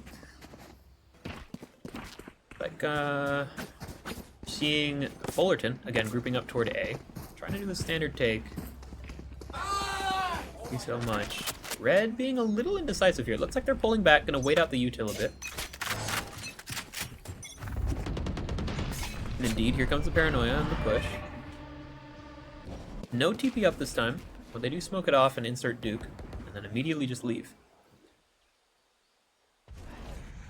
DSU Red has 4 players here, ready to come out of this smoke when it's time. Mousepad's actually taking this late push up.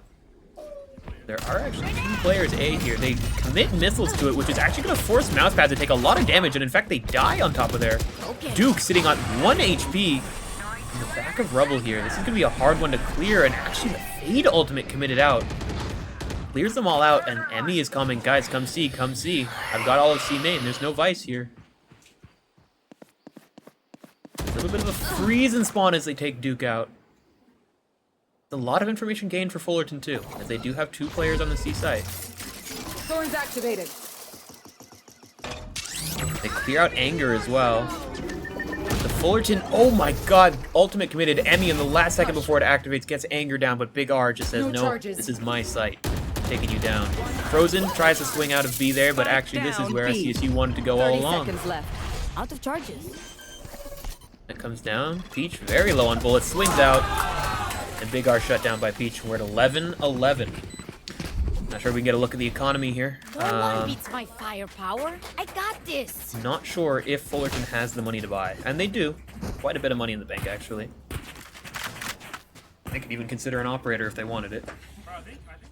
So opting for the rifles here, again, trying to take this aggressive space. Kind of hard to do with an operator on your Jet or Omen player there. Yeah, it seems like both teams here don't really utilize snipers that much, which is interesting to see on this map, especially with A. The long angles definitely do lend for it on A and C. Frozen trying to take that angle there, but it's not Duke holding it, so no pick onto Peach. Been trained out of it. Again, SDSU just playing late into the round here with a lot of players stacked toward A. Fullerton's like, nah, they can't be here, we're gonna back up. But here comes SDSU. Starting with a drone and a smoke, giving them free cross. They clear out the top of rubble here, and they might even clear out the backside, they do. Only real fear is inside of that smoke, and they are spamming it out a bit.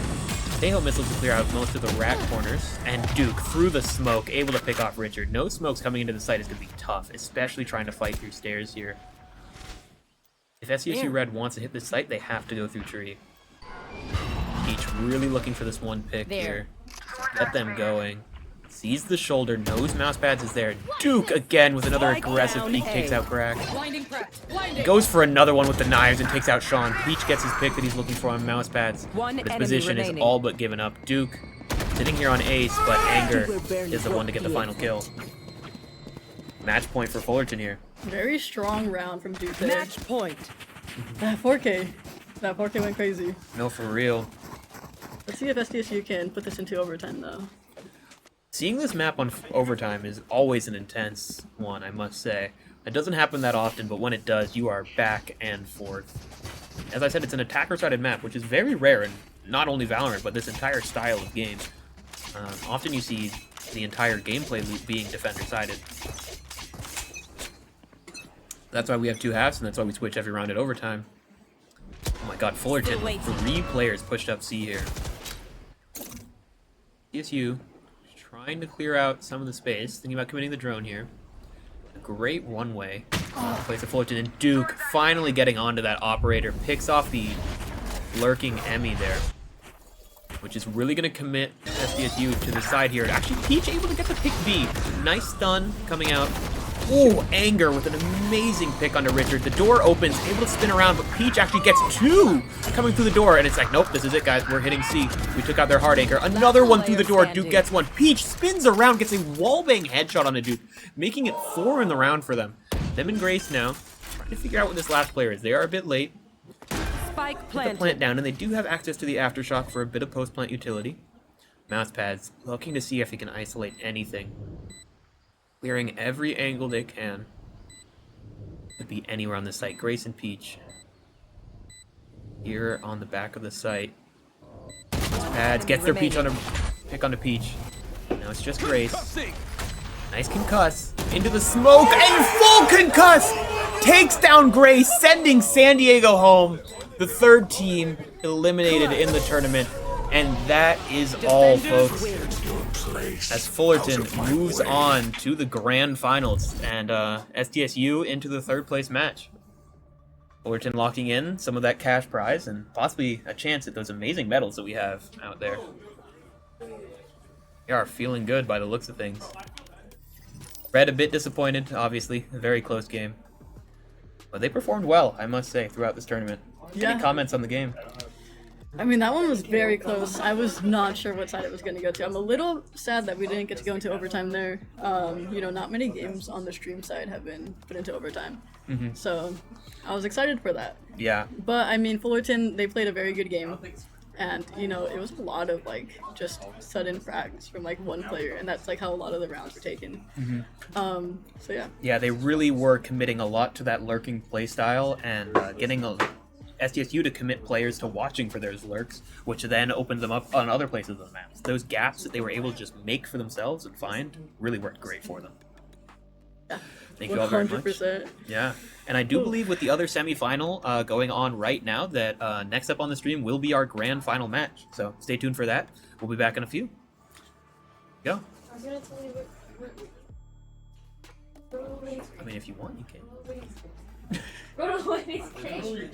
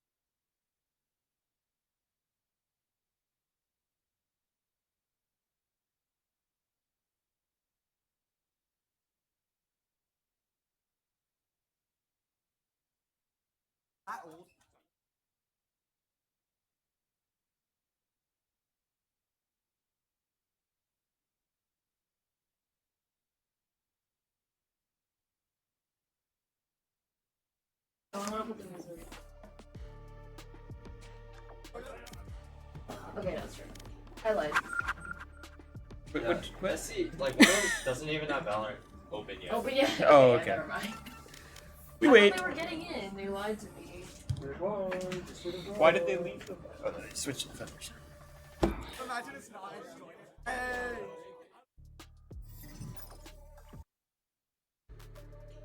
I am Jugi's wife and head glazer. Jugi does go insane. I love that man. I always see him online. He's on my friends list. Bro, we should have done more interviews.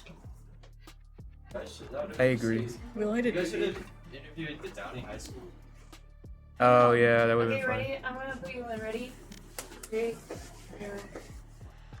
I think they could afford it. Welcome back, everyone. We are here for our grand final. If you saw that map band there, I believe we are headed into Haven first.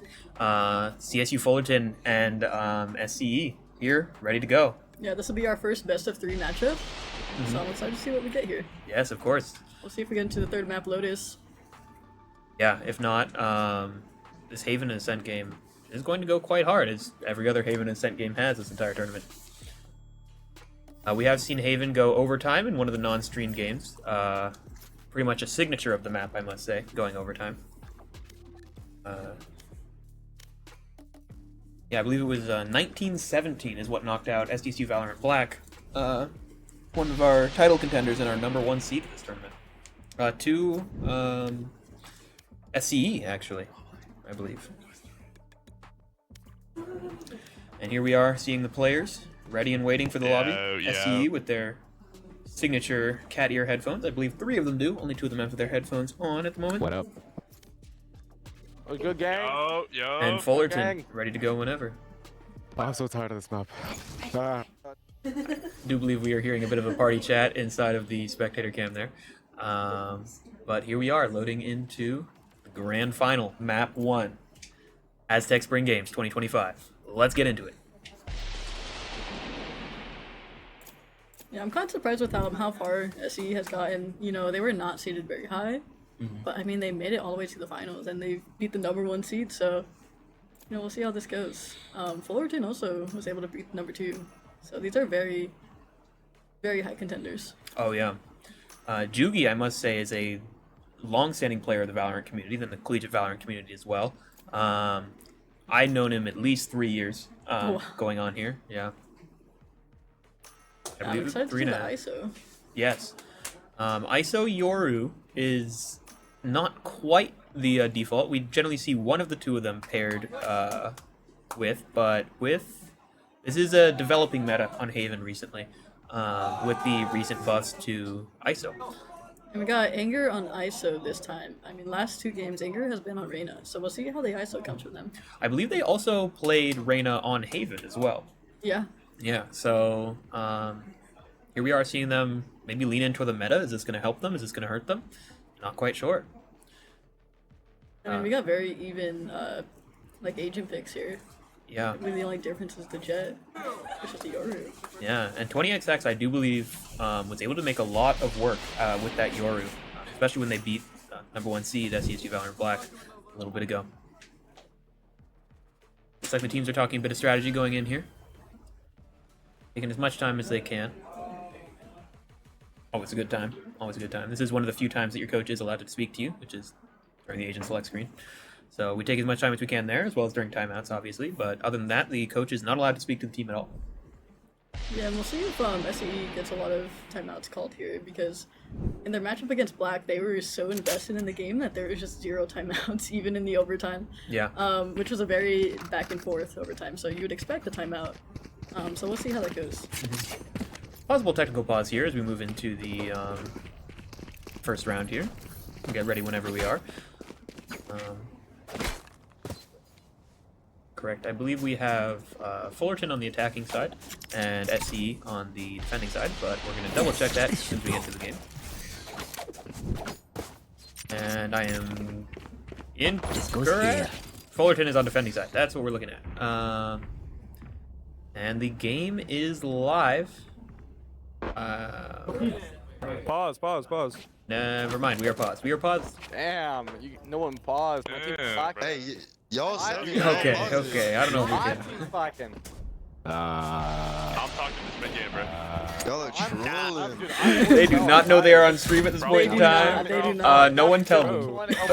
Because I don't want them abusing that. CS game. Easy work. Wow. Bro, we've been on this side Well, of the fucking it looks like some monitor for like good-natured 3 trash hours talk. straight, You bro. know, the best part of any I'm land. sorry, Yeah. I just want to have a fun last game I'm here interested and to get see out how of here. Fullerton Like, plays. You know, they've been playing. This is What their are you third guys game gonna say in the straight. stream, bro?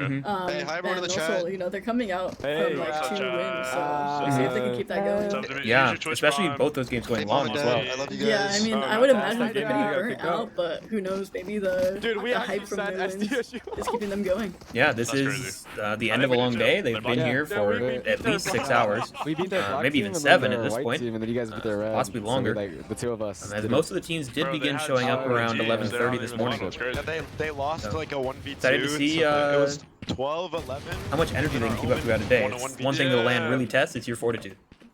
Yeah, I mean, you know, we're going best of 3 here, so they got a long few games coming. Oh, yeah. I'm assuming that we are experiencing some form of technical issue, possibly a Valorant restart. As soon as that player gets back into the game, we will be all set up and running. Thankfully, they have quieted down in the chat a bit. I can hear myself think. Yeah, I wonder if we're gonna get the Valor chat. By the sound of it, I do believe the round has started, and here we are, with SCE pushing in toward the middle of the map here. Fullerton able to take a lot of A lobby control, with Duke pushed up there. And the call seems to be to move toward A here, see what kind of information they can get. They cage the cross, but they do have to fight Duke down in short. A few top shots taken, and Duke able to get one there. A very nice shot. Takes actually no damage and just backs up into short. And losing the Sova there is going to be tough for the site take, but they still have this great lurk from 20XX. Able to take one. A little bit of dink damage there. Sure we can get the player outlines back up or not. Defensive dart there. Fine. Jugi. Frozen able to catch Keen off guard. Mousepad gets one through the smokes. Onto Jugi. There's 2 players here. Ready on site. Very wary if they have in play. 30 seconds left. But not to stick the spike until now.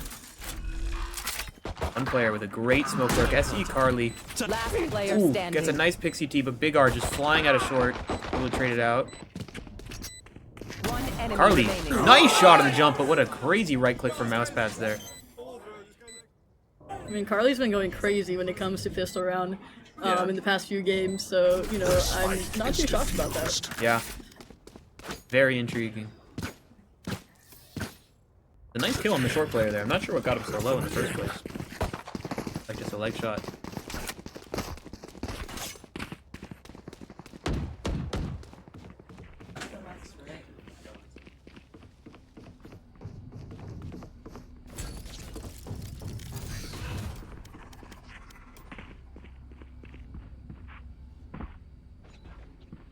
Cower, run.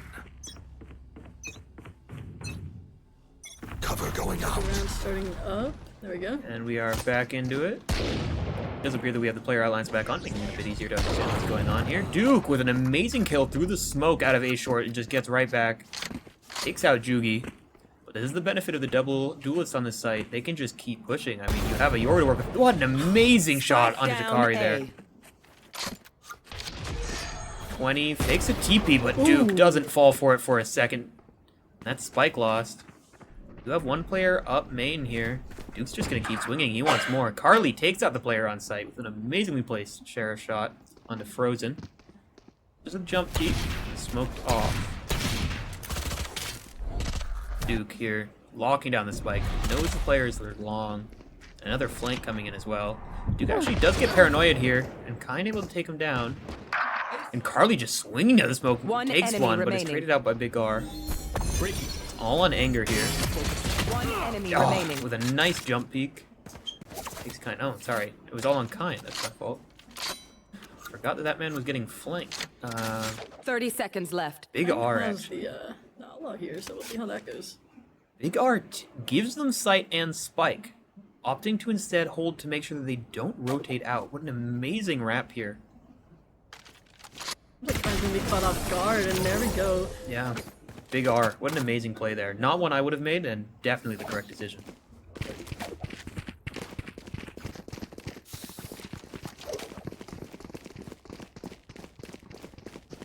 Here we are, moving into round 3, I believe. 2-0, SE. This is a nice spot. Right?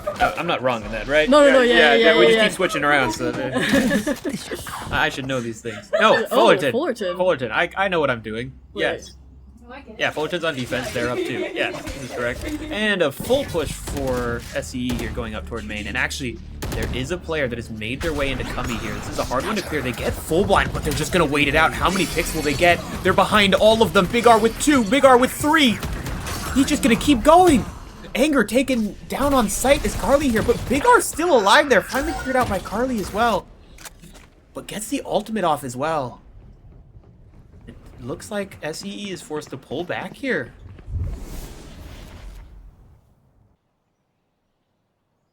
Trying to wait it out. They did have the gun advantage going into this, but with that amazing play from Big R there. Total standoff.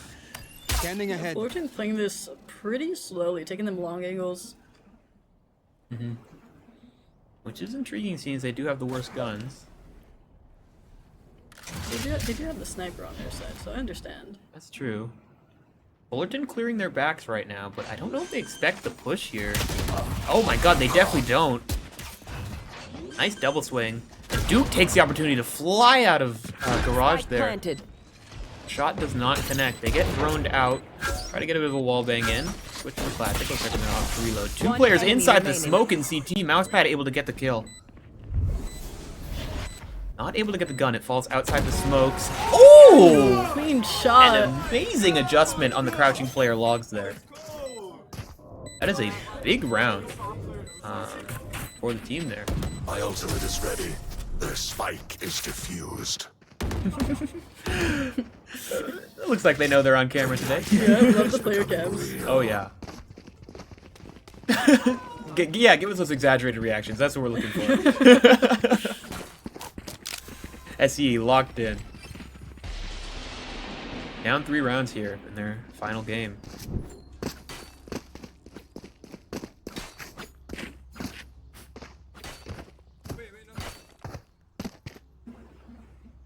Looks like they're forced onto the save here.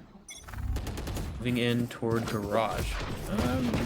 Maybe an adjustment toward mid. What is this setup from Fullerton? Well, it's entirely A and B. They don't even have a trip on C main. This is a full read that they're not going to touch C.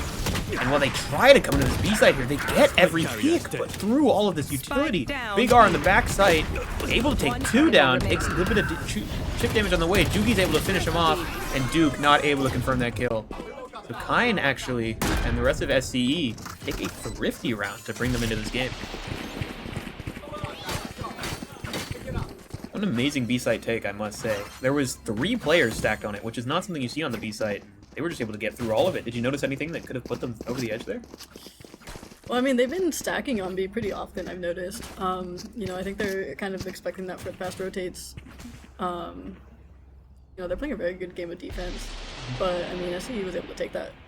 Yeah, SCE just going straight in there, no fear. Yeah, I mean, they've been getting a lot of good frags. Getting a little bit of an angle on Mousepads there, who actually gets taken down by Carly. 3 players again coming in straight into the B site, both duelists as well as the smoke player. CSU Fullerton already here. See how fast they decide to play this retake. Duke might just swing through the smoke with an operator, doesn't get anything for it. And Jugi actually takes one out through the smoke while trying to train him out. Again, pulls them into the ultimate with the operator. This is going to be extremely difficult for them. And Jugi does take them down. It's all on the 2 players A side here in 5. Able to take down 1, then Dakari trades him back, and Jugi with the final swing from backside gets them their 2nd round. Looks like B side is working out great for SCE here. Yeah, I mean, they know how to play the site well. They're taking very good angles here. Able to take the op out of the hands of CSU Fullerton. I really hope that we can see the economy here. What the buy might be looking like for them.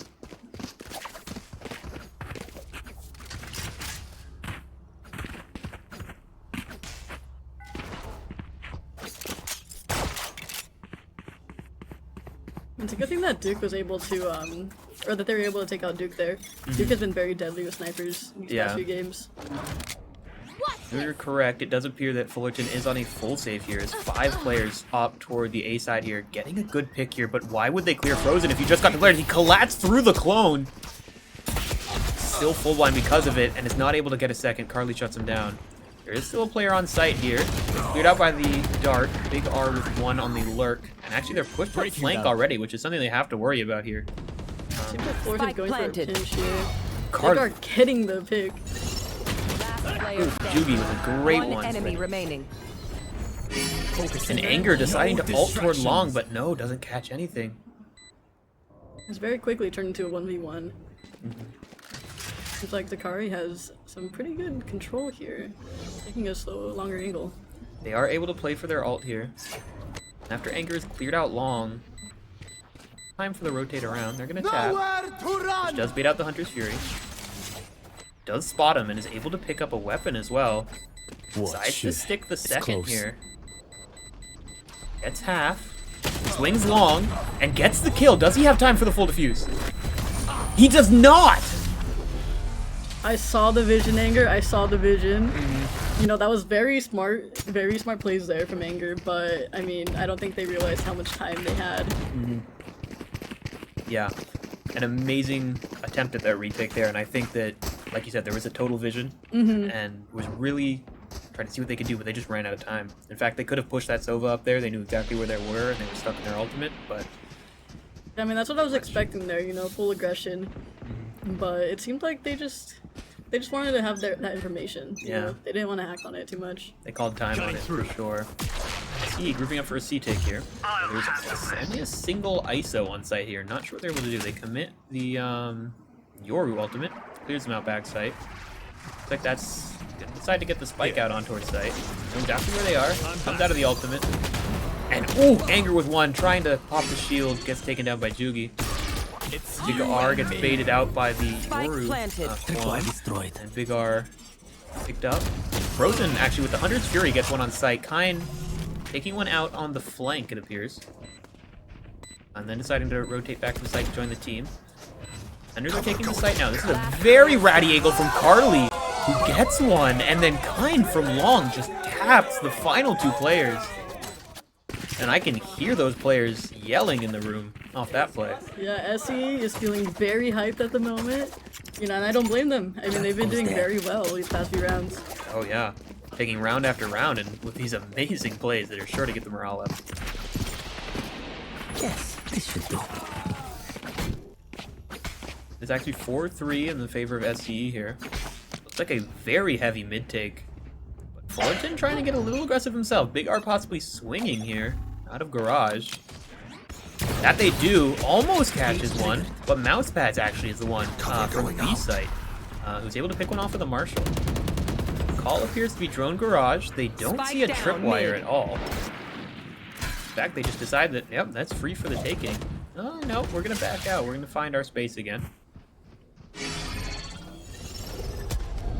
A bit of utility used towards the B site. Paranoia taken out for the defenders, and Duke gets a pick onto Karia off of it.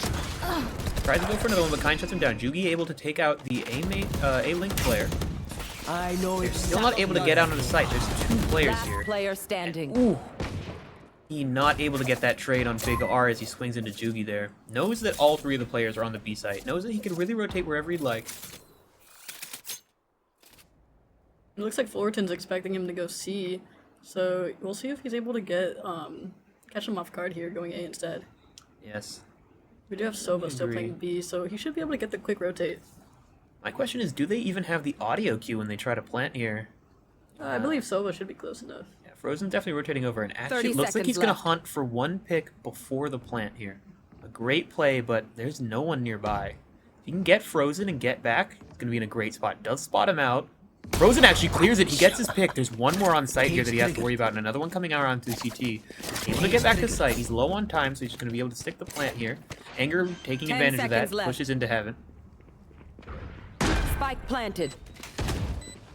And clear out close. He heard the plant close, and ooh, drops down. Well, not quite. Takes the shot off of his teammate there. An amazing crossfire, actually, on the Hell player there. Not sure I've ever set that one up myself. big round for Fullerton. Yeah, I mean, that was a very bold play from Kind there. Fullerton was able, they had the numbers advantage, they were able to get those double angles. And I don't think Kind was ready for it. No, yeah. I think that was just a purely reactionary shot, and it worked quite well.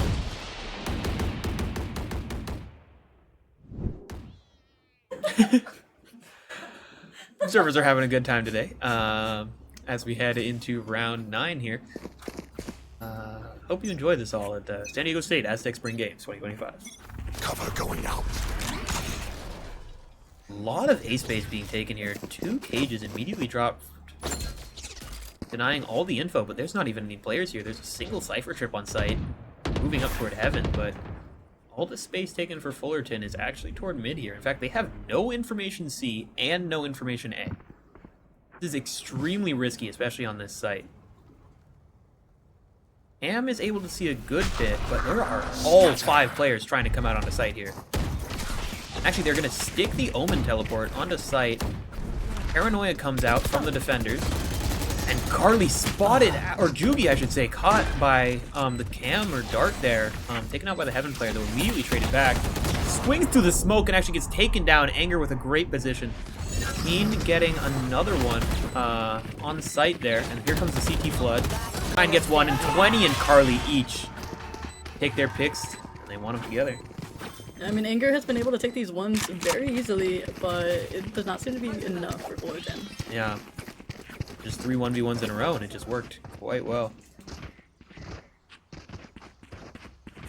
I think a single smoke would have been able to help them get out there and at least isolate some kind of advantageous gunfight, but didn't have it with Bounce Pass dead. Duke here looking like he kind of wants to peek into these 3 players going grass. Make it 2 players. This is another one of the big sides are working around. Takes a shot, but not able to get anything. Looks like the ice vault from Anger getting committed to Kari. Able to break the shield, but Anger takes him down. And the call is to take Seaside here. Paranoia out. Ooh, Duke trying to get a little cheeky kill there, but Jugi takes one out. Carly on site takes out Anger. Spike planted. Frozen gets spammed a bit. Mouse pads at 1 HP. There's 2 players in garage here. Ooh! Takes one of their heads clean off, but is taken back by Keen. All on Big R here as 20 takes out Frozen on site. Looks like they're going to opt to play garage here. Ooh, but as the cage goes down, he takes it down. That was just unfortunate timing for R there. I think Keen was just expecting it. Yeah, exactly.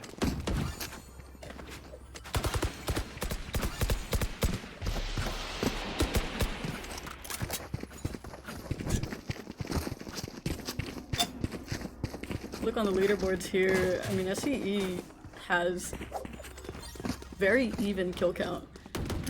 But R is able to take the top frag for CSUF. Yeah. To be fair, they are showing up and showing out throughout this tournament, finding every gap that they can find. Definitely not holding back in this map at all. Here's that R and the ISO are playing quite far back on C here, while Duke takes a very aggressive angle.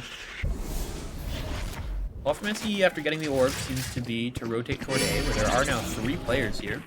No distraction. Hitting the ice wall, but doesn't actually catch anyone. Nice dodge from Frozen, who decides to stay inside of this defensive smoke. Gets suppressed. They spam through it, but the players are coming out on site. Anger gets one back site. Goes for a second. Jugi able to take out the player in the smoke, and then Dakari swinging out back site. Takes out Anger finally. 3 players already ready for the retake here. They catch the player planting Hell. They know where their goal is. They try to spam out any crosses they can find. Oh my god, a nice shot from Big R. Takes out the short player, but then Jugi, holding for it, takes him out. They know this player is Graffiti. That's going to be the first place they watch, but a nice crossfire from Hell as well. Not much utility to clear this out. They get the jet smoked across it out, but Dakari wins the fight. Mousepad trades out Dakari, but a nice wide swing off of that jet smoke actually wins it for the attacking side there. Last round in the half. was able to even out the numbers and held control of the fight pretty well. SE feeling good here, but Fullerton not looking too down either. Got some smiles on their face.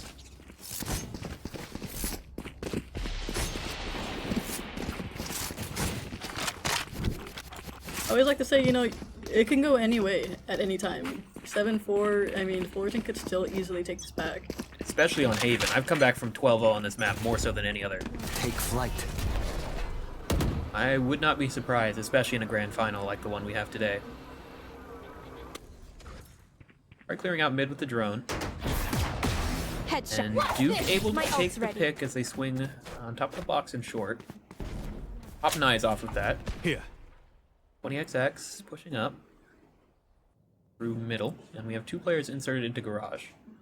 Jugi, Omen's holding that site, holding B site. yeah. Spike down. As they swing through, actually, the 2-player stack that you see there, or C-Link, I should say, take out 2, but immediately trade it back. Last player standing. Big R gets the wrap on garage, and it's just on Jugi here. All 3 of the players actually behind them. They do not have the spike. It's actually C long. Not even known by the defenders. And Jugi finds his one, is able to finish it. Duke wants this fight, but honestly, they should really be waiting for their teammate here. They have the knives. They miss the right click. Jugi decides to take the opportunity, but Duke spams them down with the Guardian. I believe there's a little bit of a panic from Jugi there. Switching sides. You know, Fullerton was playing that very risky, Race but it into ended the up paying spike off. side. Yeah, off that missed knife there, I would have made the exact same play.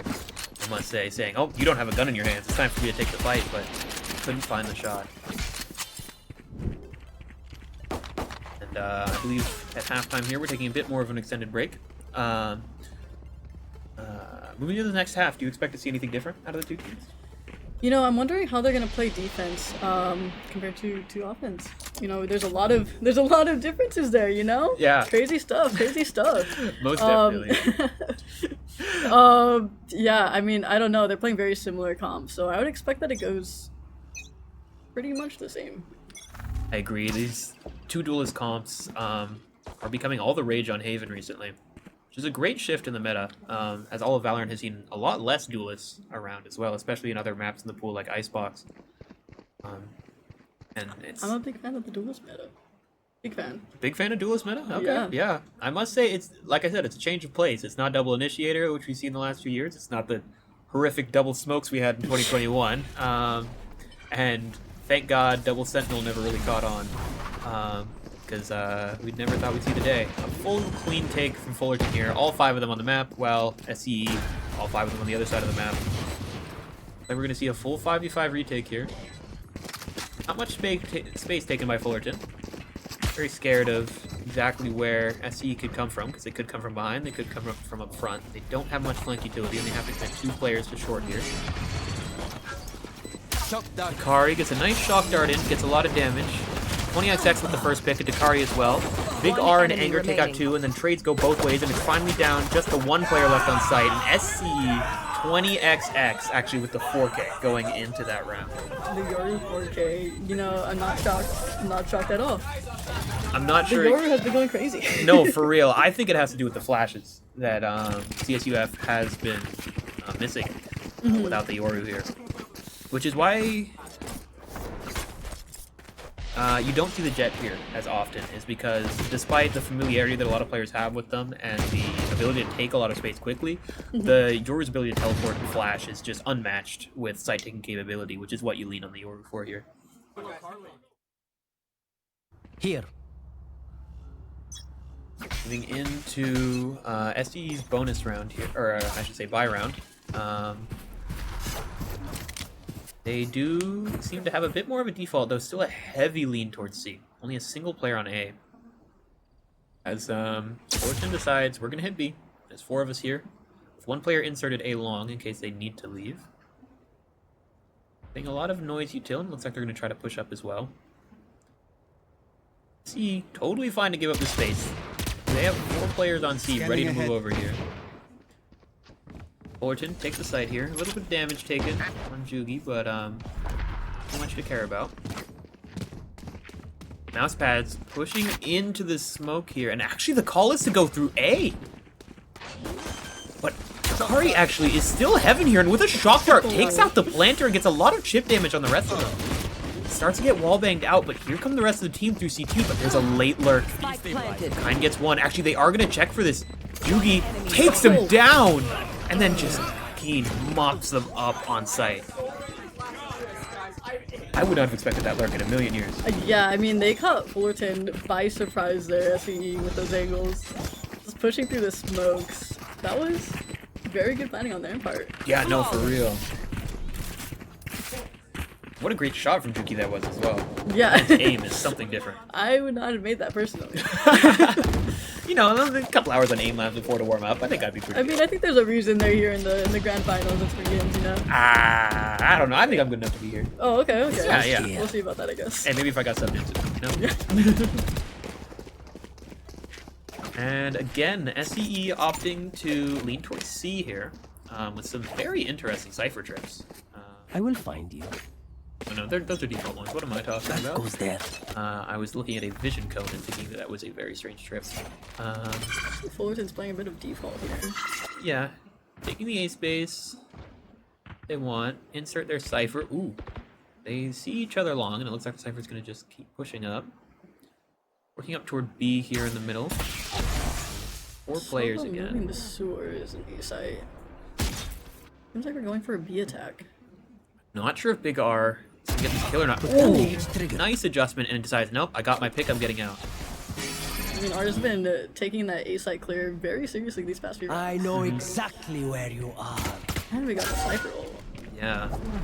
Big, they see all the players towards C here, and it looks like the com's gonna be the same as last round. Guys, we're going A off this. We've got a full path, clear as day. They know the one player's here, and Duke takes his head off. Actually, they're gonna keep pushing into the spawn here. They find the ISO, but Carly able to trade it out, and actually gets a second one there with a nice shot through the corner there.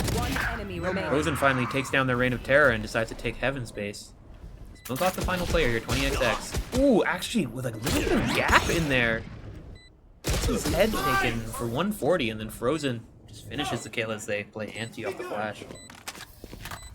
Very well played from the attackers there. Yeah, I mean, I think SEE needs to put a bit of a focus on A side defense. Fullerton's able to just clear that pretty easily. This is a nice spot. Past couple of rounds. Yeah, they seem to be pretty confident in their A site retake, but we're not even seeing that take place as the gaps are being found. The picks are going toward Fullerton even before the take occurs. A lot of players grouping up toward mid here. Let's see.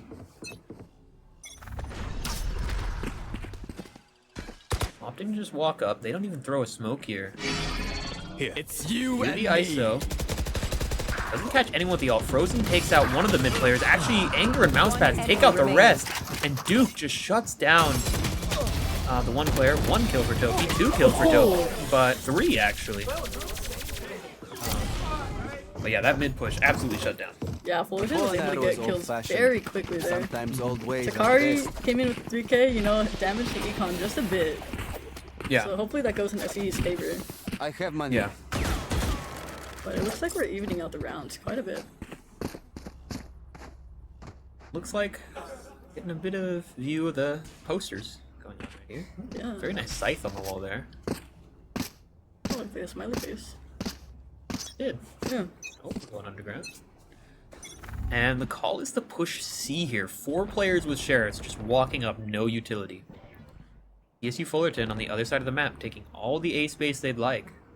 There isn't a single player on that side of the map. Closest to Takari and C Link, and the rest are in C lobby at this point. They are not taking the space they need, and Fullerton just walking up. They know they have all the space.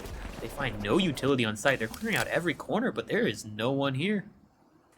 Big R on their lurk might get caught out. Not sure where this flank is going to go. Looks like the comm is to go straight through main. Flipping the map. Take out the trip. And taking long. Looks like they're going loud here.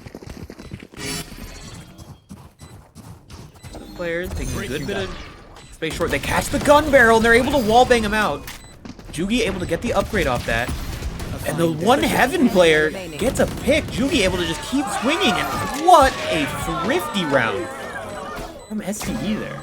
Yeah, I was very worried with SCE just full stacked on A, but you know they keep anticipating that push. Yeah. But I mean they were able to flip the map, and it worked out very well. Yeah, they just took it like they were the attacking team, saying, "Nah, this is our round."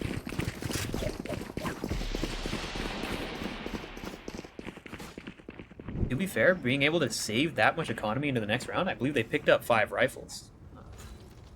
It's always nice. I mean, they just snatched it from Fullerton. They got. I mean, I don't think anybody died that round on CSE side. I'm not sure. Definitely Thrifty them. I don't know what the priority is between Thrifty and Flawless for the announcer.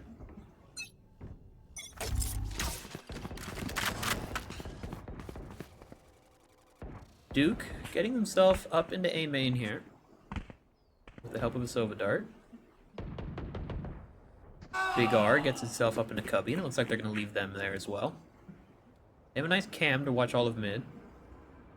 Kari holding a very passive line on B side here. They hear the drone coming up short, so the comm is going to be to rotate 2 other players over here. 2 in heaven, actually, and Duke thinking they might be able to crouch under this, but they're not going to try it. Oh my god, what a shot on the heaven player there. Just, that's it, we're taking the site. The util out for the defenders, seeing if they get us some spans, and actually they pop the Hunter's Fury out as well. 20XX going into B, but is taken down by Big R, playing a bit closer than he expected. Dodges the flash. Kind able to get 2 from heaven, but Big R just coming straight through. Kind gets a 3rd, 4th. Oh my god! These Cypher players are just holding W toward each other. Yeah, I mean, the Cyphers are popping off. Love to see the matchups. We've seen a lot of Sentinel matchups. No, for real. When your Sentinel's popping, your team has to be. Yeah. Lurk plays. Every gap is just being found by every team. Breaking the chain, and then he just walked forward there and said, oh, I'll take another kill. Oh, why not another one? Full confidence, why not? No, for real. Looks like we are grouped up toward the seaside here. On the side of CSU Fullerton, there are 3 players here, mostly lean toward Garage, so 1 player long. Fire. Anger using all their utility to get out of sight. Looks like we're getting a dash updraft as well with the knives, able to take down with Duke.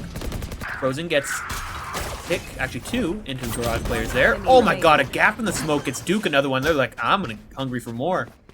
No, there's only 1 player here. They think he's CT. They're right. He knocks him down, but Anger with the trade. Very clean from Fullerton. Just a straight CT. And they're definitely holding WK. No fear anymore. Like, you know, they've learned. Yeah. They've learned playing against SE. It appears that, yeah, this fast style shuts down these harder anchors, I want to say, that SE is running. As they commit lots of players to one side of the map. I'm wondering if SE is going to be able to adapt here. Or if Fullerton's going to be able to sweep this. It's a good question. They could just run it here and take pretty much every round they want to if they keep playing like this. But opting to play a slower mid here as 3 players take mid for SCE. Able to insert 20XX, but they immediately hear that rotate going toward A, and actually all 5 players coming over here. This is going to be a hard fight on the A site. Get my voice ready. As a player comes out, taking his head off by Keen, not able to take it down the second. Anger, another ISO ult coming out. We've got Jugi and Big R. The fight continuing on the site. Paranoia comes out from long. SE takes out another one. 1 player short, 1 player long. A nice upgrade for the defensive side. Duke takes 2 heads off. Waiting for his teammate to fight. Carly together, and that's 4. Locking in that round for them. And the player's getting pretty excited over there, it sounds like. I mean, Fullerton's riding this high, and I don't blame them. They're doing very well on attack here. They've been yelling this entire day, I must say, and I must love it. Because that's my favorite part about LAN. Trash talking the guy sitting across from me. Yeah. You don't get that in comp. You don't get that in a scrim.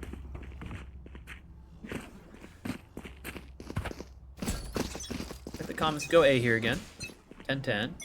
A little bit of pressure toward mid there, and again, 3 players pushing toward mid for SE. They're gonna run back to the exact same thing as well. Icewall comes out, catches the mid player actually. Anger with the Odin. Oh no. And I believe Big R took out another player swinging. Carly able to get the trade back on Anger, so it takes a lot of damage for it. Looks like a full rotate towards C here, calling for a lot of utility. Quick dash out to Plat. Carly here seeing if they can get something cheeky. Ooh, get taken down even lower. 3 HP sitting inside this smoke. Spike planted. Big R not ready for him, but nothing for Carly. And actually gets taken out by Duke, and Frozen mobs up the final two players in Garage there. Playing risky there with that amount of buy. That sucks. Yeah, I mean, what do you think the plan is for SCE here? I mean, Fullerton is just going full speed ahead, and they're just setting the tempo for this entire game. I'm not sure this is the correct move, but SCE has been playing this gamble stack pretty much every round toward one. And I think instead of gamble stacking and then playing for the retake on the other side, I think they need to push again. Because that's something that worked really well for them in the past, is taking that gamble stack and turning it into a full-on push, which actually they do seem to be coming toward the C side here. Bit of a wall bang coming from Fullerton, and actually they're able to lose one, actually, as Jugi, the only player on A, gets a nice kill long. But again, 4 players pushed up C here. And Fullerton is pretty much only in their spawn. They hear that the trip is broken, and they're going to try to fight it, but do they expect 4 players here? Not at all. Carly able to take out Big R.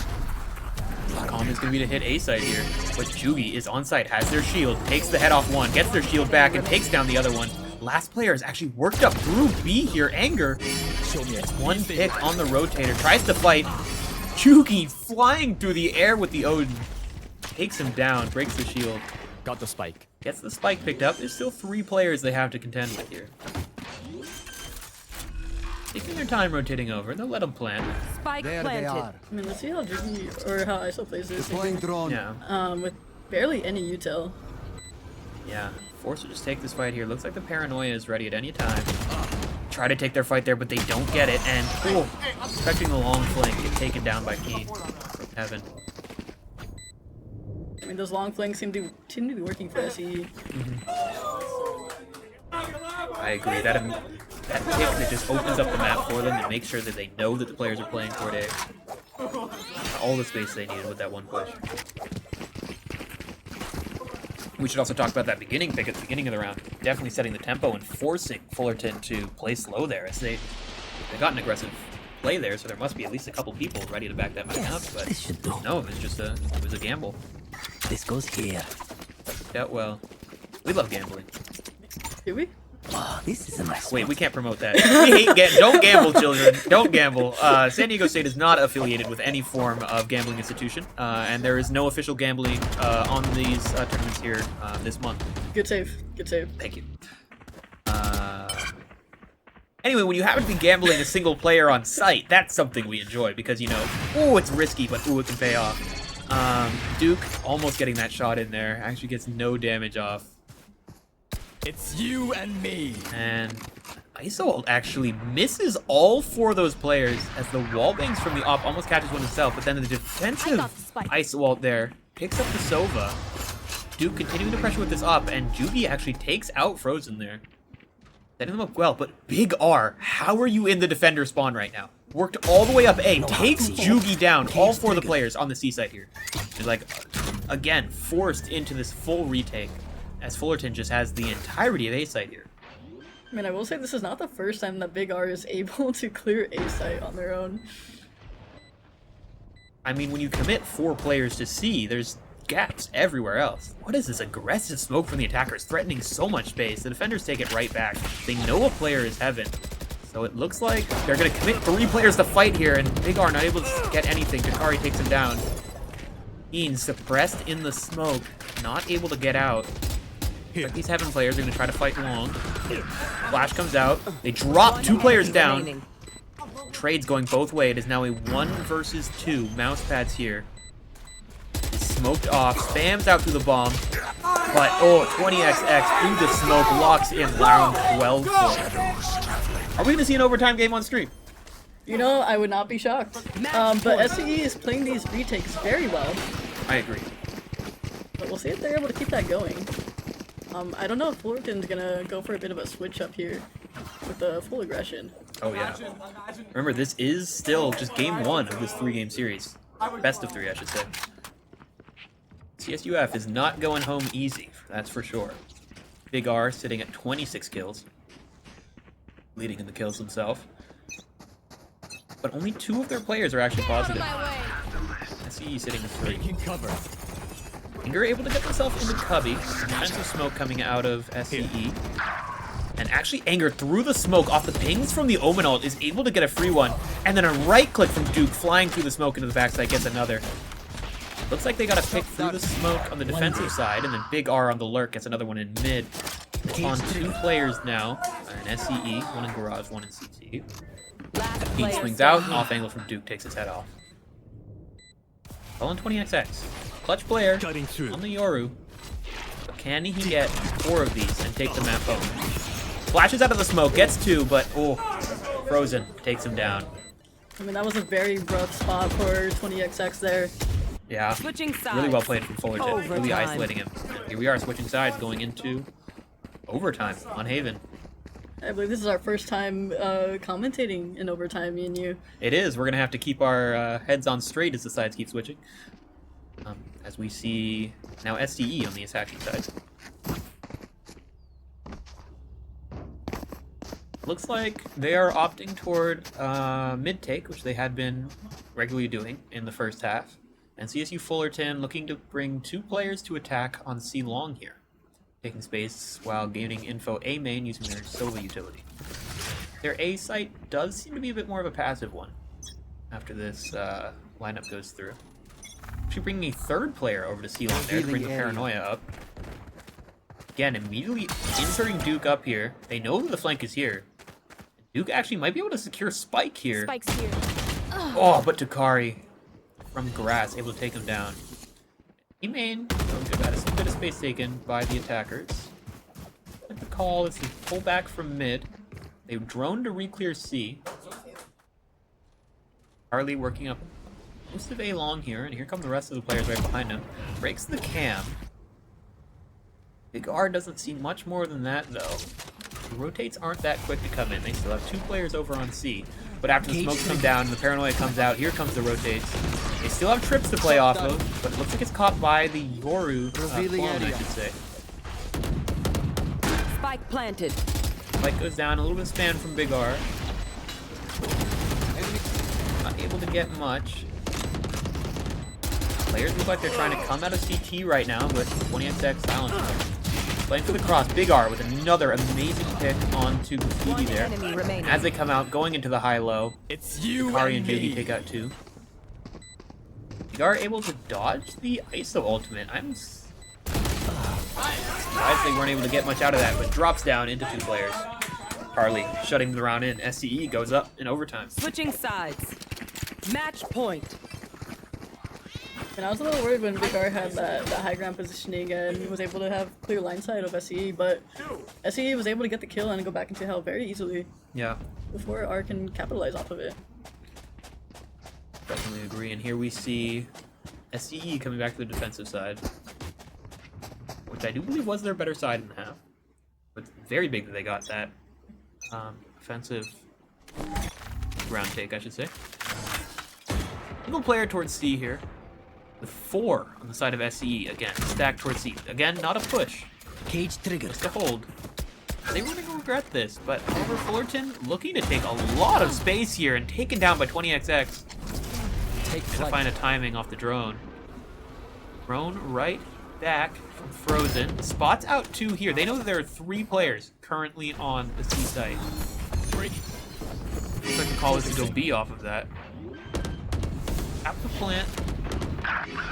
And get a pick into A link there, Anger. Now the side is to stick. Jugi gets 1 from mid window. Nice flank straight out by Anger. Keen gets 1, gets 2 actually. Dirty fight. Big R. Last one left, sitting backside. 1 versus 2. Sorry, was amazing offense.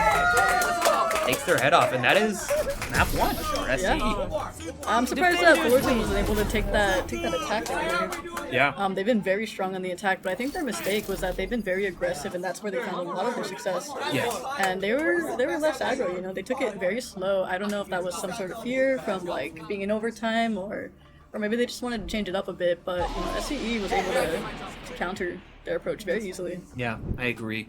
They haven't had much success at all, it felt like, having those very slow plays throughout the entire half, whenever they were on the defense there. And I believe that the next map we're moving into is Ascent. Yep. Which I believe we've seen both teams play. Yeah, we have actually. Okay. Yeah, SE was very strong on it, so. They were. They played a very default comp, right? Or were they the Tejo?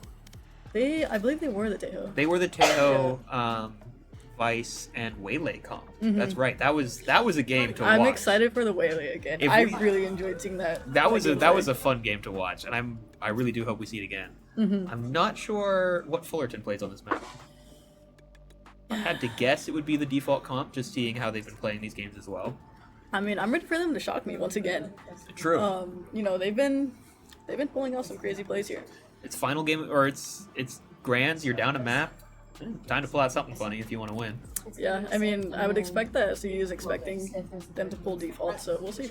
Yeah, I agree. Who knows who they practice? Do believe the teams are getting ready right now. Giving them a small break as we move into the next map. Obviously, they've been playing all day. 8 hours of this. Yeah, it's been a very long time. I believe we're going into Agent Select here. Some lock-ins already. Anger taking out that signature Reyna and actually a double duelist comp on the side of TSUF. This is something that I don't think has ever been played on a set. I love to see it. It feels like we're playing competitive right now. Yeah. The only they normally you see a very standard flash play on this map, but actually none of the teams playing flashes here aside from their open blinds and the Reyna blinds as well. But the Lear is not going to be able to. The Lear is not going to be able to replace the KO flash. And I am hearing that we are going into a 5-minute break once Agent Select is over, just to give the players a chance to breathe. As well as us, hopefully, but we'll see. Who knows? Let's see if SCE locks in what they're doing here, which is, again, a double duelist comp. Guys, you're not playing Haven again. This is a different map. Hey, don't doubt them. They know what they're doing. You know, SCE, they don't need any flashes. They work well without them. Apparently. I mean, if we can see Keen popping off on the ISO again here, I'm excited. And 20XX actually opting to go on to the Deadlock. They were often the duelist throughout most of this tournament. Excited to see whoever it was rotating off of that Sentinel role. There are the final lock-ins. We have our comp set. I believe Keen was the one playing Cypher. Yeah, and we're going into this break. We'll see you in a few short minutes. Grab a glass of water, use the bathroom, and get ready for this grand final, game number 2.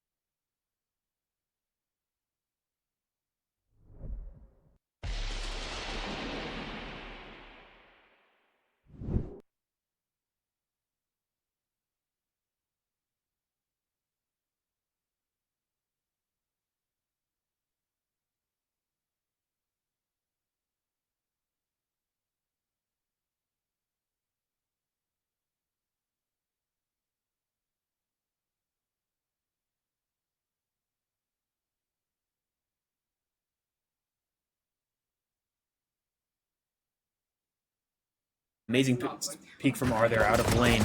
Gets a third and a fourth as they swing out of stairs. Duke picks up the last through mid there. While actually in the deadlock net. Deadlock's wires are obnoxious. Shoot them for me, yeah? Fullerton taking round 1 here on the defensive side of Ascent.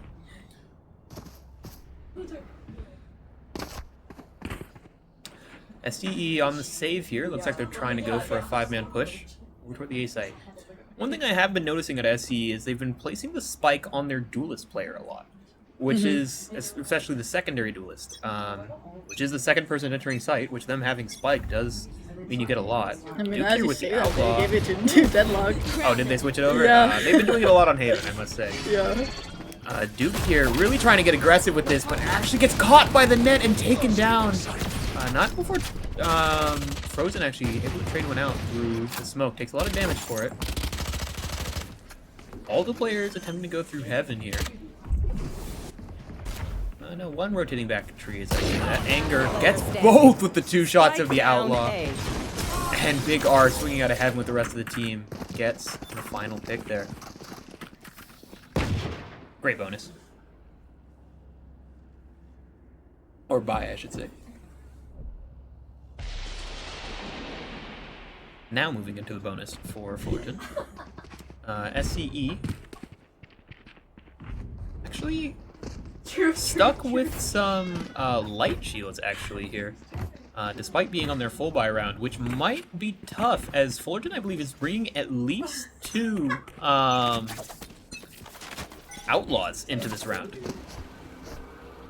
Not sure why we're calling for the waiter here. I think our spectator's getting a little thirsty, but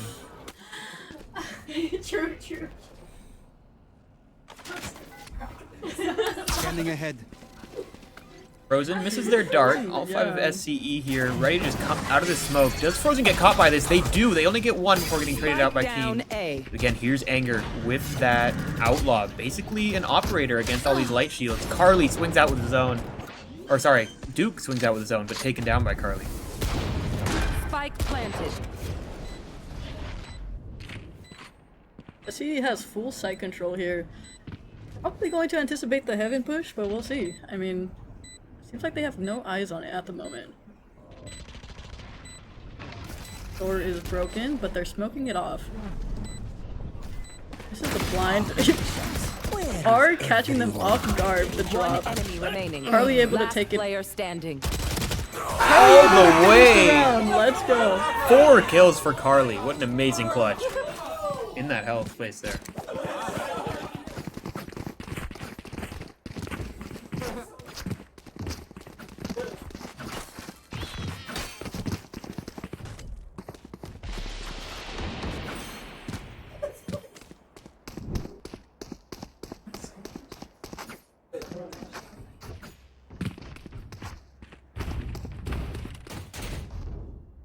No, SCE is going to have ISO split onto B here. Going with the 4 push on A. Duke taking some aggressive A main space. They're ready for these double hold from Carly and 20. See Carly. Take some damage and get out. Actually took a headshot there, it looked like. Down 10 HP. Yeah, I mean, I feel like we just never seen Carly. Deploying drone. They do just hold those angles well. They've been showing it off with the Sheriff for sure. Yeah, I stand by that. I mean, Carly with the Sheriff? Scanning ahead. Terrifying. Terrifying. I would never. Not in my comp game. Yeah. Ooh, mouse pads takes out one pushing through the bottom mid there. Actually, through the smoke, it does appear as well. Yeah, it seems like we're going for a B push here from SCE. Anger shuts it down. Big R gets another one from Market there. They take the spike down Pizza. Swinging for more. Gets one. Ooh, Carly was straight off their double second swing. Teleports across, but into the eyes of Frozen. Who's taking the tree space.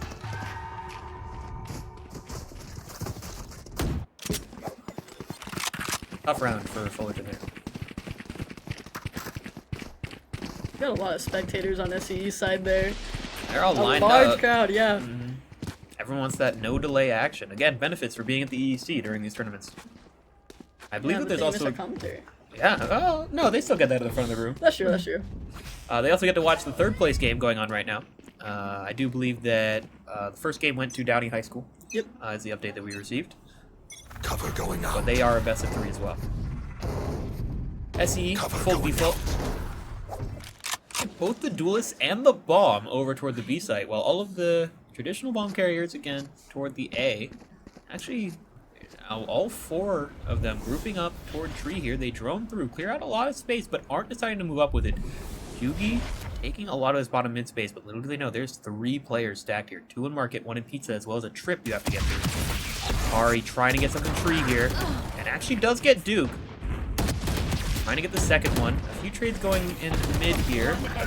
Kari actually, holy! Carly with the 3K. Carly just mopping up those mid players stacked there, and Kari just takes all of Shri with just the sheriff. Yeah, I mean, that split worked very well for SE. Forcing their way through all 5 of the players like they were not even there. There's definitely a lot of coordination going there, just waiting for the people from Fullerton to push through mid. Carly was just ready. Taking the mingles, ready for them to start rotating. Yeah. Can't say anything about how much SE uses aim labs after that round. Yeah.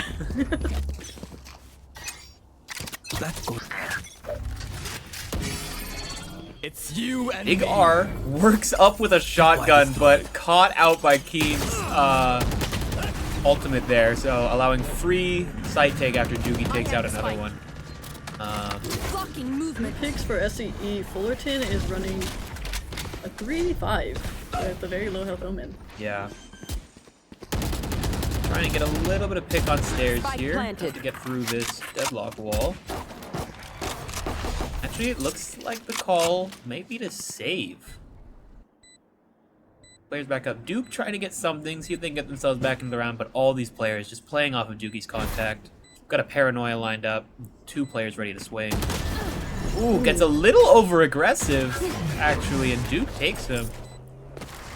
And decides to get out. That's all he wanted. Just a pick. Yeah. It's like a save here from the rest of the CSUF roster. Able to take 3 rifles into the next round. Fortunate for SCE, I mean, they almost came out with the 5-man. Still alive, but a little bit too aggressive. Yeah. Obviously, they do still get the round, and that does bring them to 3-3 here on Ascent. Which is very good for an attacking side. Again, very often a defensive-sided map here.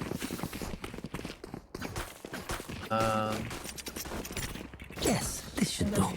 But yeah, SE showing us that these double duelist comp is definitely an option. Like Fullerton, I assume. The main strength of double duelist is once you lose a duelist taking an aggressive peek, you still have one more and can keep taking those aggressive peeks. Not something that gets shut down easily. You can just full sight take right after you have all the utility you need for it. And as SCE moves toward the A side here, they have a solo jet lurking mid here. Something like I said, you can just commit here. Jugi walks their way all the way up mid with nothing but a smoke bottom. Starts to clear out tree here. Get a paranoia to help them, but Duke actually dodges it, playing way too close. With the recon. Take flight. Again, doesn't matter that we lost this pick mid. We still got 4 players ready and waiting to take this site. Ooh, tagged through the smoke, actually, is the deadlock. And oh my god, Duke swings into the smoke into the attackers and is able to get one, but immediately all of his teammates traded out mouse pads. Able to get one, but it is a 2v2 now. Harley smokes him out. Have to figure out where they want to plant here. Big R on the retake with just a judge. Opts to pick up the rifle to get the sound utility, or information. Cage triggered. Is actually causing a B site rotate. On the attacks, no, it's a fake B site rotate. He TP'd back into A main, and both of these players just walk their asses right back. 30 seconds left. CSUF caught on the back foot. Why haven't they planted B? They teleported B, didn't they? But nope, here comes the plant down. Carly seeing if they can get a little something here. Ooh, damn! Shut down by those attackers. Amazing fake from SCE there. No, they've been doing some work with was those. not expecting it. Yeah. You know, I'm starting to learn how to play Omen just a bit, but just by watching these guys. Oh yeah, I'll be studying this VOD really later.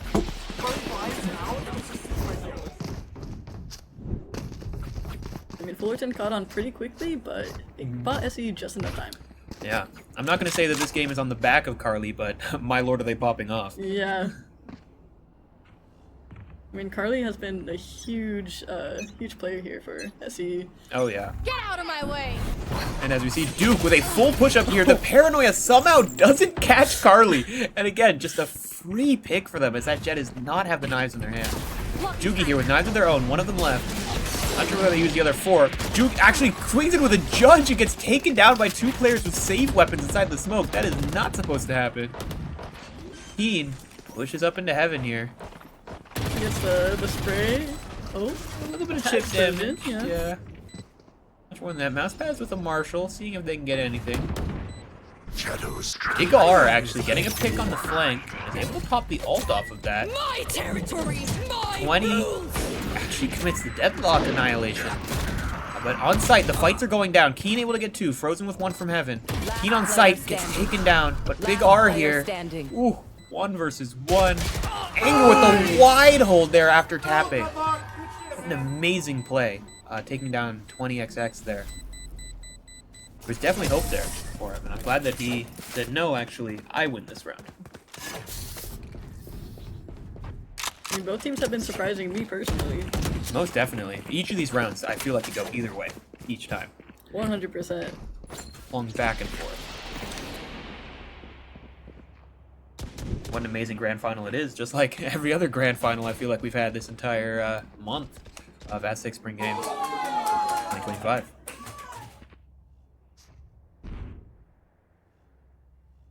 Stay tuned tomorrow as well, as we do have our final tournament of the month, Marvel Rivals. One of the first of its kinds, and it's the size of its LAN tournament, especially at the collegiate level.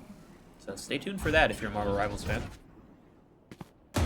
Ari getting spotted out by Duke. Doesn't look like he really wants to take this fight.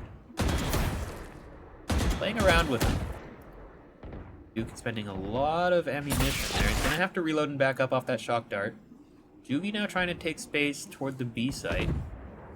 Players switch and some trips to contend with. Actually, the switch player is possibly getting close to lane there. Big R actually gets a pick on one of the players pushing tree, and Anger able to shut down the B site hit. Big R gets another one on tree. Suddenly it's just 2 players on A here. Default getting shut down, turning every fight into a 1v1. Yeah, for a second it seemed like SE was gonna go for A site, but I mean, seeing as they got picked off pretty easily, it seems like they're just gonna go default. Yeah. A bit of noise coming into tree here, which is very audible to the 2 players pushing A main on the side of Fullerton.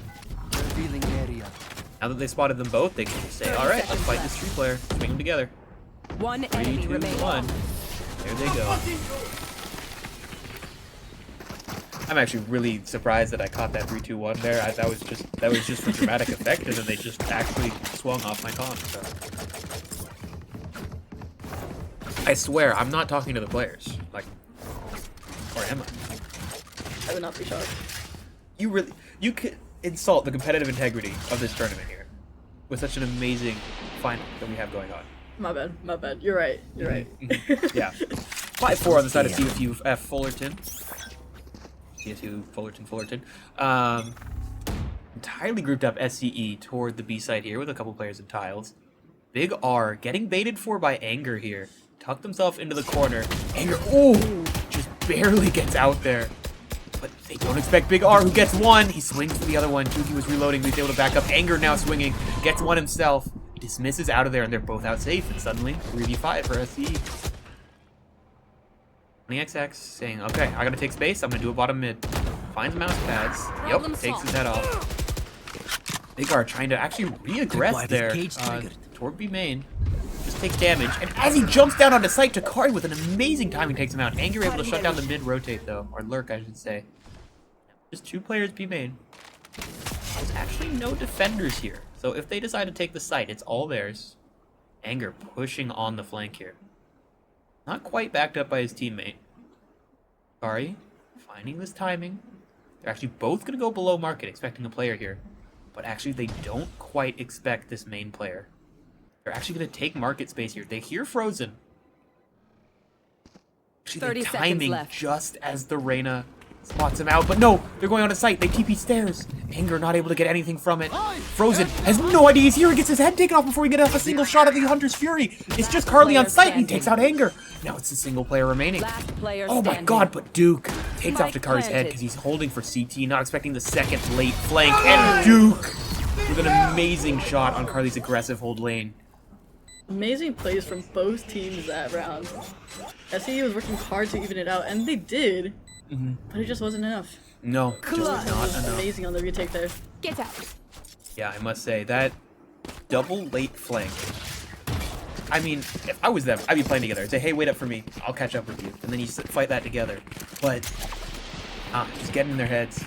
Where are they? It could be anywhere at any time, it feels like. I mean, I feel like Fullerton has been very strong when it comes to unpredictability. Yeah, I agree.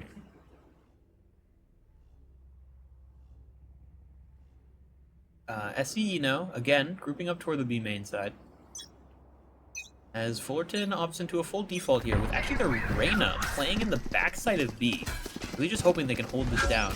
None of them break the dart, so 3 of them get scanned out. And that's going to cause all the rotates in the world to come over. It's you and me. Ultimate comes out on site, catches the Reyna, who actually only has a classic, or possibly lost a shotgun in there. Site is all of SCEs. Oh my god, an amazing swing from Big R takes out the draft player. Not able to get traded out. No, there's one main. They fight the lane player. This is a fast retake coming out. They paranoia the site. Another one for Duke. Gets traded out by 20XX, who then gets taken out by the push on Frozen. And it's all in Dakari here. It is planted for him. They have pretty much all the utility in the world that they could ever want. Pop the Hunter's Fury from so close, but they fake it. But pros don't fake. They're just sticking. One shock dart isn't enough. And defenders just win that, and they're like, nah, we're gonna starve you up for money. You're not fighting us there. Interesting choice from Dakari there. I'm not quite sure what the plan was. Maybe just to scare them off of Spike, but yeah, as I said, Fullerton did not care. Pros don't fake. Yeah, Fullerton proving that. Fullerton did an amazing job isolating SCE, especially with the jet smoke on main. I mean, SCE was just unable to push together. Yeah, exactly. Play the angles they wanted to. And now 7-4 for Fullerton going into the last round of the half here. SCE, 5-man through mid. 2 of them get scanned out, maybe 3 actually.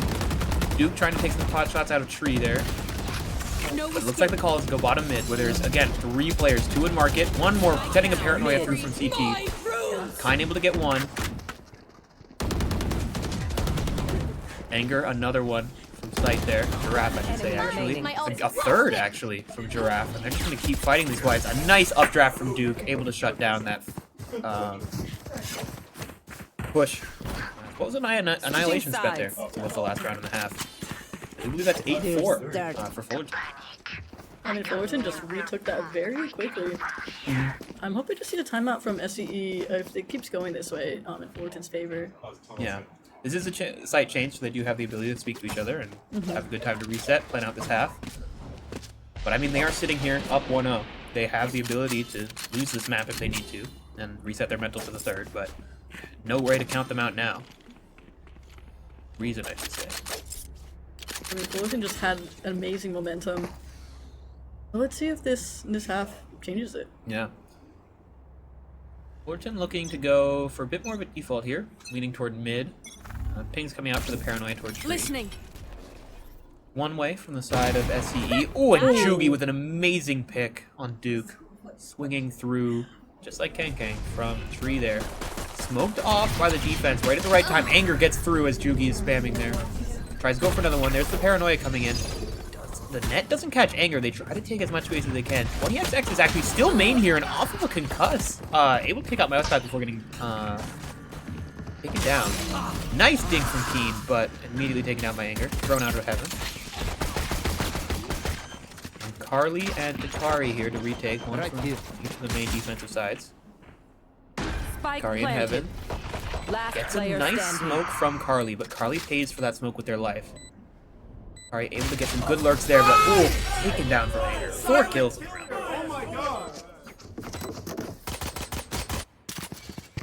It is early rounds yet. We're just seeing pistols, so. But that is a hard round for SDE to lose, as they're now down 9-4. going into a save round. Wouldn't be unheard of to see them force into this round. Having a lot less money than the other team, but doing what they can. It's like we're spinning around in our chairs today. As I hope you all are doing at home. Nice gaming chairs I know you have. SCE, if we could take a look at the buy here. Opting for the full save. Said, alright, we can go down 10-4 if we need to. We can take the round back after that. CSUF, 5-man towards B, takes out Takari. Anger is just on a roll at the moment. Yeah. All the utility coming out. But they're opting not to close door. And it's actually because they were trying to push market, gifting a gun to Big R, who's, I should say Carly, who was just taken out right afterwards in smoke. But Jugi now has a rifle. One player logs. They have a trip close as well. Big R has a great opportunity here. And actually, dude, just swinging out of lane there, takes off everyone's heads. Amazingly played from CSUF, though. I don't know, that random play was a bit aggressive for my part, blood.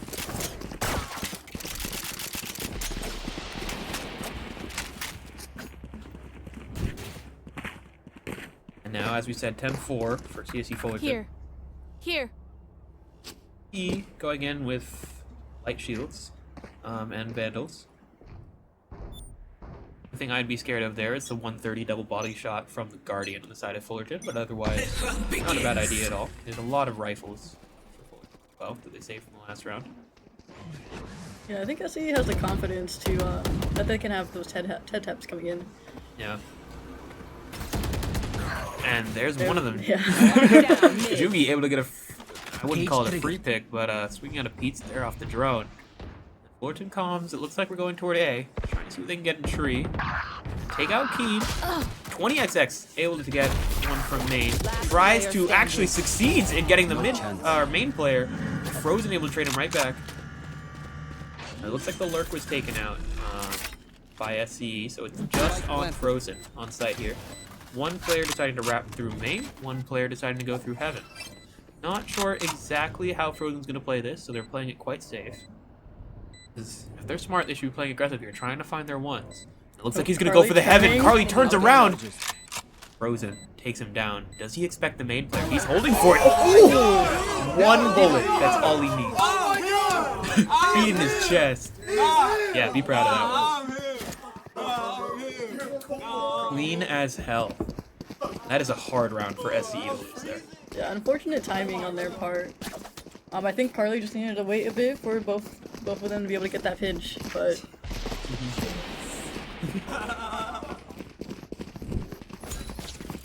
Now here we are.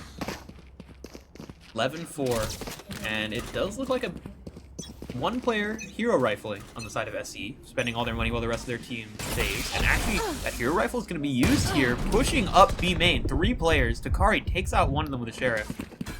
Inserts his friend in, and then the return paranoia from the attackers, I should say. They actually throw the rifle off the map, denying any form... Wait, that was the attacking team, yeah. Throwing the rifle off the map. Not trying to give the defending team any form of economy chance here. 4 players push up in B main here, but there's 3 holding behind the smoke, and the rest of the team has taken all of A main. They know they're here. Here comes the drone. Clears out Jugi, but it's broken. Jugi pushes up, gets spammed out. A nice swing from Anger, gets one, dismisses out. He continues to push into the site here. Actually swings into the CT smoke here. Doesn't get much out of it. Bit of aggression from Big R. Nice to fall back again. They're just seeing if they can get those little fights. Not overcommitting. Nice ball coming out of market. Isolates, I should say, the one player logs, but yeah, he just wins that fight. That's all that happened for Fullerton. I mean, Fullerton's playing very coordinated at the moment. Yeah. Seems like they got the comms together, especially for this map.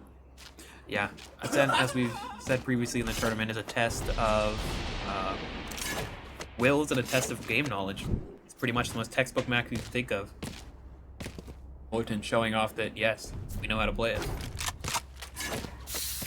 I got full buys on both teams here.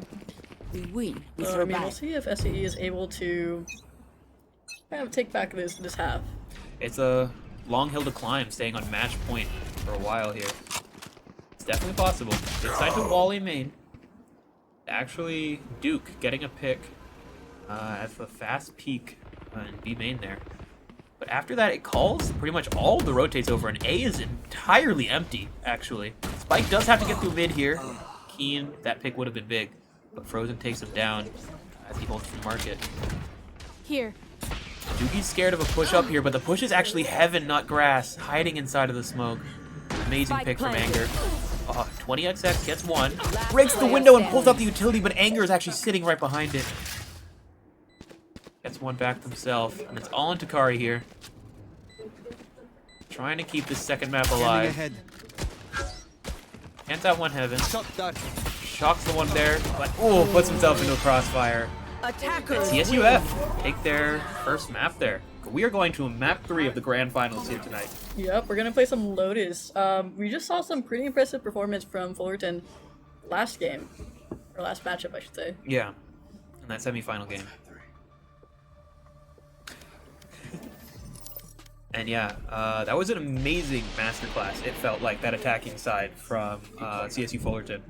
And honestly, I must say, seeing VCT recently, despite as I've said in the past that it's a defensive-sided map, there's so many attacking rounds that are just going over and over. And I could see that they had been studying, I believe Sen, who it is just been demolishing on their Ascent games recently. And it looked like it mirrored a lot of their plays as well. Though I'm not quite sure with the Reyna gameplay that we saw, which is a bit non-standard. Who knows what they're going to bring out for Lotus here. I believe we saw Fullerton playing on that map, but not sure what's going on with SCE. I'm not sure we've seen them play that map this tournament yet. Yeah, no, I don't think they have. I mean, maybe off stream. Could have been off stream. We haven't been able to catch all of those games. I do believe that we are going into a break. We're going on a 5-minute break here. All right, we'll be right back. Stay Thank you tuned. so much.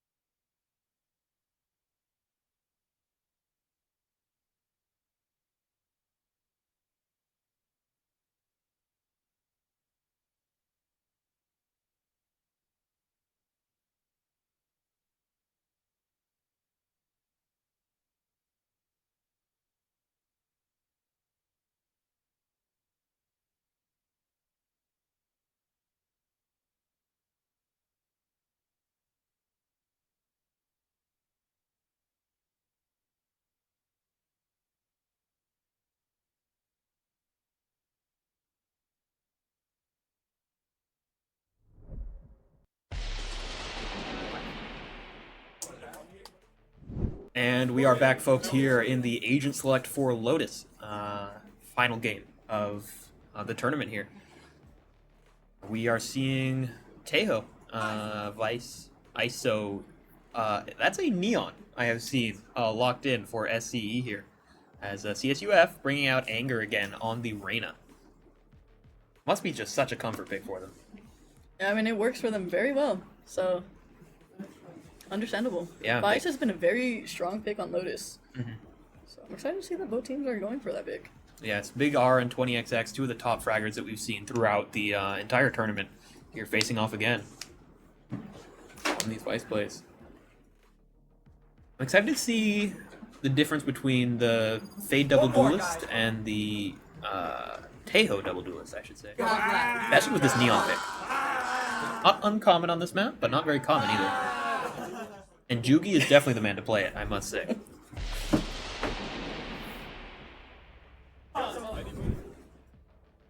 Players, here they are, getting ready, getting locked in. They want this. Medals on the line, pride on the line, cash prize on the line.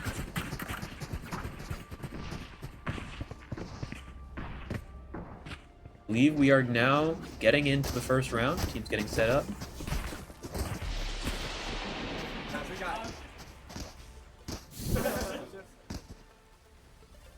An interesting overhead shot here.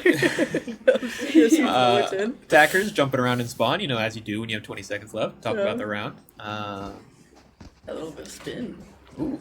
What an amazing view scenery. of this map. Yeah. Lotus is such a beautiful map. For real.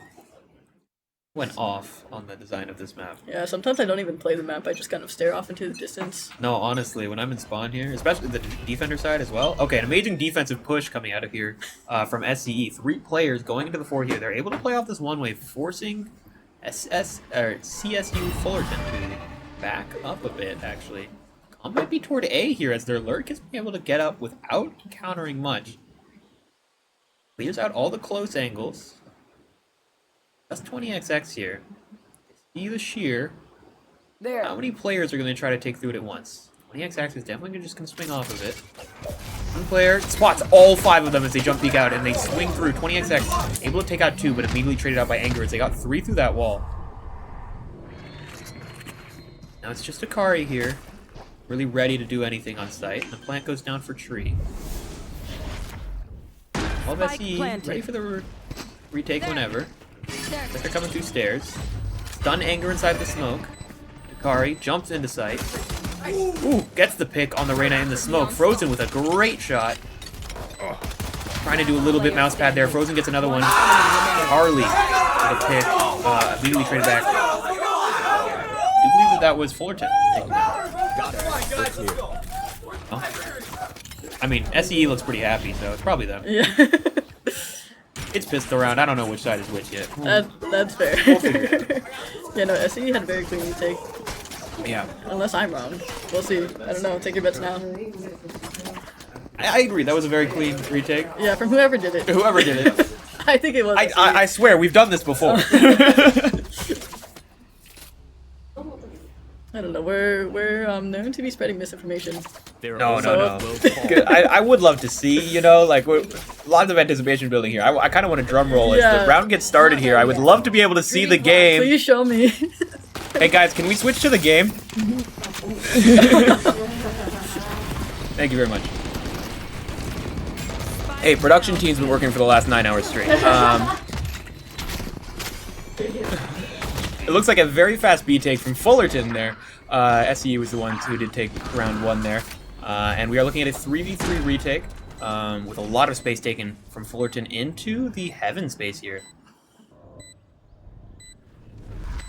Looks like they're going for the full wrap, but Carly and Takari able to pick up one. They see the next player, Heaven. Here comes that backstab. One enemy and a good backstab it is. Big R takes them both down. It's all on 20XX. Tap and then push up a bit. Takes out 1. And no transfer. Anger shuts him down with 9 HP.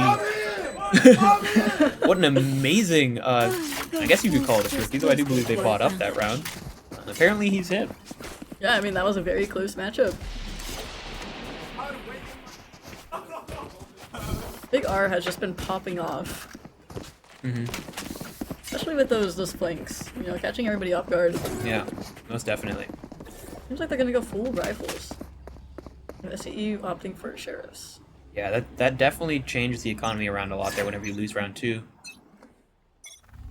Kari here, seeing what he can get information-wise. Not sure if they're going to get pre-fired. And they hear the one TP across, so they're going to back up. Taken a good amount of C main space. There's no one really in position to rotate over. Big R gets a pick as the shear goes off, so they are a bit isolated onto site. And he gets another one onto Kari, not able to land the shot. Doogie here rotated over. Full utility on the Neon, but with a Sheriff, they're not able to take much use out of it. 2 players push into heaven here. The Paranoia to follow it up. Oh, amazing shot from Keen, actually. Takes out both of them. Gotta go. Doogie slides in, gets himself a Phantom. And pushing in as well. 3 players left on site. Keen drops down, taken out by Mousepads. Nice try from Doogie. But taken down from 3 by Frozen. My city needs me. Very aggressive plays we're seeing a lot from Fullerton here. The site is not the final place they're willing to take. In the last round, they went straight through heaven and wrapped around, and this round again, pushing into the A heaven this time. Wondering if that's going to continue, or if that's just something they do on the economy round. We are seeing full buys out of both teams. Mousepad and Frozen on Bulldogs, but everyone else with full rifles. Yeah, Fullerton is just really taking advantage of these aggressive plays, catching SE off guard. I don't think they're ever expecting it, you know? Yeah, I agree. Looks like the call is 5-man C. Cover going out. Harley here with no shear. Actually, they're going to pop the ultimate here on the attacking side. Push them off. Carly able to get 1 before getting out. Here comes the push again. 3, 4 of them, possibly even pushing in the CT side here. Carly gets 1. Keen able to catch Mousepads here with the ultimate. Carly actually taken out there. But 2 kills going to SCE. Who gets another one? Oh, pushing into CT. Takes the head off another. They're on 3. This could be an ace for them if they want to win this round. He Keen.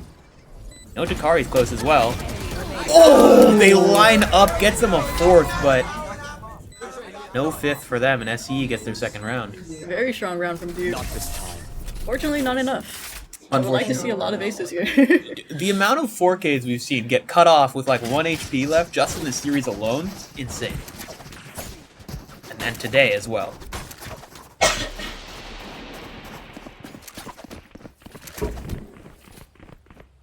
A 2-2. CSUF looking to run it back, it looks like. A lot of players grouping up towards C. SE wanting to place their defensive vice setup on C, it appears. Not sure if they're going to get that shear up in time. What's this? Not sure if they even Not plot ready it. yet. Retrieving flash. Big R lurking up toward B, while the rest of the players take C here. They always have the option to open the door and leave if they need to. 2 players of SC is pushed all the way up A, allowing 2 players to play hard on C here, and 20XX actually able to take out Duke with the worst weapon. Harley here, ready to support. Big R sees the shear. Didn't realize it was on B, and the call is to go B. Not able to trigger the wall, and Anger actually gets caught out because of it. Jugi pushes into this really aggressive position here with the Judge, with a crossfire with Takari. They're very low on HP, but this is going to be almost impossible for CSUF to come out of. 3 of them are stuck here. A lot of Teo utility being used by Takari here. Hear him out, but actually doesn't catch much. I think Vice is trying to go for this A push, expecting everybody to be on B site. We'll have a player inserted here. And yep, Keen able to shut that down, but actually Frozen able to take out both of the players in the crossfire, one of them with a Judge. Wallbang headshot on Jugi there. It's on Keen here and Door and 2 players towards CT. They are able to take out the Vice ultimate. 1 enemy remaining. And an amazing pick from Carly and Keen there, just swinging through the site. So you have when you have numbers. Just take your picks. Take them well. SE, very clean round. Shutting down every push that Fullerton has. Figuring out that crossfire there, not easy at all. Very impressive gameplay from Fullerton there. Interesting environment. Shots here. Very pretty trees, must say. Yeah, yeah. You can hold shift to fly slower. It makes for some nice cinematic ones. Yeah. Cinematic. We gotta get this man a controller.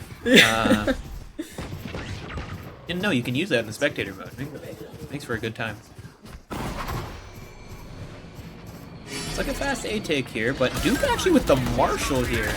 Tejo alt committed from the defense here and just swings through with it. I think he took some own damage from his shot there. What a shot from Duke on the sliding Jugi, who did get a pick there with their ult before getting it absolutely demolished.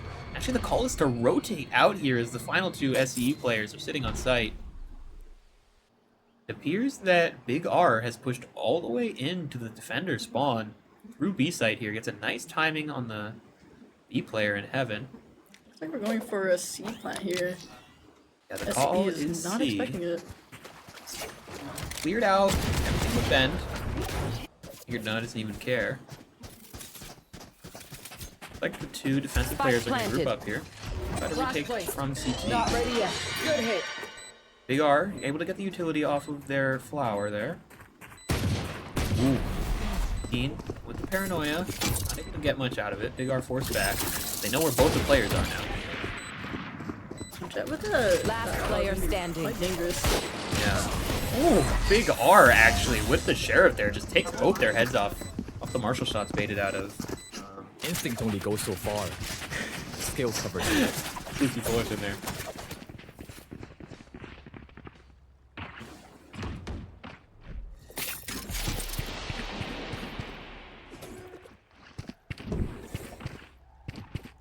Elephant. Elephant, yeah. As you know, Lotus does take place in India, I believe. I could be wrong there. Great part of Hindu culture, though. Kind of want an elephant waterfall in my backyard now. Honestly, it would look quite good. Thank you. Fullerton, 5 players toward A main here. Ult in, with that they're able to detect that there's only one player here, and they're pretty deep as well. We found one. It looks like they also put the Omen ult into drop there. Hitting a third ult, in fact, on the Reyna here. 5v5 retake. Fullerton ready to explode out of heaven at any point here. Looks like it's going to start with the Neon Stun. 20XX going out with the wall, able to take one. Duke gets a one back on Keen, but Mousepad swinging out for there. Gets a pick back. Frozen on 9 health. Managed to get a kill still. Takari gets 2 swinging out. Able to stun the third. Takari, there. no. I think he heard a footstep. He didn't. Anger finishes him off there. I was expecting a spray through the box there, but yeah. I mean, Takari was not expecting him to be placed there. He was very scared of the wrap around box or around the backside there. Mm-hmm. It didn't come.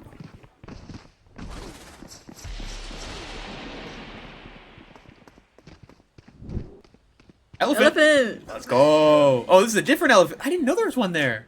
I gotta go look at that one. I'm about to take a look around this map. You can have fun spraying on those in game because you get some interesting patterns, I must say. I put my Furious spray on that one. Love the lasers, I must say. The sight lines here is all 5 of Fullerton push up here. Able to trigger the shear. And 20XX only gets 1 there before getting traded out in the tree. Means that they actually don't have anyone on site. 1 player late on the flank, 2 coming up through stairs here. And Duke is actually just going to keep swinging here, gets stunned, but gets taken down by Takari. Vice on Fullerton is half health. Jugi just pushing here. No fear. Ooh, Frozen taken out. I believe that's another round for Fullerton. No, SE. SE. I can't tell when we switch off so fast. You gotta remember the names. It's nice having the reactions, I must say. It is, it is. What do we learn by fighting ourselves? Thinking out loud.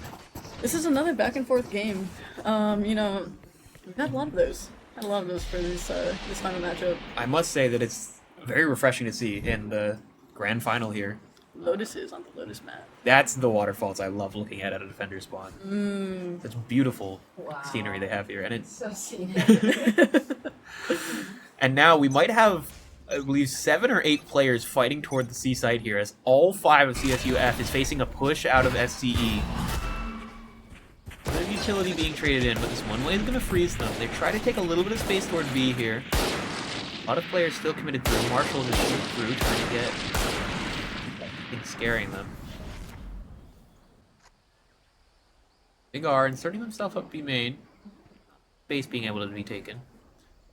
Now it's 3 players out of SCE, still just getting as much information as they can. Duke, a bit aggressive in this one way here.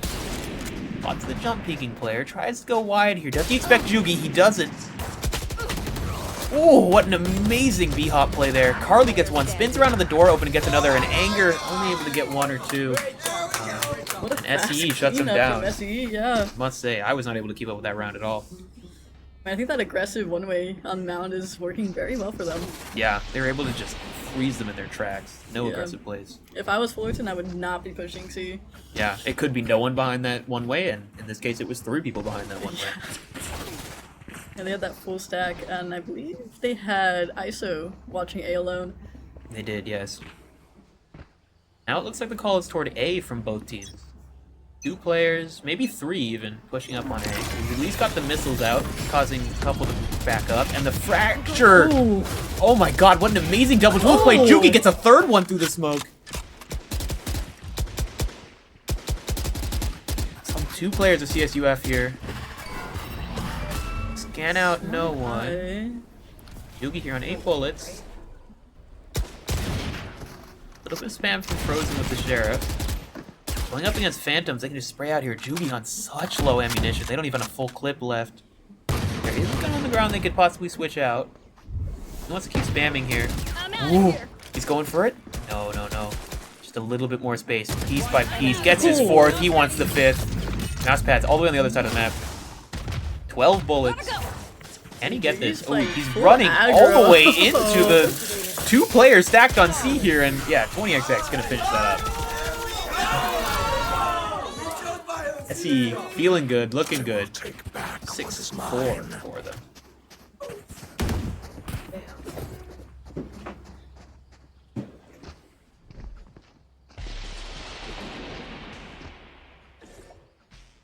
Let's see how this half ends. The Radianite damage looks like coming through the top of map here. Nice flowers in there, I must say. I've never noticed the petals up on that side of the old default out of CSUF here. 2 toward each of the mains, and 1 in the mid. Oh my god, an aggressive play actually coming out of Jugi there, but it's shut down by Frozen. Duke gets 1 B main, almost gets caught out by the Teo, all ripping through their spawn, but actually catches no one. Oh my god, what is this fight? Both of them taken down. The half HP Big R, what a swing! What a timing and what a shot. Takes all of A for their team. But oh my god, Takari. Oh, could have gone huge there, but Duke shuts them down and they have their free rotate to A. Big R spots out the last one. The rest of the players can just go knife out all the way in. It's up to Carly to get this 4K. It's a possible clutch, but it's going to be tough. I don't believe that Fullerton knows where she is at the moment. Dodges the flash. Oh, Duke with a nice shot there with the crossfire. Another round for CSU Fullerton. Last round in the half. 6-5 going into the final round.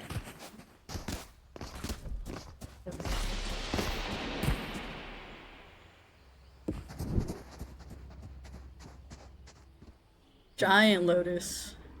Fine moment. See if you can find the stuffed animals. I think they're like above B site somewhere. I don't know where they are. They're hidden in this map. Somewhere in there. We'll find them. Ooh. Oh, no, there's one. Yeah, elephant. Alright, it looks like a 2-man push, no, 3-man actually coming out of the C side here. The ice wall not able to catch anyone. Actually does. Cover going out. Players back. Is that an Odin on Fullerton's side? I couldn't quite tell. They're down here. They've got an idea for it, and it looks like the comms from both teams to rotate over to A. Face your fear. Here comes the tree tick, fatal. So we're gonna see a lot of ults get used here as it is the last round. 20XX sitting down back out. Duke getting nothing, And both of the Vice ults actually coming through here. No one has a gun on site right now. Jugi gets one with his shorty. Gets a second as his gun comes back online. And yeah, here's this Odin on the side of Anger. Frozen able to get one. Jugi gets a third. Gonna keep swinging through here. Frozen gets a nice spray transfer on 2, but it's taken out by 20XX. I do believe that is 7-5 for SCE going into the next half here. Man, I'm not gonna lie, I was expecting a 6-6 solid, solid half, you know? No, for real. Definitely a very close game. Let's see if SCE is able to maintain this lead. Yes. Ooh. Nice carvings on the wall. Spray left by a player. Brain a moment. Love to see SCE it. Ooh. opting to take a nice fast C here, it looks like, as CSUF goes for the default A take. Actually, they might be taking A and C. That is not something you see every day. They're walking up behind mountain. They have a flash set up. Takari going to be the first contact here. Jugi actually takes one out. The flash catches him. Keen actually takes out Big R. I'm not sure if they were full blind or what, but that blind looked like it hit everybody. But CSUF, after that info, able to rotate quite quickly. They get through the flank wall. Spike planted. And taken down by Takari there. Mousepad is going for the classic spray. Don't know if that's going to really get much value. Anything is good here, as you are down in numbers. 20XX, takes out Frozen. And now the double swing. Oh my lord, the amount of dinks that that man just landed. 3 players swing him and he taps them all, but only 1 kill.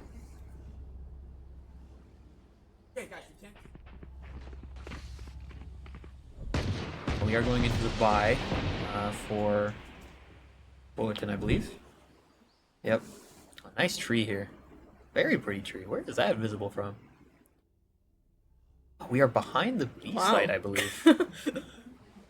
Oh, A site, actually. Why? You can't see that from anywhere. Oh, yeah, an approval from our spectator. Okay, it looks like an A take from both teams. A lot of utility being traded out, a lot of good crosses there, but the paranoia. Oh my god, Jugi just holding for it. Keen able to take out another one. It's just Duke sitting here. Jugi takes him down. Easy pre-aim. For the quick rotate. Yeah, only 2 players left here. They're fine to just plan A here. There was a thought to go B, but no, they've taken out 3 players. There can't be more on site. The smoke goes down, and 20 actually does get the pick there. Slides down, and Carly knocks up the last one there. Great performance from SCE. Flawless, he said. Flawless. Flawless. Flawless performance from SCE. Great buy round.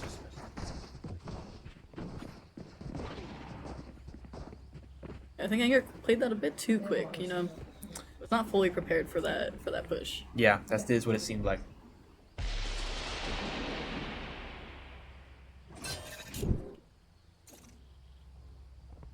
Like we have full rifles on Fullerton's side. I did not get to see what SCE was running. A door to nowhere. It appears. Top of that. We're getting into some nice tours here in the grand final. Love to see it. I'm going to focus on the game here as SE has taken all of A main. There's 2 players hard anchored on site and another one. Oh my lord! Never mind, make that 1 hard anchored as one gets spammed through the smoke. And another pick toward B, which means the comp is going to be break door, go B. Ooh, Carly actually spotted out here on the lurk and Frozen taken out heaven by Jugi.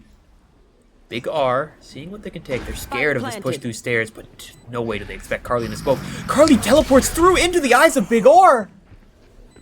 Mike is down B. I mean, it's not a big play, but it's a tough one. Big R doesn't get stunned there.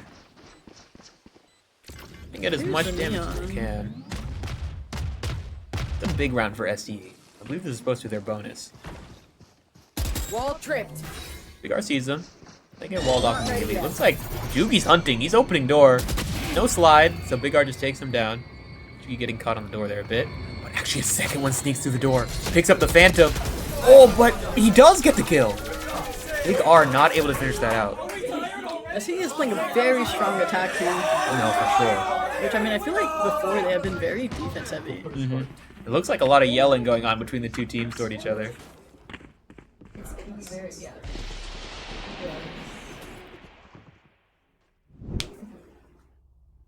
And now 10-5 for SCE. We are underneath the map in a strange location, I must say. A very dark room. It's horrifying. Quite horrifying, especially with the world coming in and out. Yeah, under the map. I'm correct, yeah. Oh, it's the door. I believe it's the underside of the door is what we were looking at there. Dude, what a shot on Jugi ulted. Able to shut down these neon ults every time. Keen able to take the player out in return that was playing with Fox. Still 2 players hard anchored on site, and it looks like the call is actually to push stairs here and push toward B. This is very strange. Door is getting broken. They're ready for this rotate. Carly takes out Big R. Can they get this player? Yes, they can. That is freebies at all. That's a fine in VCT. He knows how impactful that kill was. Spike planted. Duke here, seeing if they can trade it back. Simple body shot. Karma. Switches to Sensation. I'll say is a great skin upgrade for Prime. The ADS is a very nice green. Duke gets another one swinging out there. Has to clear this main space. Ooh, 20XX. Takes him back. Not quite. Hikari is taken down by Mousepads. My mousepad is low health here, so really we're just in a body shot. They don't quite smoke off the bomb for themselves, and they know where the blind is. 20XX. What's another death? Jump peaks. Jiggles. And yeah, shuts them down. Mousepad's not able to get anything there with the amount of time remaining.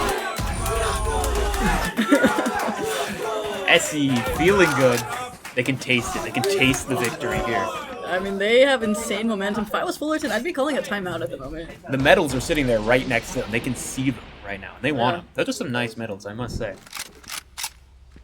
If one suddenly goes missing, at the end of this day, you know who took him. What are you talking about? Nothing. Don't worry about Not it. a criminal. Where are we going now? It's like we're exploring a little bit more. Yeah, I like the tree. I want to see what the... Oh, I remember where the stuffed animals are. They're behind Defender spawn. Maybe we can get a look at them next round. There's a nice circle of them. If you go out of Defender spawn to the right. Anyway, fast C-take actually, and they're able to catch the player playing on it inside the ISO ult here. Takes him down as well. And now it looks like the rotate is being taken from B. Door is open, but oh my god, Keen through the smoke gets 2? That's just it. Push is going through Waterfall and CT at the same time. Jugi gets 1. Frozen. The one they want, but this is round 12 for SCE. 1 more round, and they will take the entire tournament. SCE is feeling very good right now. I think I saw a desk slam, you know? Oh yeah, oh yeah. These desks, they take it here They at the do. Esports Engagement Center on SDSU campus. They're used to it. They are used to it, indeed. You know, some of them are getting a little bent out of shape, you know. Yeah. Let's find these stuffed animals. No, through the door? Yeah, there they are! Yes, they worship the bear. Not an elephant. Damn. And Jugi with the fast take slides over the top. Gets a nice stun there. Put Duke with the right click. It's a massive pick. Takes out the shield. Gets another pick. 2 bullets. Dashes across. 1 more. Oh, that was a headshot. But able to upgrade the not gun. going down without a fight. No, not at all. SCE gets 1 pick there as they enter onto the B site. And it looks like they're going to be able to commit the plant here. Big gets 1. Oh, not able to get out though. Judge isn't enough. They commit the tail ult, and it actually does catch Duke. Not able to get out of it in time.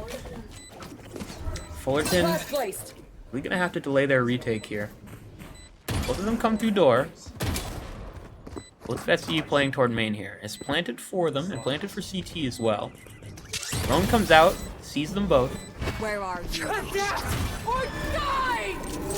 SCE looking to lock in this round with the Vice ultimate. As well as committing the Teo missiles on the bomb. Looks like we're getting a half stick, but 2 players swing out, and that is it, folks. SCE are your Aztec Gaming 2025 Spring Games champions of Valorant. What an amazing series they played, an amazing run, beating out 2 of SCSU teams' own teams, as well as the #1 seed in the tournament. And congratulations to them. An amazing run. Coming in as I believe the 8 or the 9 seed. I believe they were the 8th. They were the 8th seed, and Insane running their way upset. all the way up. Yeah, I mean, that was such a clean attack from them on that half. I agree, yes. I mean, I don't think they lost a single round on that attack. No, I think that no, they just swept right through them, didn't they? No, they dropped one. I believe Fullerton took one. But an amazing game for them. And I think we are going to try to get an interview with one of our victors here before the award ceremony. Stay tuned, folks. We'll be right back after this short break.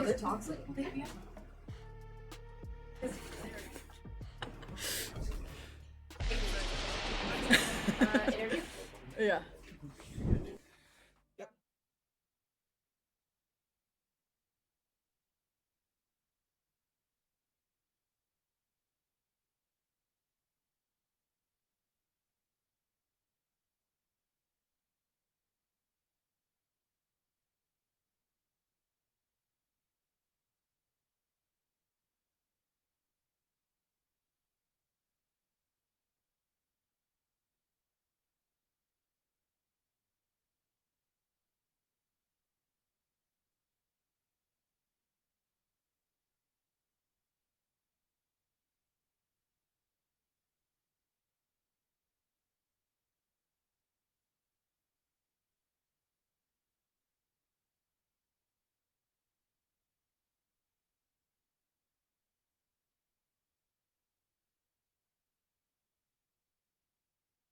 You'll be able to see yourself. All right, we are here with Carly. I mean, how do you feel after that win? It feels amazing. This is our team. We've worked so hard this season. This is actually probably one of our last lands we're gonna do, and this is actually the first we've ever fully won. So it actually feels great, actually. And I'm so proud of these boys. And I don't know, we work so well as a team. And some people are leaving, so I think that this tournament was just really special for us. Congratulations. Thank you. An amazing tournament it was. Is there anyone you'd like to shout out tonight? I'm not sure who's watching, but I know a lot of our team's parents are watching, and they always come and support the games. So I just want to say thank you guys for always watching us and supporting us. And my dad might be watching, so hi. we did it. He literally, my brother goes to Fullerton, so he really wanted us to beat them. So yeah. But yeah, it feels great. Thank you guys. What an amazing series that was, and what an amazing game you played. You were going crazy in some of those games. Your plays that you had moving where you were going. Yeah, I mean, the Sheriff gameplay, that was like, that was so good. Yeah, we were talking about how you should never really play with an automatic weapon again if you keep hitting shots like those. Thank you. I mean, what was going through your team's head as you were playing that last game there? During that last game, after our second game, it was a little rough. They kind of got a lot of rounds on us, but we always know how to have a good team talk and kind of bring our team mental back up. And I think our IGL Will, he always does a great job at bringing the team morale up. And I'm just really proud that everyone locked back in and we were able to win it. I know everyone really wanted to win. Yeah. Through that final run there, those last rounds that you just won back to back to back, we could see the smiles on your faces. That momentum feels so good because you just feel yourself inching closer and closer to the win. And I think just the momentum really just pushed us through. Like, you can't be stopped at that point. Like it was such a solid attack. Oh, yeah. We won't hold you much longer. I know you want to celebrate with your team. You're going to get your medals on in this moment here. Thank you very much, and thank you for coming. All right, thank you for everyone who supported us. Yes. Thank you guys. Thanks everyone for coming out, and thank you for watching Aztec Spring Games 2025. Have a great night. All right, thank you guys. Thank you.